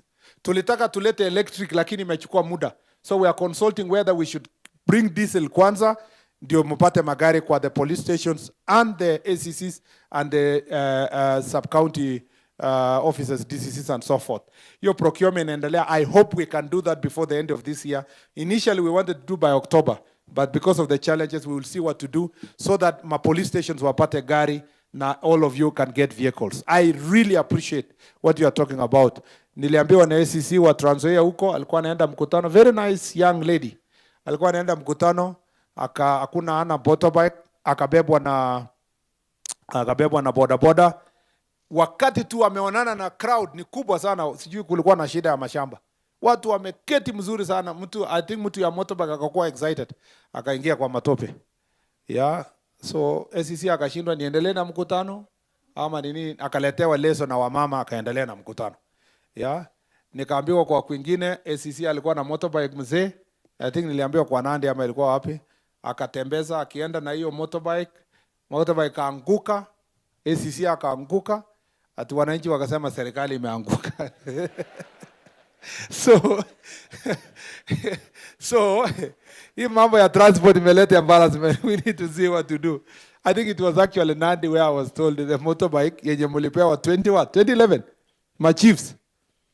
Chief aliniambia inapiga kelele, inapiga unasafikiri helicopter imefika. And sasa wale wanapiga pombe washajua. Bora wasiposikia hiyo sauti wanaendelea na pombe.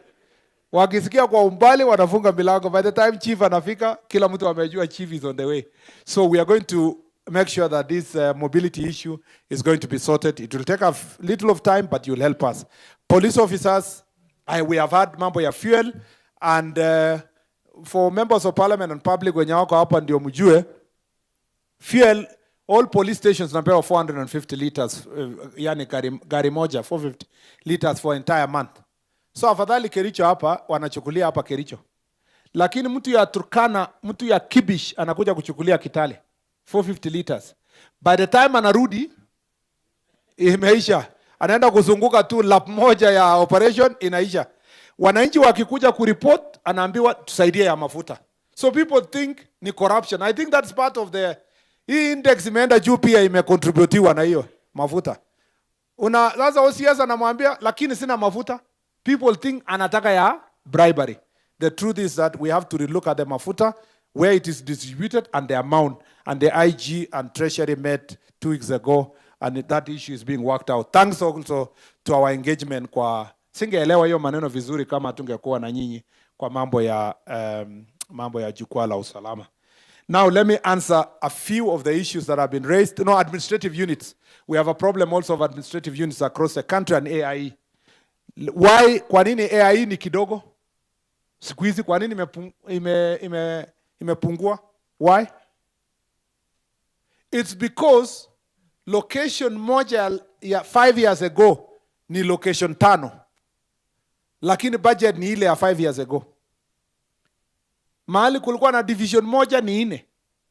Ilikuwa 50,000 siku hiyo per month, imekuja chini imekuwa ngapi? Imekuwa 15,000. So that is the challenge we have. But we have had you. We are going to sit down again to work on this issue ya AIE so that you can do better operations. And that is an issue that is really bothering us. And the sub-counties, you are lucky. Mmepata an extra 1 sub-county. Mmeweka proposal ya kusema tunahitaji 1 more kwa Bureti. Then you should start it from the ground huko. Public participation, nini. Lakini msiulize sub-county for the sake of it. It's good to ask when there's really very much need. I know there are 8 proposed divisions, that are pending, we have gazetted. I have had the most challenging ones is about 3. So need to operationalize you by next week. Nitume ACCs wakuje. And then as we work, because we are sharing across the country. So tunapatia kila sub-county. So tunaanzia ile mbaya zaidi. Na nimeona huko chini ndio iko na shida kubwa. We'll see. And maybe some parts of the other constituencies that are bigger. The ones which have been gazetted. But nimeona locations pia iko na shida hapa. Shida why we are delaying kwa locations because ACC ni afadhali, we already have ACCs in office. But for chiefs and assistant chiefs, you have to advertise. Na kuna chiefs hapa na assistant chiefs wamekaa mwaka 1 2 hawajalipwa salary. Sijui kama huko Kericho. Tangu andikwe kunao. Uinua mkono. Simama tu, simameni. Simama. How many? 1 year, no salary. Wewe? 16 months, none. 18. 18, none. 1 year, none. 26 months, hakuna. Na wewe? 1 year. So you can see all those people bado hawajapata salary. Na nyinyi mnasema andika chief mwingine. So there is a challenge mahali. Because, and we have to do something about it. And then offices. Tunafanya ACC, tunalete DC in chief, lakini hakuna ofisi. Na unajua when the MPs are coming, wanakuambia, don't worry. We gazette, tutafanya kazi mahali popote. Ukisha gazette, anakuja anakuambia, sasa hii ACC yako, hata tutasalute aje mtu hana hata gari, hata hana ofisi. So we have to find a way of balancing it. But nimesikia hii location ya Sondu huko inaitwa nini? Tabaita.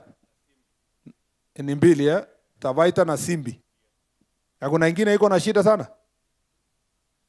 Wacha kusema nyingi because Tabaita na Simbi. So Sydney which constituency? Why is it a problem na hakuna shida? Ni kubwa.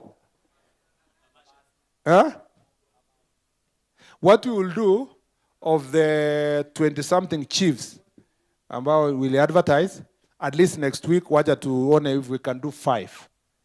The most critical 5 of them we release next week. Then tutapanga vile chief atafika ofisi akae kama hawa tena. That's the challenge we have. But we will see. Because of the budget we got this year, bado niko chini, but we'll operationalize a number of them. But hiyo moja yenye mesema kwanza ni number 1. Simesemwa na kila mtu inaitwa Tabaita hiyo. Wacha kusema mingi. Na si mihoge. Hiyo we will start with that one because of the security problems we have in the area and we see what to do. But we'll do about 5. So that mutanisaidia fairly Elias yenye mko na pressure sana so that we can move forward. But let me now, because nimemalizia ndio tuende kwa viongozi, waja nijibu sasa a few things, tutajibu yote yenye naona ni critical kwa yale mmeraise.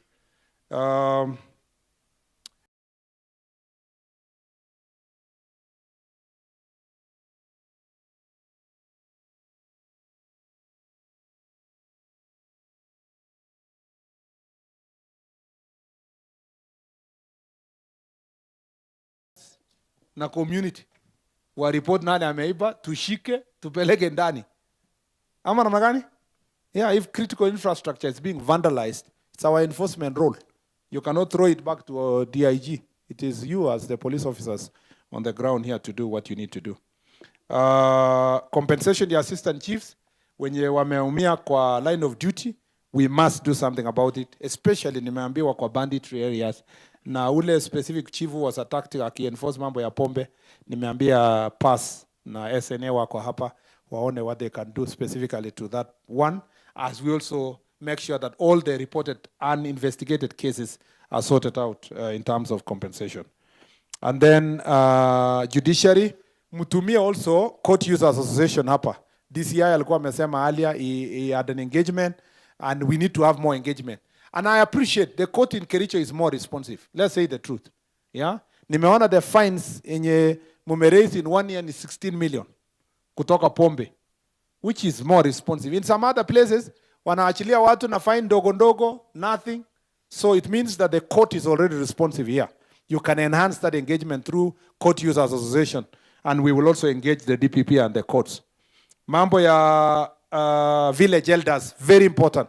The policy, because of also this Jukwaa, tumefikia stage yenye it's almost ready, and I will present it in the cabinet. But watu wengi wanasema ati mimi nimeenda kuandika kazi village elders. It is not employment. Ndio watu waanze kupiga. Hakuna mtu atakuwa employed at 60, 70, you know. We are looking for something yenye na facilitate kazi ya village elders and village managers. At least some small facilitation fee ya kupika simu, ya kutafuta kambut, kununua torch, akifanya enforcement kwa village around the neighborhood, and we will make sure that we see. Niliona kuna kijana hapa aliongea vizuri sana, lakini akasema tuandike hawa kuwa chiefs, na hata tunataka youth wakuwe elders. How can youth be elder? Omba Mungu ufike hapo, hiyo ni wakati yako utakuwa. Lakini I agree with him, we should consider maybe assistant chiefs for mentorship, late 20s, early 30s hapo, isonge.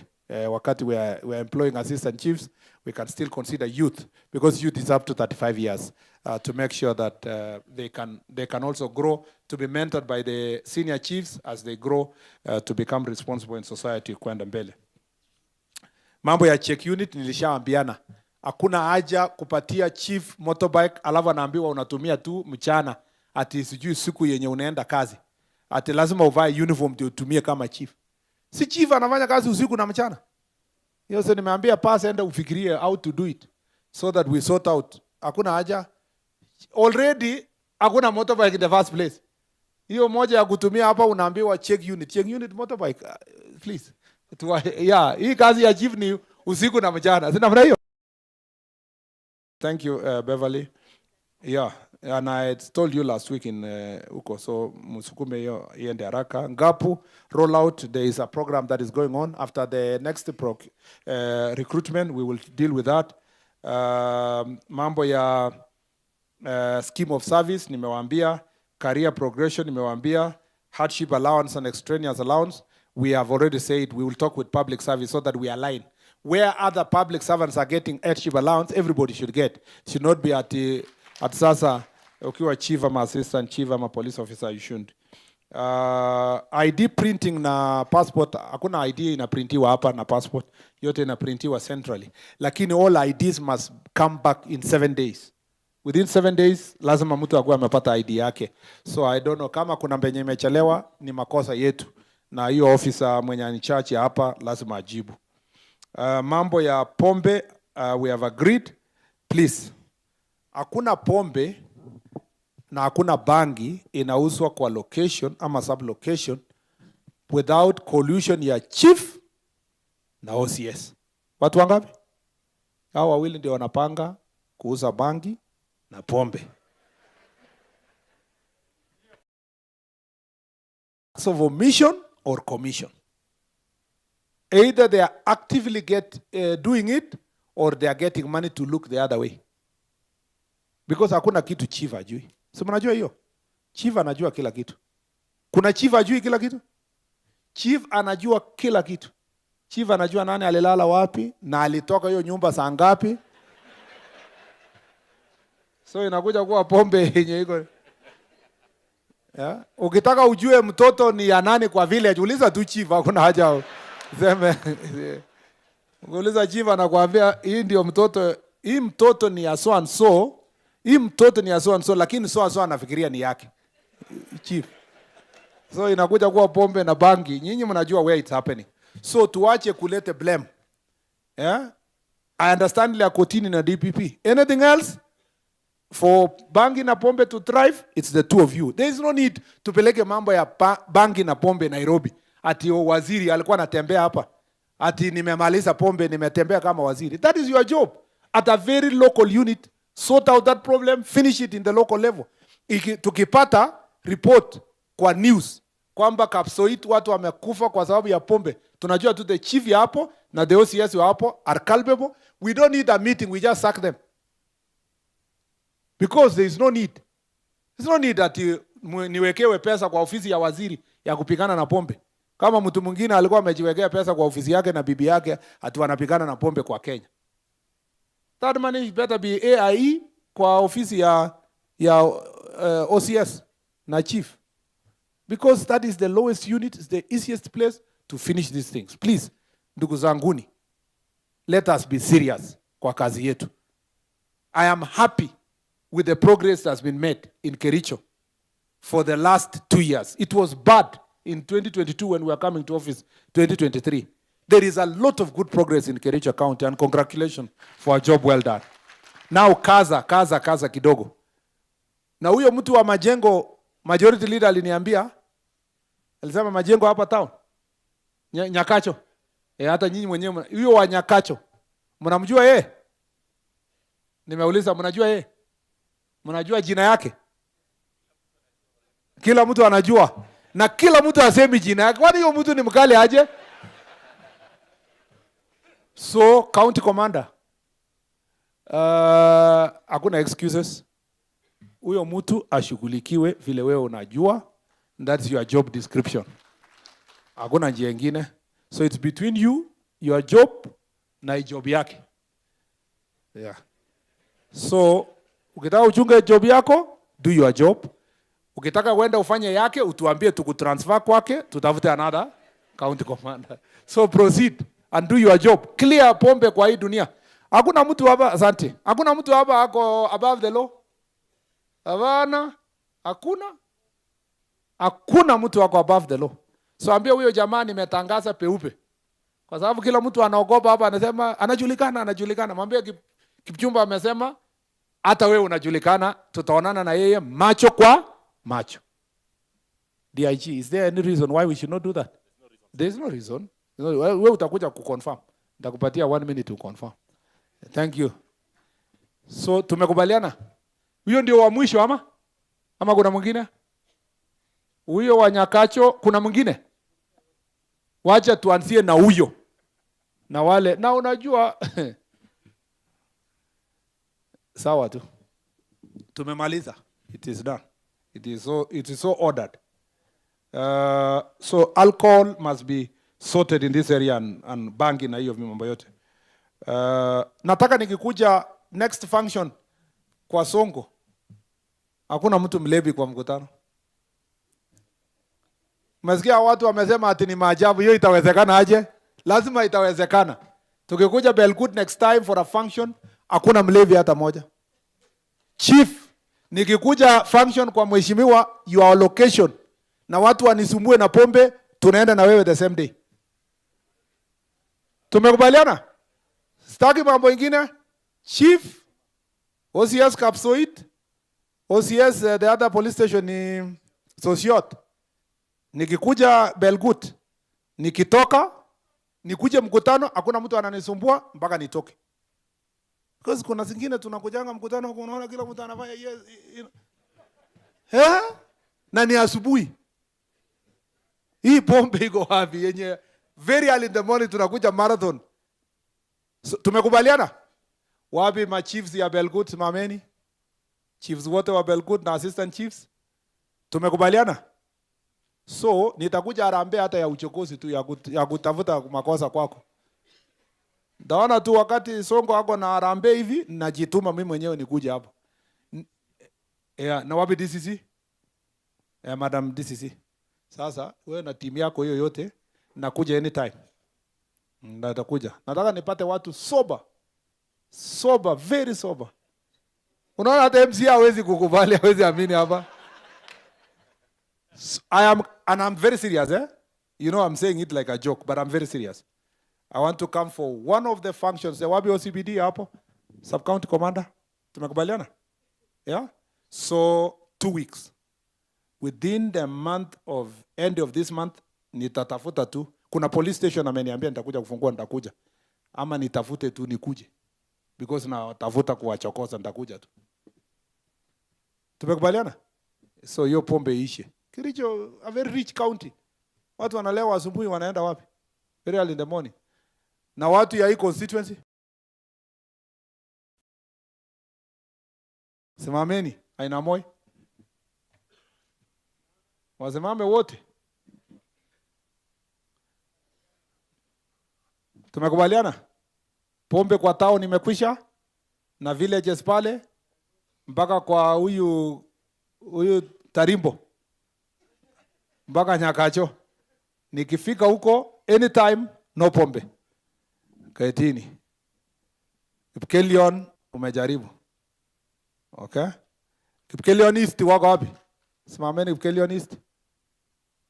Pombe bado iko huko. Na mheshimiwa ni pastor. Yeah? Hiyo pombe na defilement. A defilement. County Commission, DCC, wapi? OCBD, yeah, Sub-County Commander na Chiefs.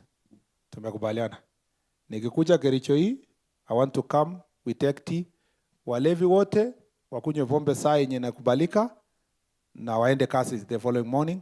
Basi ikuwe imefungwa, wine and spirit ivunguliwe after 5, na hiyo mambo ingine yote imeisha. Pombe hakuna haja ya kupeleka yote evidence. Unamwaka unabeba tu kidogo kwa jerikani kidogo. Ukibeba mingi kwa police station inakuwa insecure. Exhibit inatosha jerikani moja. The rest mwaka. Mwaka yote. Ukistakiwa utuambie Attorney General atafanya hiyo kazi, please ketini. Attorney General atakudefend. Yeah. Hii maneno unajua afadhali hata hapa. Saa zingine pingine wanaambiwa anapeleka pombe inaenda kureleasiwa na kotini. Kwanza nimeambiwa Molo court ni notorious. Kesi ikipelekwa kutoka Loliondo iende Molo inarudishwa pombe. So mlete kesi penye iko sawa, lakini msilete pombe mingi mwaga. Because nasikia some of your police officers who are addicted wanakula exhibit. Kuna haja mtu addicted abaki kwa police station aende rehab. Tumekubaliana? Huyo aende rehab atengenezwe akuje vizuri. I don't know, nimepita what I wanted to say. National legislation tumekubaliana na waheshimiwa. Mobility tumesema, ODPP, ARE, more training for DCI nimekubaliana. Mambo ya free strength we are recruiting. Mental health issues I agree. During the next recruitment we will increase the number of counselors. Building houses for the public good, let's build houses within the police station. That mambo ya medical cover nimekubali. Hakuna malaria ya senior superintendent na ya constable. So we need to look at the medical coverage vizuri. Transfer tumesema policy ifanywe, P3 forms nimesikia hiyo. Mambo ya funding security, lowering age limit for that one nimesema hiyo. Need for IDs nimesikia hiyo kijana amesema. Growth of slums, please deal with it in our county here. Strength of the place of chiefs, Ngao, Sound boundary issues, we will work on that. OCS wafanye hiyo. FM stations. The biggest challenge going to elections is FM stations. The greatest center of incitement in the country is stations who are speaking their vernacular. Everywhere. And we are going to have to sit down with the owners of the stations, because if they want to do what happened in Rwanda, they better know the law first before they take responsibility for incitement that is going on. There is a lot of incitement that is happening in vernacular across the country. And as a ministry, we are extremely concerned. And we have gotten report from the NCIC, and also just from the general public. People are extremely concerned that people are being incited along tribal lines. And that is something I agree we must attend to. Brown Industries, you spoke very well, Kipchimchim, West Valley, all this group wako wapi? So wapi hao wadosi waliongea? Asante sana, meshukuru sana, lakini tukubaliane. Unanijengea police station gapi, Brown? 2? To discuss, eh? Na wewe? West Valley, you're building a police station hapo? Very good. Sasa ushanijengea police station moja, sasa jenga ingine outside West Valley somewhere. Na wewe Brown, utajenga moja, tutakubaliana kama itakuwa 2. Please. Yeah, so please pigia hawa makofi kabisa ile kubwa ya kilo. Basi ndakupatia BQs, nini inaitwa nini, drawings. We have a standard design. I'll share with you through our county commissioner. Wapi county commissioner? Simesikia tumepata police station, wewe bado unaketi chini. So we'll share the drawings and the county police commander, you follow up, watujenge police station. Sasa ile West Valley inajenga already, na one more, na Brown moja. That we will discuss the next one. Pigia hawa makofi kabisa, Mungu wabariki. This is what we want to do. You see, it doesn't have, like now mimi nimeita marafiki yangu, ile police station nilienda kanisa next to my home, mimi najenga hiyo na marafiki kwa Harambee. As we wait for the fund, ile tulimekubaliana na NGCDF. Kila moja akijenga police station yake, Songo, ile yako ya mabati, ya mbao, wewe unaenda kujenga. In your own village, Benja, jenga yako. Governor kwa village yako huko, jenga. Sabuleni the same. Na so tukijenga moja, hiyo ni karibu 7 police station. Inabaki 27. Pigia hao viongozi makofi. Majority leader atajenga 2. Don't worry, I know how. And then I think that you have done very well. Nimejibu yote. Sasa I want to give DIG 1 minute. DIG useme kitu moja. No, ule mtu ya nakada. Tumekubaliana kwa pombe.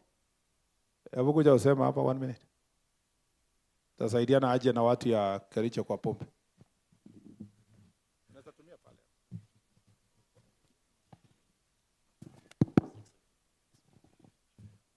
Asante sana Waziri, all protocols observed. Ladies and gentlemen, good evening. Yes, my name is Patrick Ubura. I'm the Director in charge of Corporate Services at NACADA. I'm representing the CEO of NACADA in this forum. NACADA, we opened an office in this county last year, and I want to give 1 minute to our county coordinator just to give you an overview of a strategy that we are putting in place to address alcohol and drug abuse. Karibu, Madam Wendy. Thank you. All protocols observed. Good evening. My name is Wendy Gayo-Waithaka. I am the current county coordinator in charge of Kericho and also Bomet. Our office is just here. We are housed very generously by the county commissioner. And just 3 things I'd like to say. One is we are thankful for the collaboration we have with Ngao officers across the sub-counties, as well as with the county government in charge of licensing. We have been working very well together in the last 1 year. The is to mention the priority areas that we have in this year, and I'm glad that it was brought out by the University of Kabianga, as well as Browns and even Chimat. We know that Kericho is the land of tea, and the tea farms are a special population. Wako na familia hapo, full communities, wako na mashule, and therefore assisting them to address issues of alcohol and drug abuse within their areas is something we are looking to do in this year. Also, we know that in Kericho, there are over 8 tertiary institutions, including 2 key universities, which is a population of over 24,000 young people. So we are also looking to partner with them to ensure that these young people are protected. The one area we would also like to partner with the county government to improve is the provision of rehabilitation centers. Currently, there are only 2 operational rehabilitation centers in this county, and they are privately owned. One is here in Kericho East, just behind here, and the second one is in Bureti. And so we know that this area that requires great improvement, we need public rehabilitation services. So we are looking forward to work with the county towards establishing that. Thank you very much for the opportunity. Thank you. As we conclude, Waziri, we want to say thank you very much for the efforts you've put in the fight against alcohol and drug abuse. I also want to take this opportunity to appreciate the Ngao network, the leadership of the National Police Service. I know you are the frontline workers in the fight against alcohol and drug abuse. I know it is not easy, but tunaomba kwa heshima. Tuendelee hivyo hivyo, not because of Nakada, not because of Waziri, just because of the generation that we might lose. Asante sana.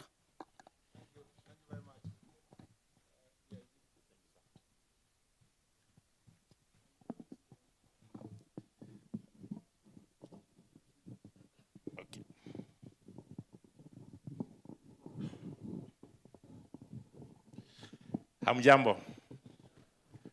Habari zenu. Angalia mwenzako mwambie habari yako. Mwambie asante sana. Asante kwa kazi mzuri. Hata ile kuokota pesa. Umsemi.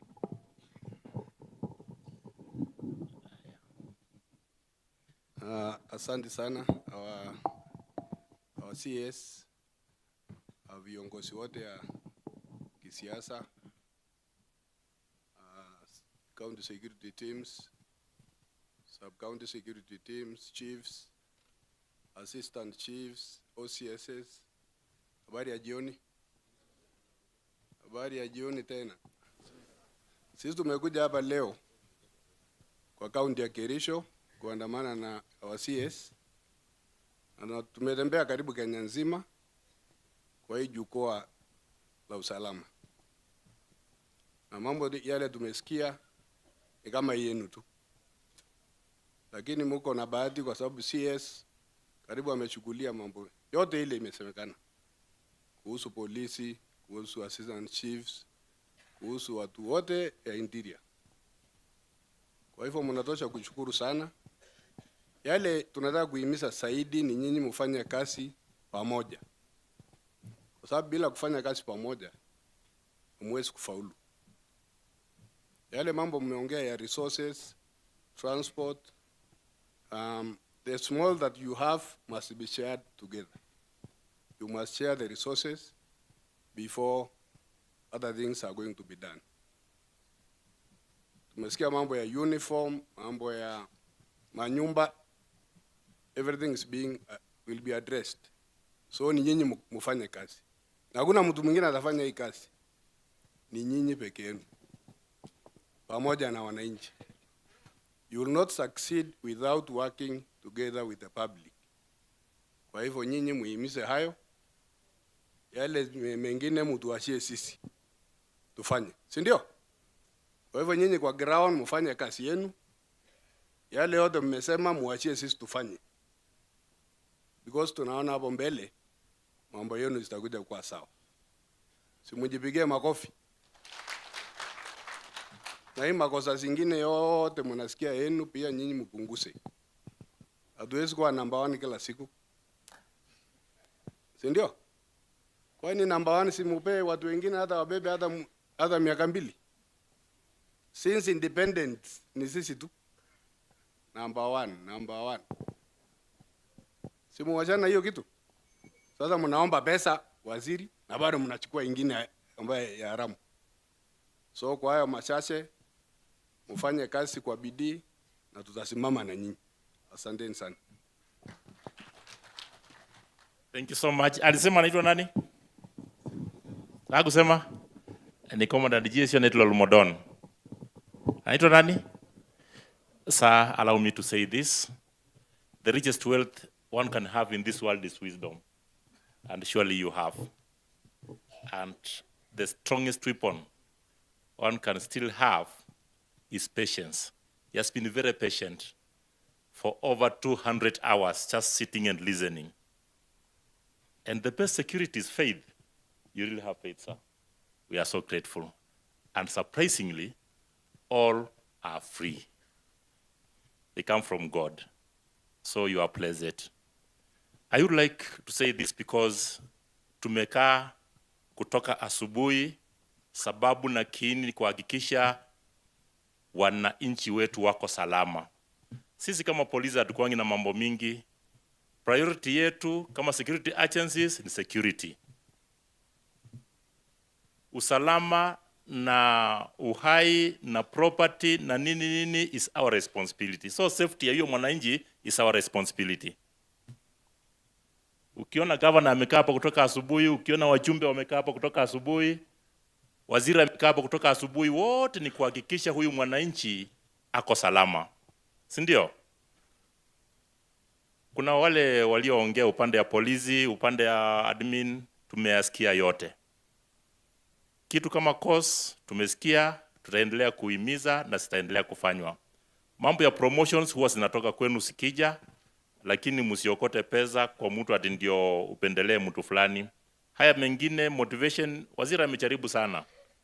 Ndio unaona tunajaribu tuone ni vipi hawa watu watakuwa motivated. Sasa imerudi paka miaka 50. Ukiwa wewe constable tu kutoka mwaka wa 18 hapo up to 50 years of age, kuendelea paka 60, wewe ni automatically corporal. Si upige makofi. It's a real motivation kwa sababu at least akienda nyumbani anasema hata mimi nilienda kama international commander corporal, si ndio? It's an international rank, si ndio? Alafu ukiwa umekaa kidogo na corporal na hiyo sergeant for 15 years, unaruka hiyo ingine. Lakini naye pia ukiwa inspector for 10 years above, unaruka hiyo ingine. But jambo moja tuelewane ni hili. Kuna msemo ya wazee ambao waliniambia siku moja, an African proverb that says, a cat that is streaming to becoming a lion must let go its appetite for the rats.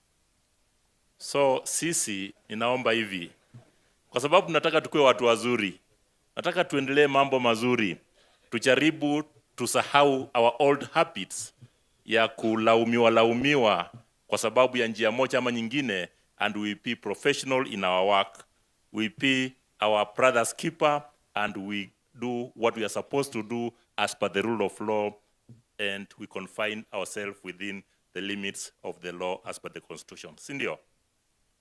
Tuko pamoja?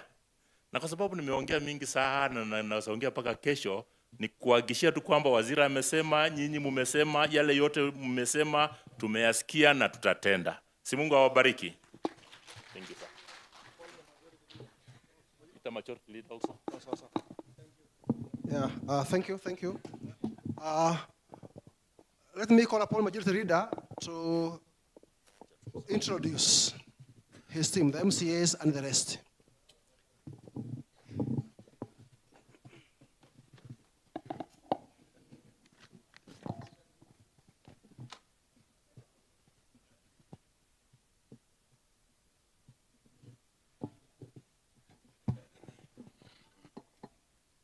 Pass. Our Honorable CS, all protocols observed, pamoja na wanangao wote, niombe niwasalimie katika jina la Yesu. Bwana yetu asifiwe. Asante. Nichukue fursa huu kwa heshima na dhima kuu Bwana CS kuintroduce my colleagues from the County Assembly of Kericho. Kwa majina kwanza naitwa Philip Rono, mimi ni MCA wa Kamashan kule Kipkelian West constituency na leader of majority County Assembly ya Kericho. You will allow me, Bwana CS, we have very few MCAs here. Na kule nyuma, Mheshimiwa Fancy simama. You wait for them. Huyo ni Mheshimiwa Fancy kutoka Chai Quad. Anakuwaga kiongozi wa wamama na champion mkubwa wa GBV. So najua amesaidiana sana na wanangao kwa mambo ya GBV. Kule mwisho niko na mheshimiwa amesema kuna jambo.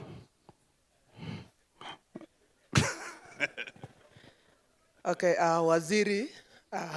Waziri Kipchumba, Kipkuriko Ridmatu is my name. Nataka nikushukuru waziri kwa kufika. Sisi kama MCA ni sawa na chief. The difference is that they are working under uniform na sisi tunakaa na hii nyumbani. Otherwise, asante sana waziri. We are there to support the government and to support the agenda of His Excellency the President. Thank you so much. I'm come from Chaikwad na tuko wengi hapa. Asante sana. Asante. So you will allow me, because now Matthew has only 1 minute, everybody. Karibu sana. Okay. Jambo wote. Waziri yangu ilikuwa fike kwa ofisi yako, and I'm sorry for coming late because nilikuwa nashughulikia GBV mahali. Kama mmesikia jina ni GBV. Your Excellency, na waziri, nataka kuaddress tu kitu ya GBV kwa hii Kericho County. It is very alarming, and the teenage pregnancies, the alcohol and the illicit brew bado tuko, na nashukuru sana na kada walikuwa na sisi juzi, tumeshughulikia sana. Na kitu nilikuwa nataka kusema, niko na team ya hawa kutoka Madam Roda and the chiefs, and every sub county tuko na hiyo committee yenye tumetembea tukisanya hii ripoti ya GBV and femicide, na tulikuwa tunaomba funding ikuje kwa maofisi sao ili tufanye hiyo kazi. Sana gari yenye imechorwa gender based violence and femicide, ili wananchi wakiona wanajua ya kwamba this thing is becoming very serious. Waziri, kitu ingine ni kuhusu the widows wa officers wenye walikuwa kwa maofisi. Widows, naomba sana mupe funding the dues wakati officers wenyu wameenda kukua na baba nyumbani huko mbinguni.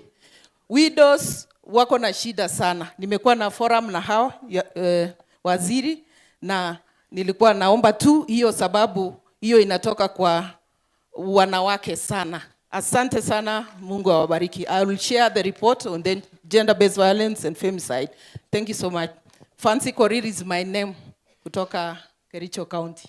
Asante sana Mheshimiwa Paul, na sasa nawakata na microphone. Asante sana Mheshimiwa Waziri. Karibu sana hii Kericho yetu county. Kwa niaba ya County Assembly ya Kericho tunasema umekaribishwa sana na kukupongeza sana. Tangu kuwe CS wa Interior, kazi yako inaonekana na inasomeka. Kukushukuru tena kwa sababu ya kupromote Lilan na Kitio. Tunasema asante sana kama Kericho.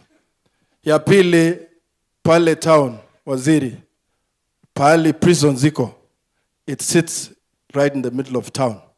If it is possible, we transfer iende ngambo, kwa sababu kuna space ingine ya prison huko, so that the county can expand. Ya pili, wana CS, pale police station ya Kericho iko, title lead si yao, ni ya Finlays. So tunaomba sana ikiwezekana wapate title lead yao, ndio nyumba ikijengwa ikuwe mzuri. Alafu ya mwisho waziri, tunaomba pahali bus station ya Kericho iko ni katikati ya town. We are willing as an assembly and as the leadership of Kericho County to sit down and ikiwezekana to transfer the current police station iende karibu na Kericho Day, so that tuweke bus station where the police station is for security reasons and control na maneno ya revenue kwa county. Otherwise tunasema asante. God bless you na karibu Kericho tena. Thank you. Mheshimiwa Martin kutoka Kapkugerwet. Asante sana.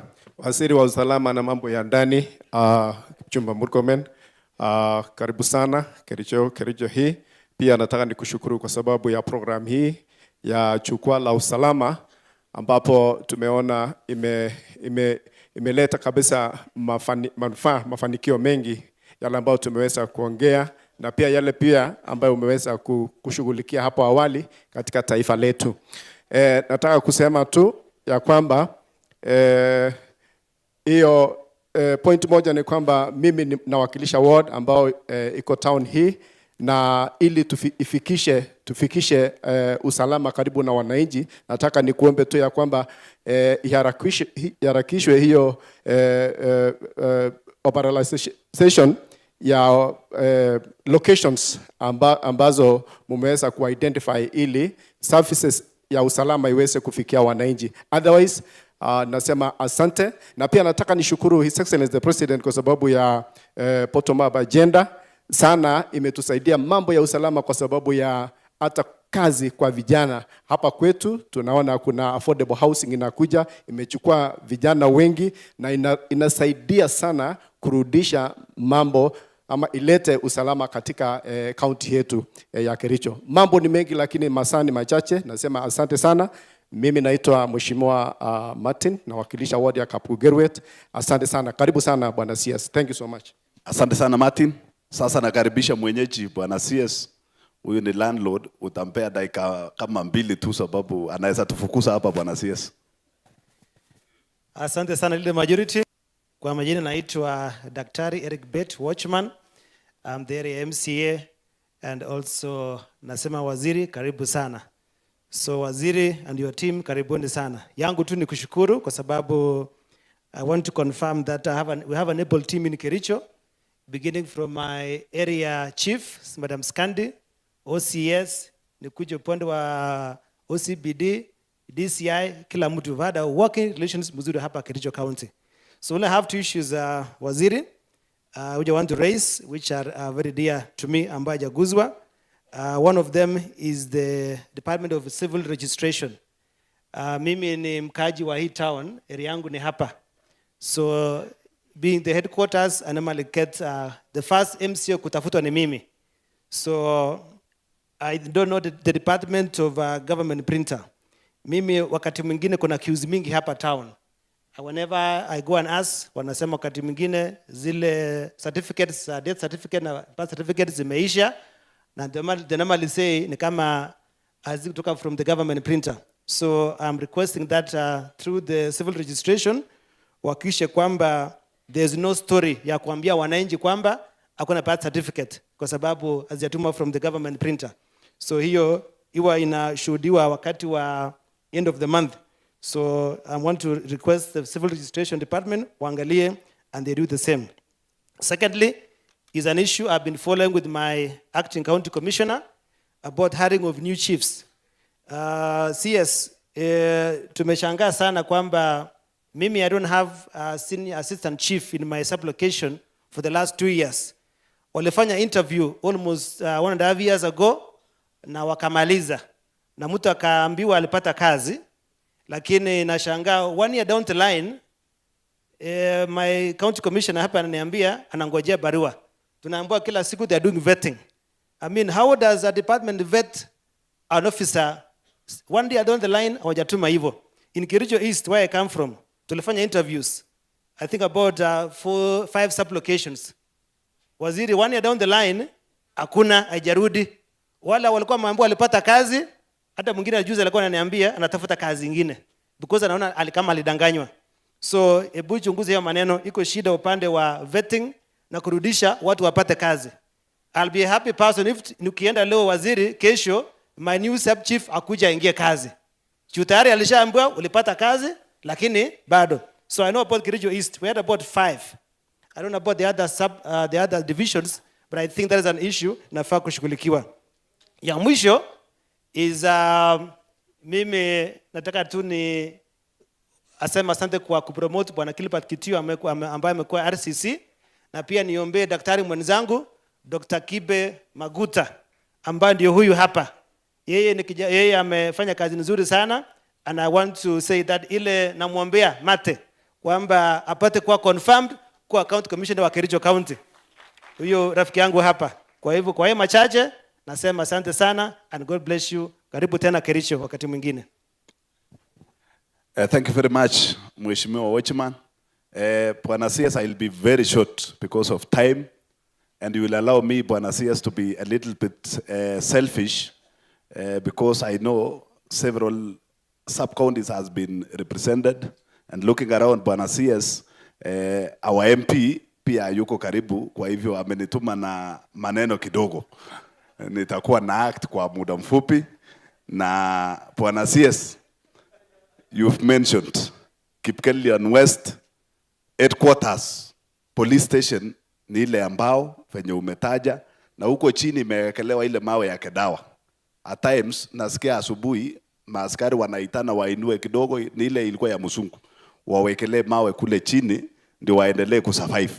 Kwa zile kidogo ulitaja Bwana CS, ukitusaidia kwa hiyo michoro na uanzie hiyo, wameniambia hawa chiefs walikutana kule nje, wamenitext wakasema we own CS to some level. Hata wewe unajua wewe ni mtu ya huko, amesema sasa yes.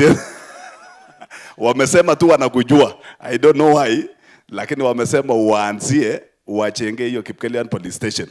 The other time Bwana CS, tulikuwa na issues mingi kule Kipkelian kwa ile mambo ilifanyika kule Chilchila.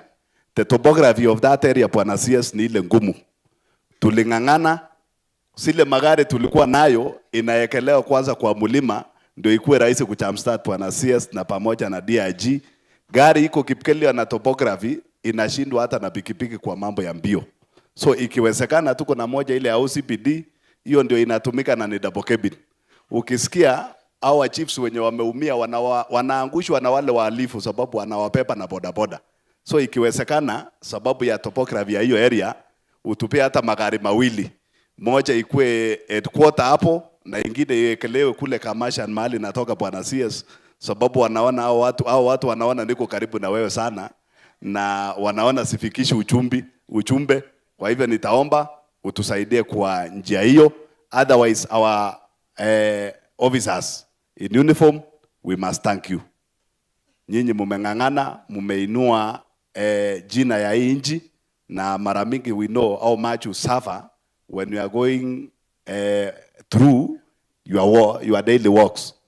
Kitu tu iko, tunawapongeza na tushukuru tu sababu tulipewa CS this time round mwenye amewahi kuwa mwanasiasa na anaelewa shida kutoka chini kwenda wapi? Kwenda juu. Tunakuombea na tunasema Mwenyezi Mungu na akubariki. Nichukue fursa huu kwa heshima nirudishe tu program kwa mheshimiwa wa area, Mheshimiwa Benjamin Langat, anaitwa ndio. Semeni ndio wakati anakuja ndio afurahi haraka akimbie. Asante sana Bwana Langat. Thank you mheshimiwa. Haya, asante sana majority leader wetu ya County Assembly, Waziri Murkomen, DRG and all other officers from your office.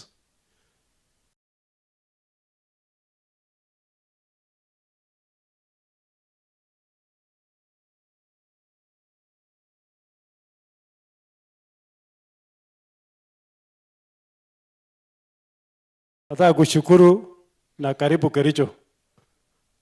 Ni vile tu umepanga program the opposite, because we were supposed to welcome you. But let me say karibu belatedly na asante kwa kututembelea. Mnajua leo tuko na serikali kamili. Wakati before your appointment waziri, tulienda State House. Kuna MP moja alisema serikali ni vitu mbili, bunduki ama pesa. Akasema mtu ya bunduki akikuja hapa kila mtu atalala chini, na mtu ya pesa akikuja kila mtu atabaka laini. So leo we have the real government here. So Bwana Murkomen, nataka kusema karibu sana. Nataka kushukuru these officers here, our assistant chiefs, our police officers. You are doing a good job. Despite ile namba tu mlipewa namba moja, ule jeshi kama anasema muachane nayo hiyo namba, but you are doing a very good job. I must admit sometimes we had a bit of insecurity hapa town, lakini sasa we are stabilized. Nataka kuwashukuru kwa kazi mzuri. Waziri, tetea hawa watu, they are doing a great job on behalf of our country. Tetea hawa, maneno ya mshahara ongezea hawa. Maneno ya allowance zile wamesema hardship ongezea hawa. In fact maneno ya magari, I remember in 2013 tulianzisha hiyo program ya leasing. Hata nimesikia ACC hawana magari. Ingiza hawa waziri wapate hiyo leasing program, waingie kwa hiyo program wapate magari. ndio waweze kutembea kuhudumia wananchi. Ya pili, waziri tulipitisha ile kitu inaitwa affordable housing. Affordable housing. Na nimesikia wameomba manyumba.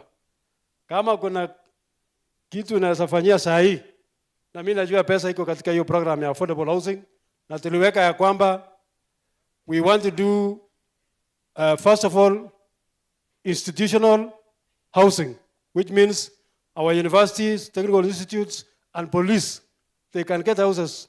Bwana Waziri, if you talk to your counterpart in the housing, so that we build for them enough houses wherever they are. Otherwise, kupitia kwa upande yetu kama wajumbe, we are working very closely.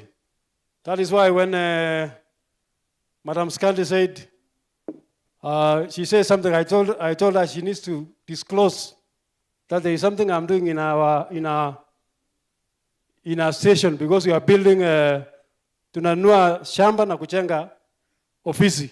Because Waziri, we don't want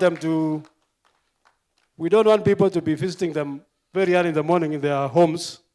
We want them to serve them at their offices. So from CDF, we are committing that we are working together. Hata huyu commissioner huyu ameongea na mimi, na kuna kazi tunafanya na yeye, na tunafanya kazi na yeye. Bwana Waziri, hii mtu ni mzuri. So ukifika mahali ona yeye vizuri. Na mimi nataka kushukuru Waziri. Ulipatia promotion huyu Lilan. Huyu Lilan ni mtu yetu ya nyumbani hapa, ni mtu yangu ya nyumbani hapa, na nani the former county commissioner. In fact, you made the right choices. So pongeza sana Waziri, and do more. No more. So asanteni sana. I think tumesikia hiyo maneno ya pombe, na Waziri umechipu hiyo. Kuna pombe inatoka mahali fulani, Senator alisema tusitaje, lakini hao wanajua. With all the roadblocks ile umeambiwa Waziri, inakuja mpaka Nyagacho hapa. So I think the county commander, umesikia Waziri amesema next time akikuja pass mtapitana na yeye. So tuchunge hiyo. Otherwise mimi sina maneno mengi. Waziri, nakushukuru sana. Karibu sana. Nataka kuanzia from my immediate left, kijana barubaru kutoka. Asante sana Waziri. Bwana asifiwe. I'm delighted, kwanza Waziri, for this opportunity, so that our people may be able to know how important we take the administrative government, the Ngao team, together with our security teams. We are here as the members of parliament as a testament of the work that you do of the people and our community. Waziri, there are two things that I wanted to add to the list of the things that people have said. As we battle the question of illicit brews, there is also the question of illegal gambling within our shopping centers. Hii maneno ya loto, we need to see how we are going to manage it, especially in our small towns and in our villages. I would want to ask that that become also part of the focus of the security team and our chiefs, so that we can remain focused as a community on the things that we are doing. Because together with that is also this fraudulent insecurity thing about swim swapping, these illegal M-Pesa transactions, and also including how to train our people.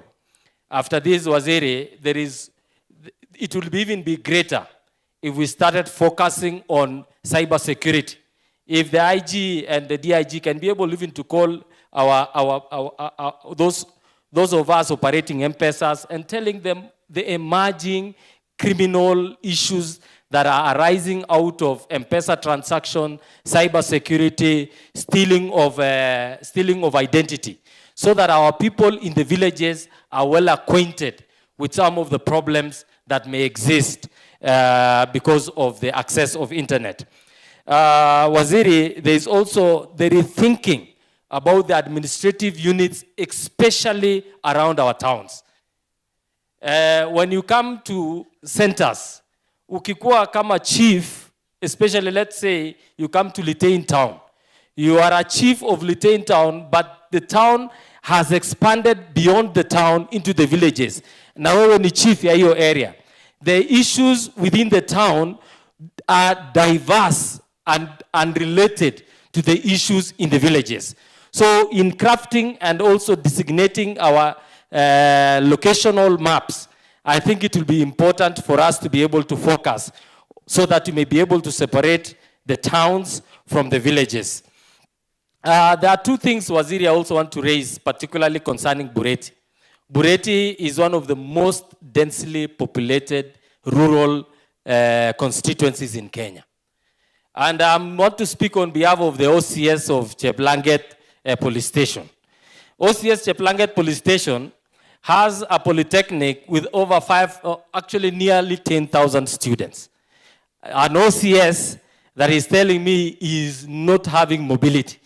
I think it will be important now for the security of the community and the foreign students that come to the community, that priority be given to the OCS Cheplanget for vehicle, for his movement. And there's also another police station which is at the border called Kibugat Police Station. Na hata hii police station ya Kapartega napa yenye iko na town, so that they are able to manage the movement within the areas. Lastly, Waziri, there is also another emerging issue. Some people complain to me. There is also the area with the tea estates. And I want to thank our friends because they're owners of the large tea estates. There are roads that are cutting through the tea estates. And these are public roads. Our people are asking that these roads should be accessible by our people without unnecessary stoppages along those routes, so that they can be able to move freely along the public roads.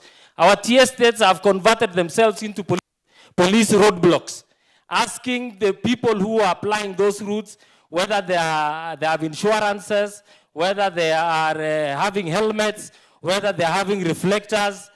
While that job is good, it is not the duty of the tea estates to make sure that they enforce laws that are for the IG. The IG, if you want compliance on those roads, put a roadblock. But the tea estates should allow complete and full access to our people to ply those routes without interfering with the public. That is particularly this road that goes to Kimulo, and another one going from Cheplanget towards Kipkebe, so that the people can be able to move freely and do their commerce without a lot. Otherwise, lastly, Bwana Waziri, is to commend with all sincerity the effort and the dedication of both our chiefs, assistant chiefs, and the police officers for maintaining security and standing with the people in service delivery. That I congratulate them, and the support that you've promised them today, together with the leadership, is going to go a long way in boosting their morale and keeping them focused in service delivery and the duty to the people of this country. Thank you very much. Makofi kwa mheshimiwa. Asante sana. Onge lembia ba yoto. Embia ba yoto. Thank you, Mheshimiwa Benja. Mheshimiwa Waziri, nitanena kwa ufupi sana, kwa sababu siku hii ni siku yako, na sisi tunadhamini kazi ambayo unafanya kwa taifa hili. Tunadhamini usaidizi ambao unampa rais kuhakikisha kwamba kuna usalama katika nchi yetu. Jambo la pili, Mheshimiwa Waziri, tutakusaidia kwa kazi yako. Tutakusaidia kwa sababu kazi ambao hao wanafanya ya kudhibiti amani katika nchi yetu ni kazi ya maana sana.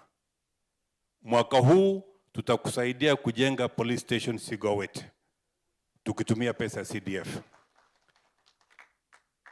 Mwaka huu ama mwaka ujao tutakusaidia vile vile kujenga police station Kipsitet. Na tunapoongea Sondu tayari tumewasaidia kwa sababu walikuwa katika hali mbaya sana. Na nakuomba waziri, kuna jengo liko kule, tumekuwa tukiangalia karibu miaka 10 hivi. Jengo hilo sijui lilijengwa na nani, kwa sababu haijakamilika karibu miaka 10 na kitu. We want to find out if it was being, ni kwamba hao machiefs na village elders wanafanya kazi ya maana sana katika nchi yetu, ya maana sana in terms of social control and in terms of policing the land. They are doing a great job and we will always support them. Ya mwisho waziri, nimetaja juu ya locations 2. Those 2 locations have received presidential mention. Tabaita location na Simbi location. Ngumu ambayo hao machiefs wawili kama assistants wanafanya kazi. Even when you look at those 2 chiefs, Mheshimiwa Waziri, if you look at those 2 chiefs, you don't know kama wako na hasira ama wako na furaha. Kwa sababu wamekuwa na shida kubwa sana. Wapi Rono na Yegon? Chiefs hawana furaha, hawana furaha. Simbi peke yake ni kama locations 3. Tabaita ni kama locations 4. Mheshimiwa Waziri, Tabaita peke yake, huyu assistant chief anafanya kazi na assistant chiefs 23 on the other side of Nyanza. 23. The chief of Kablel Artet anafanya kazi na 23. The chief of Kablel Artet anafanya kazi na 9 chiefs on the other side, and we only have 1 chief. Amika, if you look at my correspondence to you and to the ministry next week, na hiyo barua pana weka kwa posta, mimi mwenyewe nitakujia, nitaleta na kuwapelekea. Niko na askari kwa gari yangu, haiwezi kupotea hiyo barua. Next week sumesikia watu watabaita na watu wa Simbi. Next week sumesikia watu watabaita na watu wa Simbi. Nitakuja na mabarua ngapi? Mabarua mangapi? 2. And then, you know, Tabaita, Mheshimiwa Waziri, it is 26 kilometers kwa upana, 26 kilometers. Alafu, huyo chief covers 3 constituencies. Nyando constituency, Nyakach constituency, and Kabondo Kasipul. 3 constituencies against 1 assistant chief. Amefanya kazi mzuri sana. Na wakati unanipa hiyo barua kulete, hata pay our promotion direct. Hakuna haja ya kufanya ma interviews kwa sababu they have done a lot for this country and for the people. Mwisho, Mheshimiwa Waziri, we appreciate the work you're doing. Kaa hapa, lala hapa kwa sababu hapa ni nyumbani, lakini uko na deni. Ulisema utakuja kumpatia kofia huyu DC wa Soin Sub County. Tumekuwa tukingojea sana. Utakuja? Ndio kuja na hizo location. Asante sana. Mungu akubariki. Asante sana. Asante sana Mheshimiwa Justice. Pongezi waziri. So in location was a serious issue. Pongezi kwa hata umesaidia huyu justice kwa maneno mengi sana. Wacha tuite mtu ya pam. Suko riger bichu gine ite. Tarjama belgot Kenya. Waziri wetu na the entire security team ambayo tuko nayo, the entire chiefs na wote ambao tumejumuika siku ya leo, wacha niwasalimia mjambo. First, wacha nishukuru Waziri Murkomen kwa hili jambo. In fact, tukiwa holding room kabla hujafika tulikuwa tumekaa na kina Mheshimiwa Benjamin Langat. Akasema mara ya mwisho alikuja hii building ya kwanza, juzi alikuja wakati rais alikuwa hapa, lakini mara ile ingine alikuja ni wakati Nicholas Mberia alikuwa DC, ndio alikuja kufika hapa. Na siku ya leo tumekuja and I'm very very happy kwa sababu vile senator alisema, this is exactly what bottom up means. Mambo itoke chini iende juu. Na nikushukuru hata wakati tumekaa hapo na ile order mumepeana hapa, saa hii tukiongea chief wa Koyolelach anaitwa Mike, bangi imeshikwa Probox mzima na Chang'aa. Leo hiyo iko hapo, operation imeendelea, Probox imeshikwa na raia imewekwa huko. Mike amefanya operation akiwa hapa na imeshikwa, imesemekana waziri ametoa order, hakuna pombe ambayo inapita hapo. Hii ndio tunahitaji.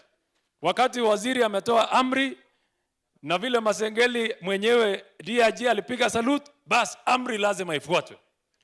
Amri isichukuliwe ni ovyo ovyo hivi. Na kwa sababu ya kuonana leo waziri, kuna hawa wanapitia mambo ngumu zaidi. Wacha tu nitajie moja kama ya kwangu. Kuna chief anaitwa Bet, sijui kama hako hapa. Huyu chief alishika loto. Wakati aliteka loto, mwenye loto, unaweza kaa chief. Wakati alishika loto, mwenye loto akampeleka kotini. He's been going to police station Sondu, kotini Sondu, na anatumia fare yake kwenda na kurudi. That case has dragged on for almost 2 years. You know, na wanatoa pesa yao kwa mfuko. Saa ingine tunaingilia, iko shida. Kuna mwingine anaitwa Serem. Serem naye alienda akashika wachanga. Kushika wachanga akaenda kwake na panga usiku. Serem hakulala kwake wiki moja. Sijui kama amerudi kwake hata. Serem hako hapa. Nyabangi, yule ni chief wa Nyabangi. Alienda akashika wachanga. I had to intervene personally kwenda hapo. Siku ingine tukashika pombe. Mimi na chief wa Kaborok anaitwa Ken. Tulishika na huyu Ken. Na mimi mwenyewe nikaita media. Tukashikilia hapo na tukasema gari ya pombe a whole truck isitoke. Wacha nikwambia waziri, sijui nini ilifanyika. Wakati nimefika nyumbani kukula lunch ndio nirudi, nikapata truck imeenda na inaescortiwa tena. Nikashindwa, hii maneno yanaendelea namna gani? Nikaambiwa hiyo pombe ni mzuri, si hiyo contraband unasema wewe usiweke mambo ya siasa. So tukisaidiana na kukaa namna hii kwa hii kikao, you get to understand what happens. And we also have to help you as leaders, kwa sababu saa ile wanatoa hiyo maoni na vile wametuinvite, it becomes a synergy between the security sector na sisi viongozi wa serikali. I want to appreciate that. Sitakuwa na mengi. Kuna jambo tu pia nilikuwa nataka niseme. Tumesaidiana na nyinyi. Last year ulinitumia PS wako Raymond Omolo. I have, I think, one of the best police sub-county headquarter in the region. Hiyo ni Belgut, pahali OCS anakaa, ambayo tulijenga. Niliweka cell, tukaweka ofisi ya OCS. OCS huko ni mdozi, hata anashinda pahali Masengeli anakaa. Kwa sababu wako na kila kitu, wako na view, wako na nini. It's a very nice office that I built for them. Now, when you are coming soon, Waziri, because I had invited you, we are doing another one in Kabianga. Kabianga is a police post. Na hiyo ya Kabianga inaguza ya Jamji kwa sababu ya majani chai hapo ndani. Alafu Kabianga iko Kabianga University na iko Belgut TTI. As we are talking, Belgut TTI has more than 9,000 students. Kabianga University, of course, the population is extremely high. I wouldn't even want to quote the numbers. So ili tuhakikishe hii bangi na hiyo pombe hiyo ulisikia hata imeshikwa sahihi au wanafunzi wasitumie, nataka unisaidie tuweke hiyo police post. Nimeweka hiyo kitu unakuja kulonje, nimeweka pesa mingi sana waziri, sitaki kusema hapa. Lakini it is going to be police station, ACC atakuwa, registration ya bath, ukinikubalia tutaweka hapo. Na any other thing that you want to do hapo, tutaweka. Sayari niko na milioni 10 ambayo utalaunch nayo in the next 2 weeks. Alafu tujenge, uniweke ikuwe police station, alafu iweze kusaidia hiyo ecosystem ya Kabianga. Hiyo tukishamaliza tutakuwa tumesaidiana vizuri. I don't think there'll be a few other challenges. I'm just mentioning the challenges that I have in my constituency. Beyond that, ni mambo ya pombe. Na ile amri umepea, let me tell you, hawa machiefs wanafanya kazi mzuri sana. Na mimi nataka niambie hata hao watu wa siasa. Wakati chief anakuja function yako na amevaa uniform, anakuzuia watu, wewe unaongea mpaka unaenda na uache chief na kitu, that is being unfair. That is being unfair. Saa ingine lazima tusaidie serikali. Si ni namna hiyo? You have come for my function. Kama umekuja function, uliza wao wa Belgut, mimi siwezi wacha. Bora umekuja function, waziri, mimi nakuchungia hiyo watu yako sana. In fact, OCS wa associate atakwambia every year December, wakati sisi tunaenda holiday, mimi nawachiaga pesa ya Christmas. Kwa sababu nataka wachunga amani, saa ile hao watu wengine. So, mkienda kwa function, kwa sababu these are my colleagues. Na siseme tu hao viongozi, na hata wengine, mimi najua hao wanatoa. Lakini nasema kila mahali. Because you've come for my function, wewe umemaliza siku mzima, arai nyie burema mbetu nimesema hii. Imi function ni. Agileni raya, kiro moria mheshimiwa.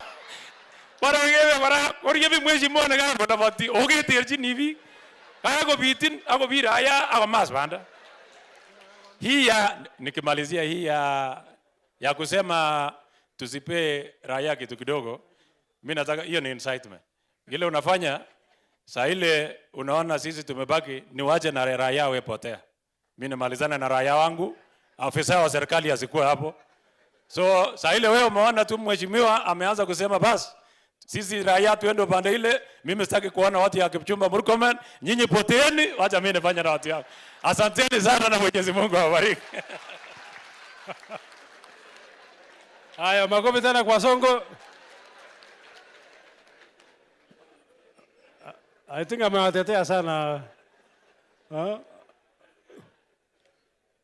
Amewatetea sana.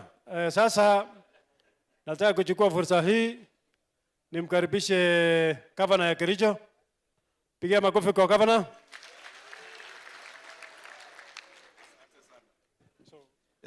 Thank you so much, Mheshimiwa Benja.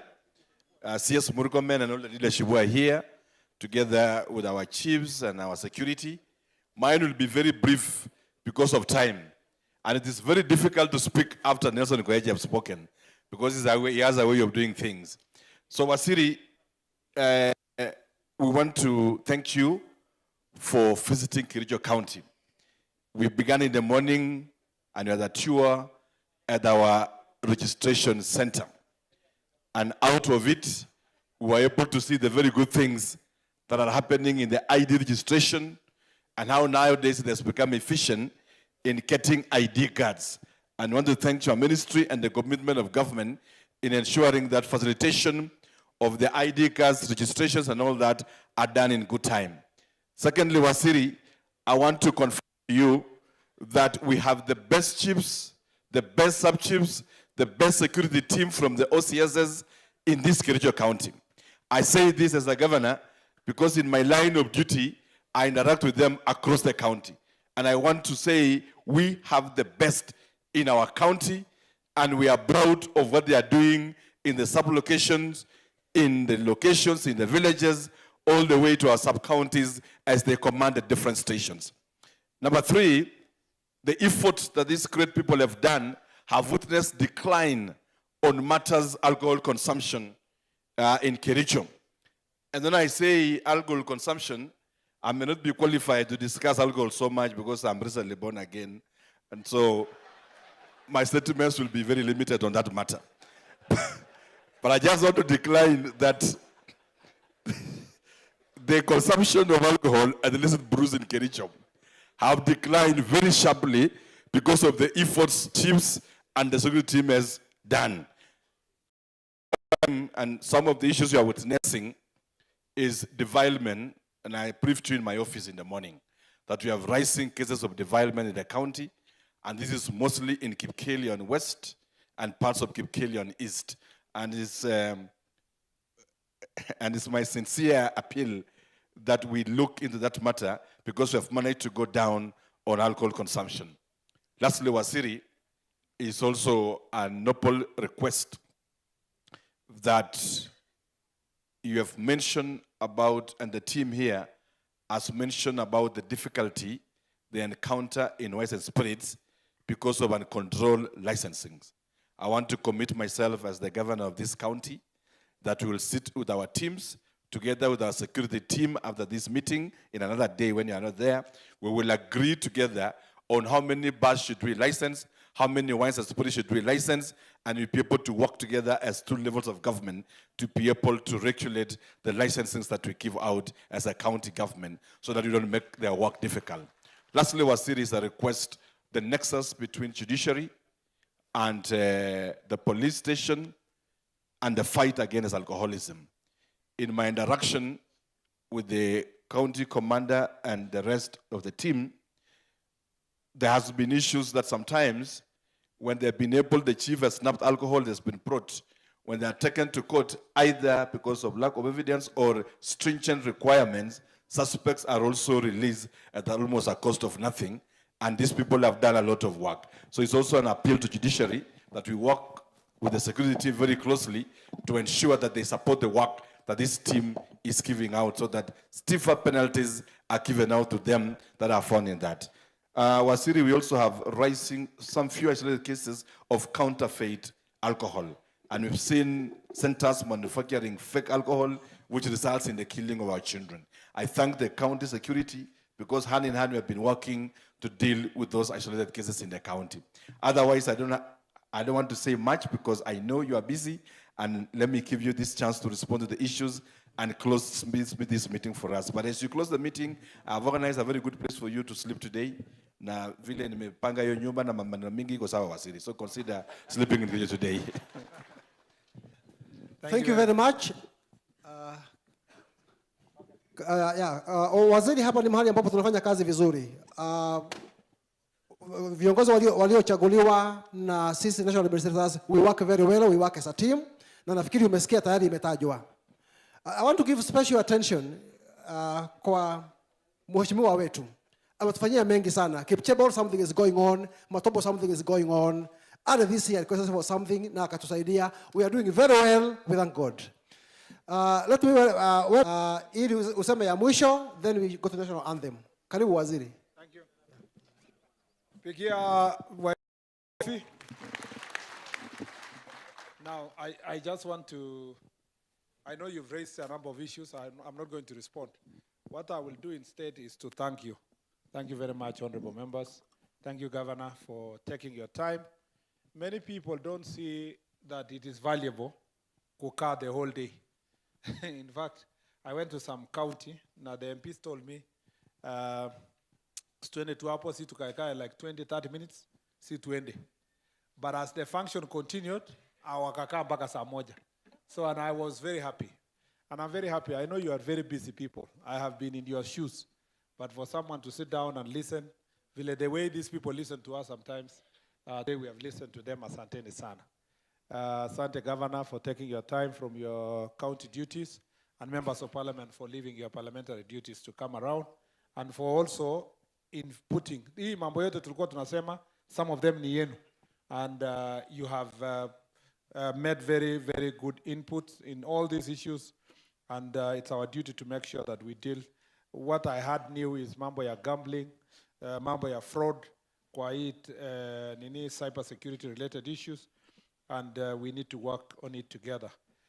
Hii mambo ya my chiefs, please, county commissioner, that's your duty to make sure that if a chief ako kotini anasumbuliwa, and it's not their own mistake, ajaiba shamba ya mtu, ajafanya makosa yake, ni kazi ya serikali.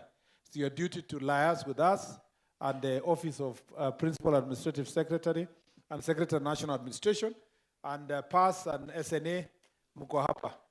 Mesikia? PASS and SNA. Kazi yenu ni to make sure that those chiefs who are harassed because of their job get legal representation. And they are facilitated with transport, kuenda kotini na kurudi. You know? And also, so that we engage the courts to differentiate between a chief being sued as government and chief being sued as an individual. So that waache kusumbua chiefs wetu, we must be able to engage and understand the importance of enforcement. And let's follow up on some of those chiefs that Mheshimiwa talked about. Asante sana. The issue of, we have realized everywhere we have gone, the exponential growth of TTIs na colleges, it may create new population in different parts of the country. That's why Belgu TTI, among others across the country, tulikuwa Kitale, they have grown Kitale TTI. TTI yenye iko Iten hapo just next door is already having now 10,000 people and so forth. So because of that, what used to be police posts better become police stations.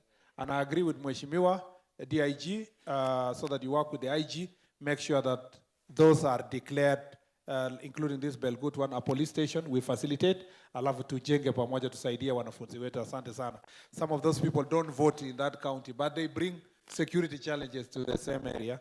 And then you drug peddlers, na watu ya pombe, they target schools, universities especially, and colleges.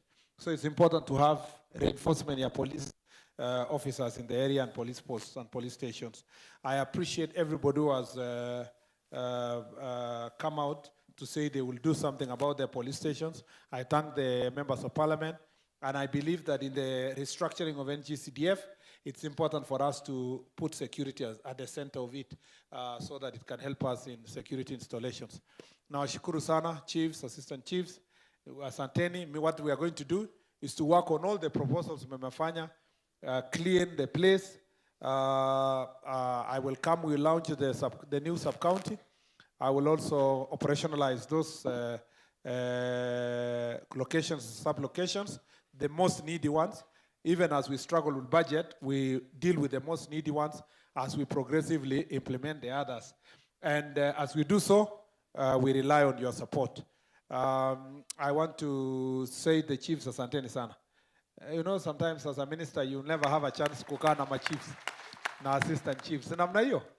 So tukionana huko kwa kazi unisalimie. Yeah? Na sio ati nitakusalimia mkono tubu, hata ukikataa shauri yako. Mwenye atanisalimia ataenda na kitu akienda nyumbani. And I agree, I thank the MPs. Please let's support our chiefs, assistant chiefs, facilitate them. Sometimes wekea mafuta kwa rizao. The OCSs where it can, let's support them. Wekea mafuta kwa gari, fanya hivyo. It's our duty to facilitate where there is a challenge so that we can move forward. Hata wakati mkifanya makosa, tukikuarrest, tutakuletea chai hata kwa cell because of the work you have been doing. And if you have built a very good police station, yeah, you will be in a safer place to hold you. Ukiwa na police station mzuri, zina haya. Lakini kama ni baridi, inanuka inaitwa nini? Makojo huko ndani because there is no facility. Basi utalala hata huko tena ukishikwa siku moja.